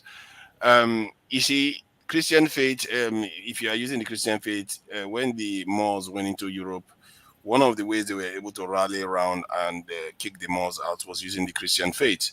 And you are correct to say that the Christian faith basically colonized Europe, but it was their religion. It didn't belong to other people. That's the difference between them and us. And let me finish what I'm saying, please. By the How? time, No, but tell can me I? how was it with their religion? Tell me, I'm listening, but tell me how it was their religion when Christianity It was originates. their religion because they controlled it from Rome and later But on from Rome, England. They but just Rome is not organized the the same religion. They time. didn't. Let, It wasn't No, their can religion. I finish what I'm No need to saying? argue. No need to argue. Gas Christianity. them up. Calm down. No need to Can, argue. can I Gas can them up. I Calm finish down. my point? The core of the religion was in the Vatican City, and the second core was at in England, where the King James, if I'm not mistaken, No, was the that's one false. that took it. No, it Hold was on, let not me in finish my the Vatican point now. Let me finish Gas my them up. point. Let him finish his point. Yeah. When the Church of England was created to break away from that of the Romans, and guess what? They went on to rule the world even greater than what the Roman Catholic was able to do. So, in other words, they control their religion. When they put the picture of Christ, they use their own image as that. But we don't. We allow them to project the faith into us. There's a difference with our approach to things. And besides, when Christianity went to the Germanic tribes and tried to conquer them, they were like each other, and the technological gap I wasn't want to as ask big. Gas them up. So it's easy for them. Let me finish what I'm saying, please. Okay. It's easy for them to band together to fight another tribe that looks European, this thing, like them, and they were like each other. But when they came to Africa, the gap in technology was very great, so they can easily brainwash people to do what they want. And before we knew what was happening, it was too late. That Okay. said, Have you heard of let Romans me finish 15? my point. You've spent how many minutes going on? Let me just see what I'm saying. That said, when they started coming into Africa, basically the Christianity they brought to us recently, it's come to my attention that it was basically a kind of a hand down, really, a way of life ideology that they brought into Africa with their Christianity, while they themselves have moved on from it. They moved on Okay. to what is described as modern scientific method. They had a period of enlightenment where you have people like Kant and Hume and all the philosophers and this thing, Machiavelli, all of them shaping the new narrative of the way the world that is going to come after that. That was around 15th century, and that was the So, same time they Fernando, were coming into Africa. They were selling us the religion while they were moving away from it. yeah. Let me add. Let me ask that before Gas them up comes.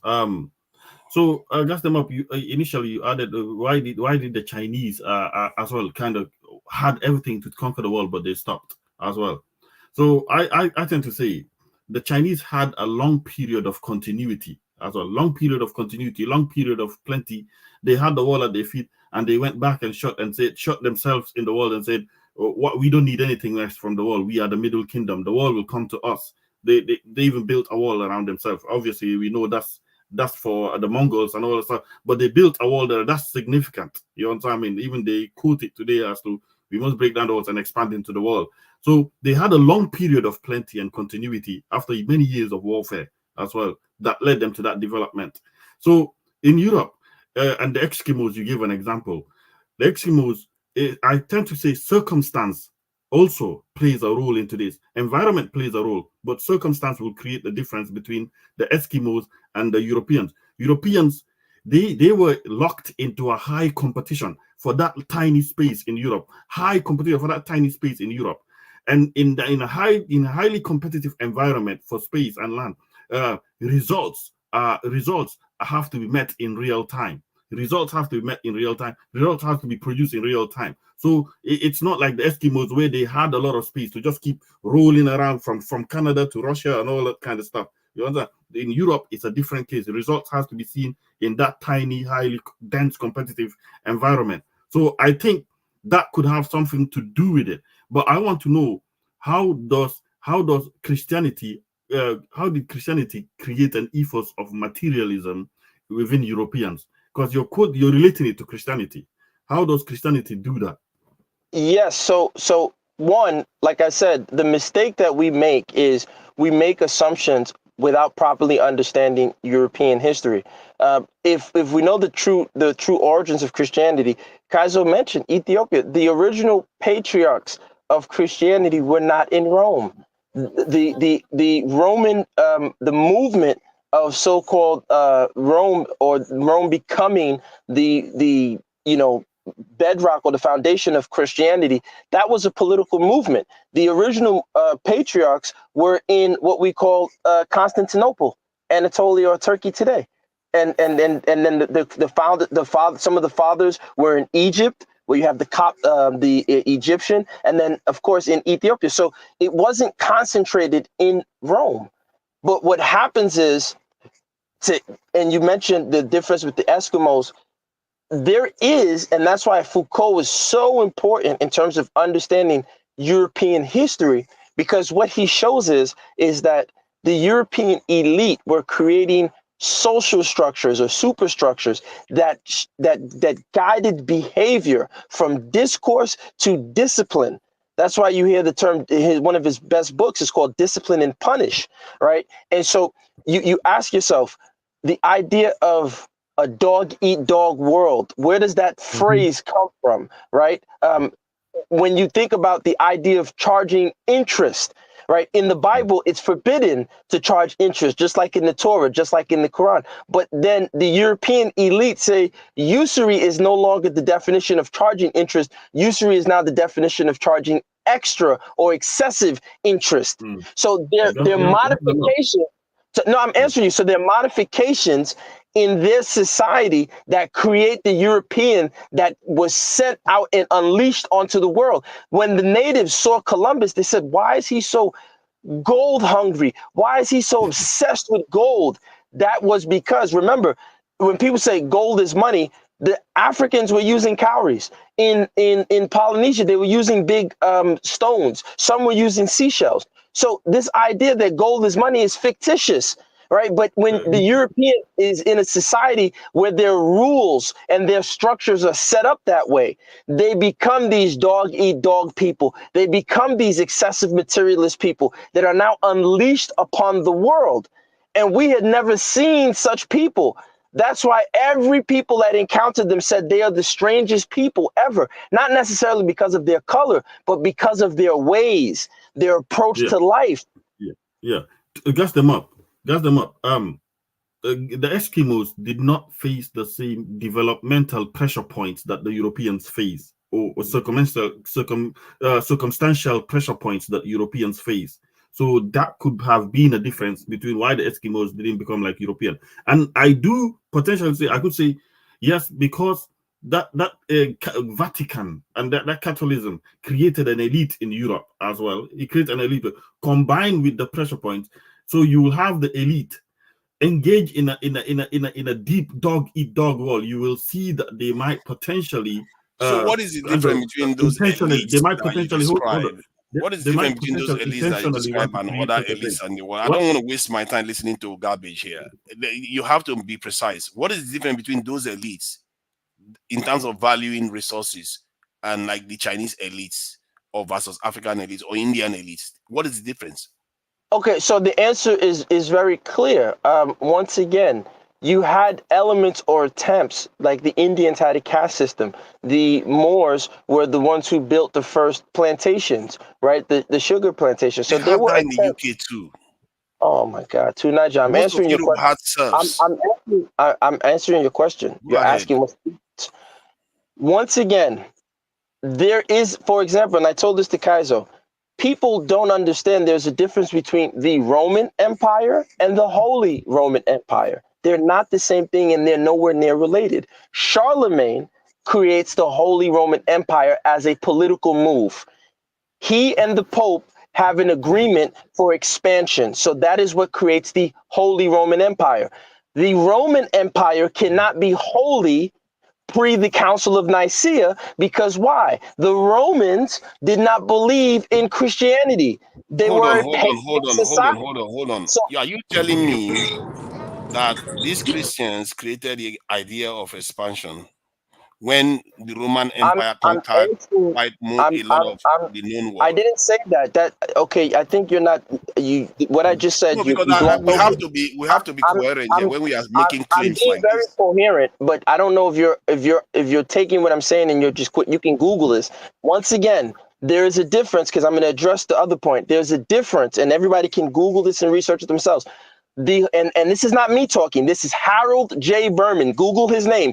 He is the foremost respected Harvard historian on the legal system, and his work identifies the origin of the Western legal system to the I'm not church. disputing But his but reputation. I'm but just saying but that the way you are no, no, analyzing it is not very it's not very clear to me. okay, How can you say the Christianity okay, were the so ones that had an expansive this I'm thing? But answering. others did. Oh man, Niger, let me get to it. I'm making sure everybody understands, because that's what causes the confusion. First, before I answer the question, that everyone should at least understand that the Holy Roman Empire of Charlemagne has nothing to do, and that's a European construction, has nothing to do with the Roman Empire pre the Council of Nicaea. They're nothing in even after the Council of Nicaea, they're not together in any way. There's no connection. Now, to answer Okay. your question, when you listen or if you read Harold J. Berman's work, you will see, and that's why I said, Doth, you were saying about the Eskimo and their society. 100% agree with you. What the Germanic Christian convert brought with them when they embraced Christianity and they took on the approach of the founding fathers is not founding fathers, the Christian fathers, is that the Christianity brought a pastoral form of control, what Foucault would call the not damn it, what's the name, in Discipline and Punish, the panopticon. There was this panoptic control, right? It's called the panopticon.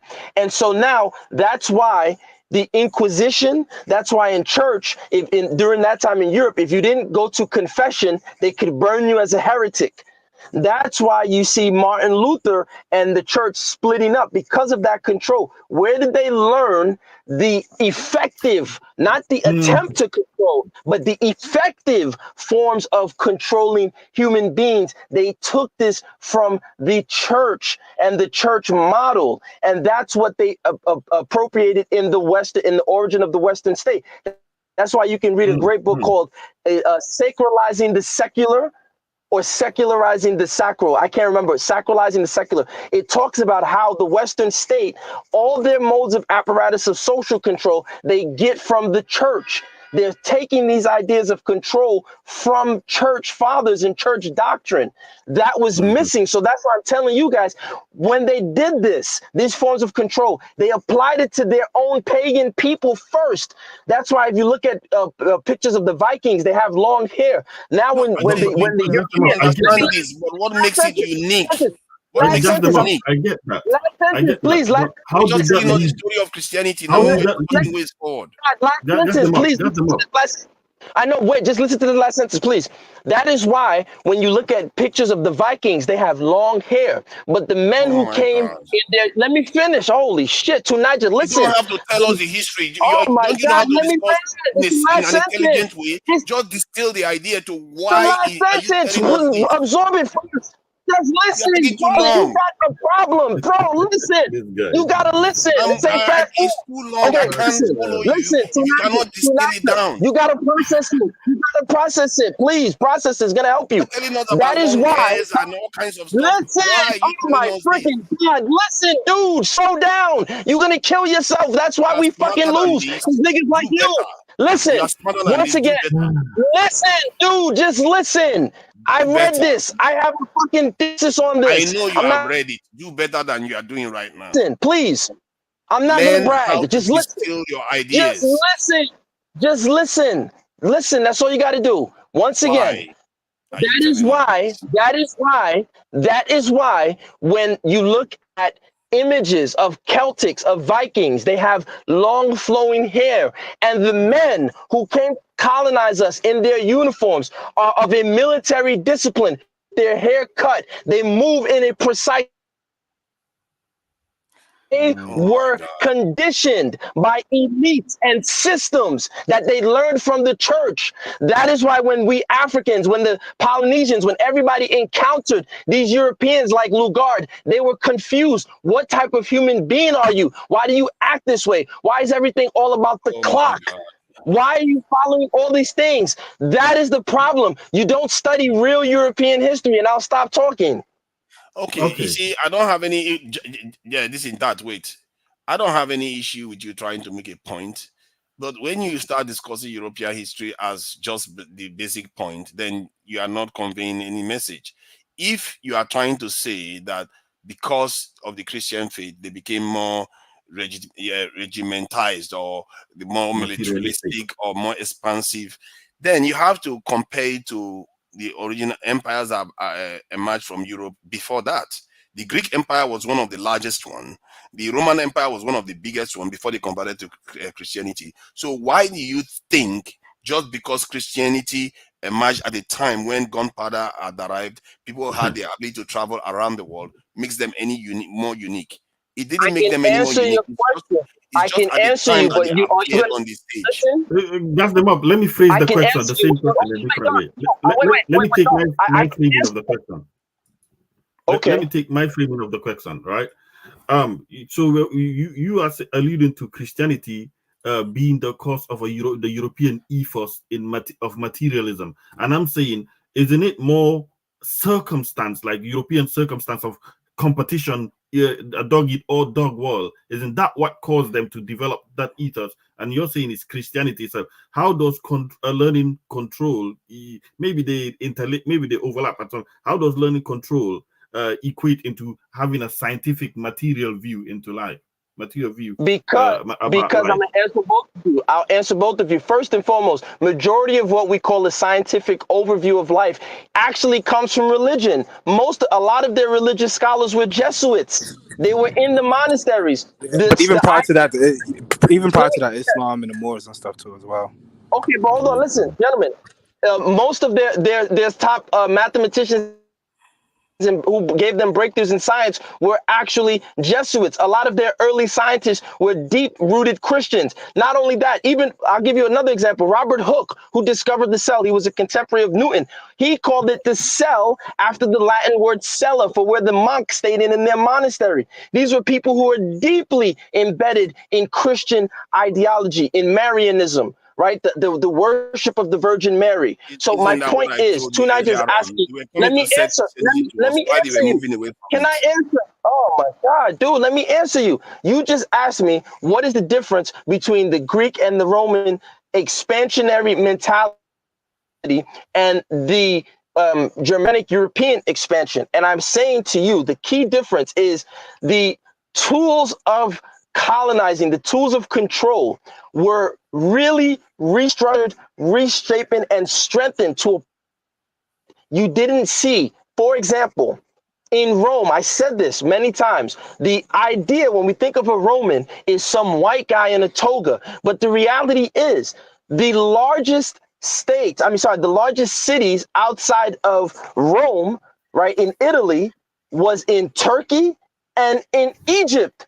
And there were more Roman citizens there than there was in the Roman peninsula, right? So what does that tell you? That Rome was actually a multicultural society. Rome even entered and they had posts and citizens in West Africa. I sent this to Kaizo. He can confirm it. I proved this to him. So my point is, the difference is that now, the Romans did not have a racial discourse in terms of separating human beings into ratios where you get race. The Romans did not have a concept of chattel slavery like the Europeans do. Where are the Europeans, the Germanic Europeans getting this from? They're getting these things from things like animal husbandry, which they get from the Bible. They learn how to mix human beings as they learn how to mix different vegetables and different animals to make different things that we see today.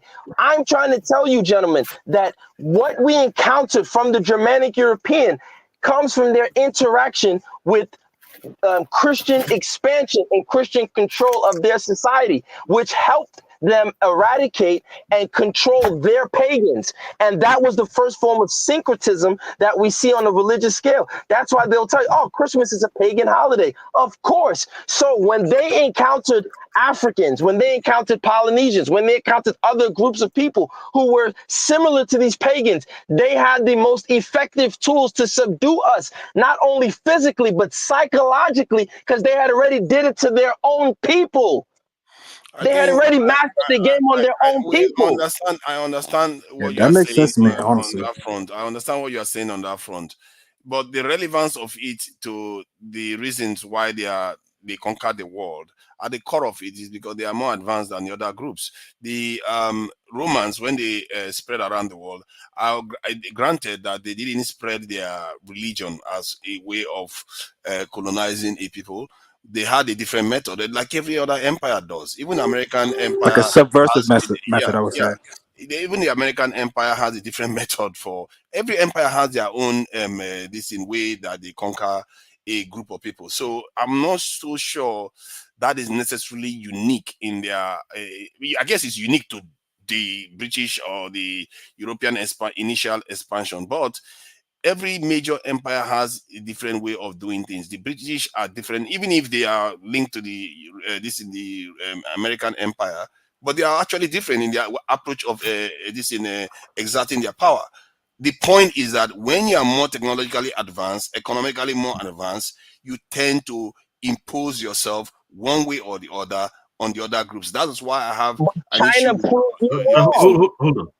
Hold on, I dog. think Hold if on. I think He didn't say that. But dog, wait, listen. He just said what he said, but China proves him wrong. China was the China, most technologically advanced. They could have kicked yes, everyone's ass. They didn't do it. It's the yeah, orientation to reality. Their worldview was different. no, Their elite did I, not give them a discourse that allowed them to control people I psychologically. hear what you are saying. When I'm not you say, hold disagreeing on, with that. Tanaja, I'm not when disagreeing you with say, that. hold on, You when use you too say many the words. Romans, when you say the Romans, right? When you say the Romans had you're trying to universalize it to make it say, oh, we're all humans. This is what human beings do. That's actually false. The Romans, here's the problem. A black person could have become emperor in Roman society. They were black Roman emperors. A black person could have had white slaves in Roman society.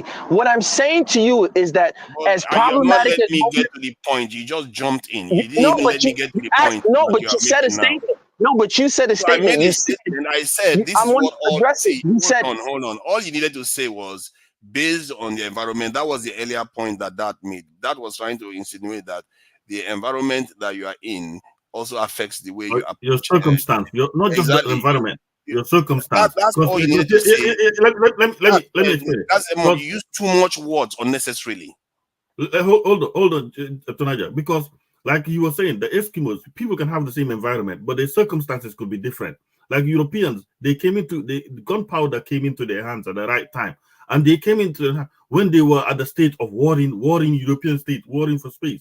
They were really fighting hard, so they developed that technology of killing people to the way, and many other technologies as well to traverse the world. So the circumstance around them was different from the Eskimos that were just bobsledding around the. You understand? But I get what that gas them up is saying because his dog, point I is coming get from. what dog, he's saying, but you use too many words.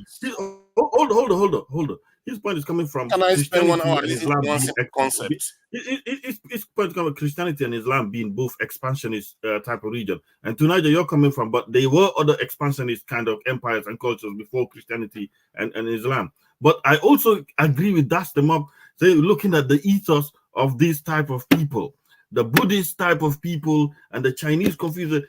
There's something that the ethos about them is different from the Europeans. And I think with gas them up, I agree with him. Yes, Christianity and Islam are expansionist region, but it took more than just that for them to want to conquer. See, They had the means to. I hear They had exactly the what you are means to. saying. See, let me explain this. I hear exactly what you're saying. When people say It's this stuff, both. it's as if I don't understand. I understand perfectly. It's just that sometimes I just feel getting patience. People don't use words quickly enough. Like when you said that these they are different from the Eastern people. It's true. If you look at the Judaism, Hinduism, and all the other religions, they are not that expansive. They are not crusading to expand. But Christianity was one of the first to start expanding. And if you look at Islam, Islam is even more strategically designed to expand. So you can see the patterns change. People learn, the different religions learn from each other and use it in a more expansive way. So that you can see the pattern. And my point is that in the end, it's about control, and the people that are controlling this religion often use it to control other people. It's quite interesting because it's just an ideology in the end, isn't it? When Europeans were bringing that stuff into Africa, I describe it now like the way they sell us fairly used cars. They know this is inferior already. Because they are the best of their best in their society were already proposing different methods of perceiving reality. They know this is not very good for us, and they sold it to us. And then while they were changing their own methods of perceiving the world, and It's during that interesting. 15th century when they arrived here, look at the advancement they've made since then. We are It's now talking interesting. from other You, parts of the world it's where interesting. You can have we are the in different parts of the ideology. world. You can have the ideology, but not the means. And you can have the means, but not for the Chinese. They had the means, but not the right type of ideology for expansion. Europeans had the ideology and the means, but if they lacked the means, Christianity wouldn't have gotten anywhere. Why did they get Exactly. those means? You see, Is that that is the a thing? very, very good point. You see how you put it? That is how I expect Gazem to be putting it. It's But clear. that's what. Listen. Yeah. Here's the problem. Again, this is why I'm saying it's tough to debate with Two Niger, especially because Two Niger's approach is a very, very. He has a typical Nigerian school guy approach, and he learned it from the Europeans. I don't say things that are my opinion. Maybe if you I spend say, less time I say, talking, maybe we'll listen, get you more Two Niger, ideas faster. Two Niger. Gas is well read on Europeans criticizing Europe. Every argument that I make is not original to me. It comes from Europeans who have wrote I agree criticisms with about you. I'm their not own disputing your European sources. I history. just So, expect you to so, have so, distilled them so, into your mind by so, now so and no, have a no, way of no. My conveying it. mind, I don't distill it in my mind because I'm an Isoko Ijo man.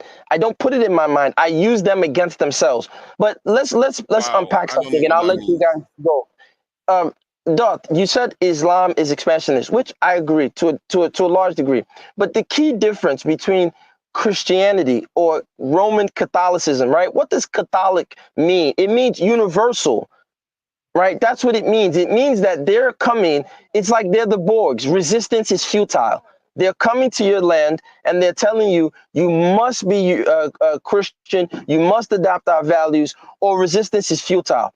The difference between the expansion of Christianity and the expansion of Islam is, remember, the Christians eventually, the Germanic Christians eventually come up with the novel concept called separation of church and state. Because in the old days, the king, as King Louis would say, "L'état-moi," I am the state. And then there's a great book you can read called Cantorowitz. He calls it The King's Two Bodies, which shows the origin of the bifurcation of the king, or the crown as we see it today, being separate from the realm. And these are all created. You can read a guy called Zygmunt Bauman, called Jurists and Interpreters, Legislators and Interpreters, I believe. And he gives a great work on how the state of Europe is created by legislators. And these are written by men like Edward Koch. These are written by men like the guy who wrote the book on the Leviathan. I forgot his name. These are Tell written me what is by the all relevance this. of you quoting all these people? The relevance But is to for show reference, the No, but relevance we is are not the doubting you. So why are you quoting them? There is no real but need. it's We it's still good. understand It's the still good for concept. research. People the I can do relevance their understand for people independent that research. I understand for people that like to read, the, but I the would rather relevance worry. I don't worry too much the, about reading. the I worry relevance. too much about getting the idea, and because I And that's believe the why idea you're a is correct. materialist. That's why No, I no, told because you. I've already read I, it. You can't keep reading that's the why same I saying the call you. same thing over and over That's why. again. That's why I call you a Marxist. But let me get to my point. This guy. The relevance is very You simple. also got to The explain the difference between Islam. You was getting to that point and you kind of got Yes, cut off. that's what I'm saying. The relevance is that in the European system, they are taught, their elite give them a discourse, a tool, a frame of reference on how to subdue people, not just physically, but psychologically. Psychologically. In Islam has a difficulty in doing that because there is no separation of church and state. There Right. is a maintenance of certain things that are haram. And in the Germanic What? Europeans Islam, development of their hold on. Did you just say Islam doesn't have a way of brainwashing people? I No, he just said said that they don't have a way of separating the state from, I guess, church and their state. Yeah. but I Once already again, said that earlier on. That is not new. We already knew That's that. the map. That's the map. Did you say Islam I struggles don't to know why we are repeating psychologically ourselves. This is not going anywhere. We subdue are I just people? repeating ourselves.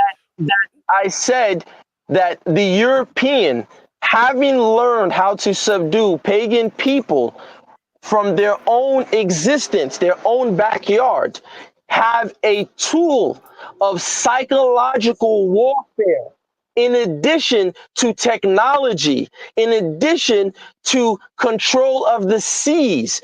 These are the things that they have at their disposal. So when they encounter other pagan people, they are But easier to you see, control. As opposed, let Cosmo, me land. I'm not Let me land. disputing what you are God damn, let me saying, say the last but it's sentence. like, Let me see, say hold on. It's like going back to elementary school. That's what you are doing here. Why are you telling us as if I don't know that they brainwash people? Why do you think we are talking about ideologies all the time? What do you think the socialist system is all about? What do you think the Renaissance is all about? We all know about these things. Why are you taking us back to this elementary? We know they have tools to brainwash people. We can see them in Africa right now. How is that confusing for you? Can you just tell us the reason how it relates to what we are discussing today in terms of actually getting us from where we are right now to where we need to be? Are you I mean, saying listen, it might be more elementary for you, ideology? but for the majority of our people, like it's not elementary. Like people See, actually if believe you in these see, gods, hold and on. we don't really study the history of why the things they, I you know, how. understand. I Right. understand that you don't know that, but for me, it's frustrating because I was having another conversation that I believe was going somewhere. Because we can't just keep going back every single time as if most of the viewers don't know about all these things already. We all know about these things, except it's new to that, or it's new to Keizo, or it's new to me, or it's new to this thing that gas them up. I don't know about you, Dante. I'm surprised that you are not aware of the fact that No, there's. this is not Dante. This is Ja. Is it But I Dante? was, no, this is not Dante, bro. No, Oh, he's Ja, not, bro. Yeah, yeah. are you trying to tell me Ja, No, that no, I'm no. not I aware? understand. I understand, but I Hold actually on. like Ja, the historical references that he's giving. Yeah, but I'm And not it's here for historical at the same lessons. time, I'm this is here an to open discuss platform. This is solutions. not just us talking, but it's people wait, listening why as are you well. muting me, guys? Why are you muting I'm me? I here hope to that's not I'm not Kaizo. muting you. I'm here to discuss solutions. I'm not here to Nah, but discuss you can't mute me. history. Come on, man. This is bullshit. Kaizo, how did you give him No, because you control? keep shouting me down. Ja, you cannot let him. You can't. This is not. This is There is so I much everybody's don't have no show. shouting. control. Gaston, I don't have no Come on. control, bro. If that's the See, case, then that's I'm them gonna all. leave. If you're gonna have the ability to Yeah, mute me, no, because you're not because gonna you are have a fair shouting everybody discussion. down. This is why No, one man because throws you you're not out all having the a fair time. Let's You discussion. don't calm let You down, want to people guys. talk. talk. Let's Let's calm go. down. I'll leave. Let's calm I'll down. leave. No, You no, don't let I'll people leave talk. You because can I'm leave. going to You the. can leave. Allow him to finish his point, Guys, and then you can. You can leave. I'm barely on this channel. When I come, he just keeps shouting people down constantly. That is rude. Yeah, You but can't. at the same time, too, now you keep cutting him off. If you want to engage his points, just write it down, and then when he's finished with his points, then engage Stop it. with your silly bias. I'm not Nah, ready to it's not a entertain. bias, bro. But you I keep. know you are biased. You Nah, just it's feel like not maybe bias, bro. no, you are. I'm not here to waste time with You you. just muted I'm me here. too. That's crazy. I muted you too because you want to leave. You leave. I don't Nah, want to that's waste my time here. crazy, bro. It's ridiculous. You guys are just being ridiculous. I don't have time. I barely am here. And if I'm trying to have conversations, I really want to, because I will be having conversation with Nigerians.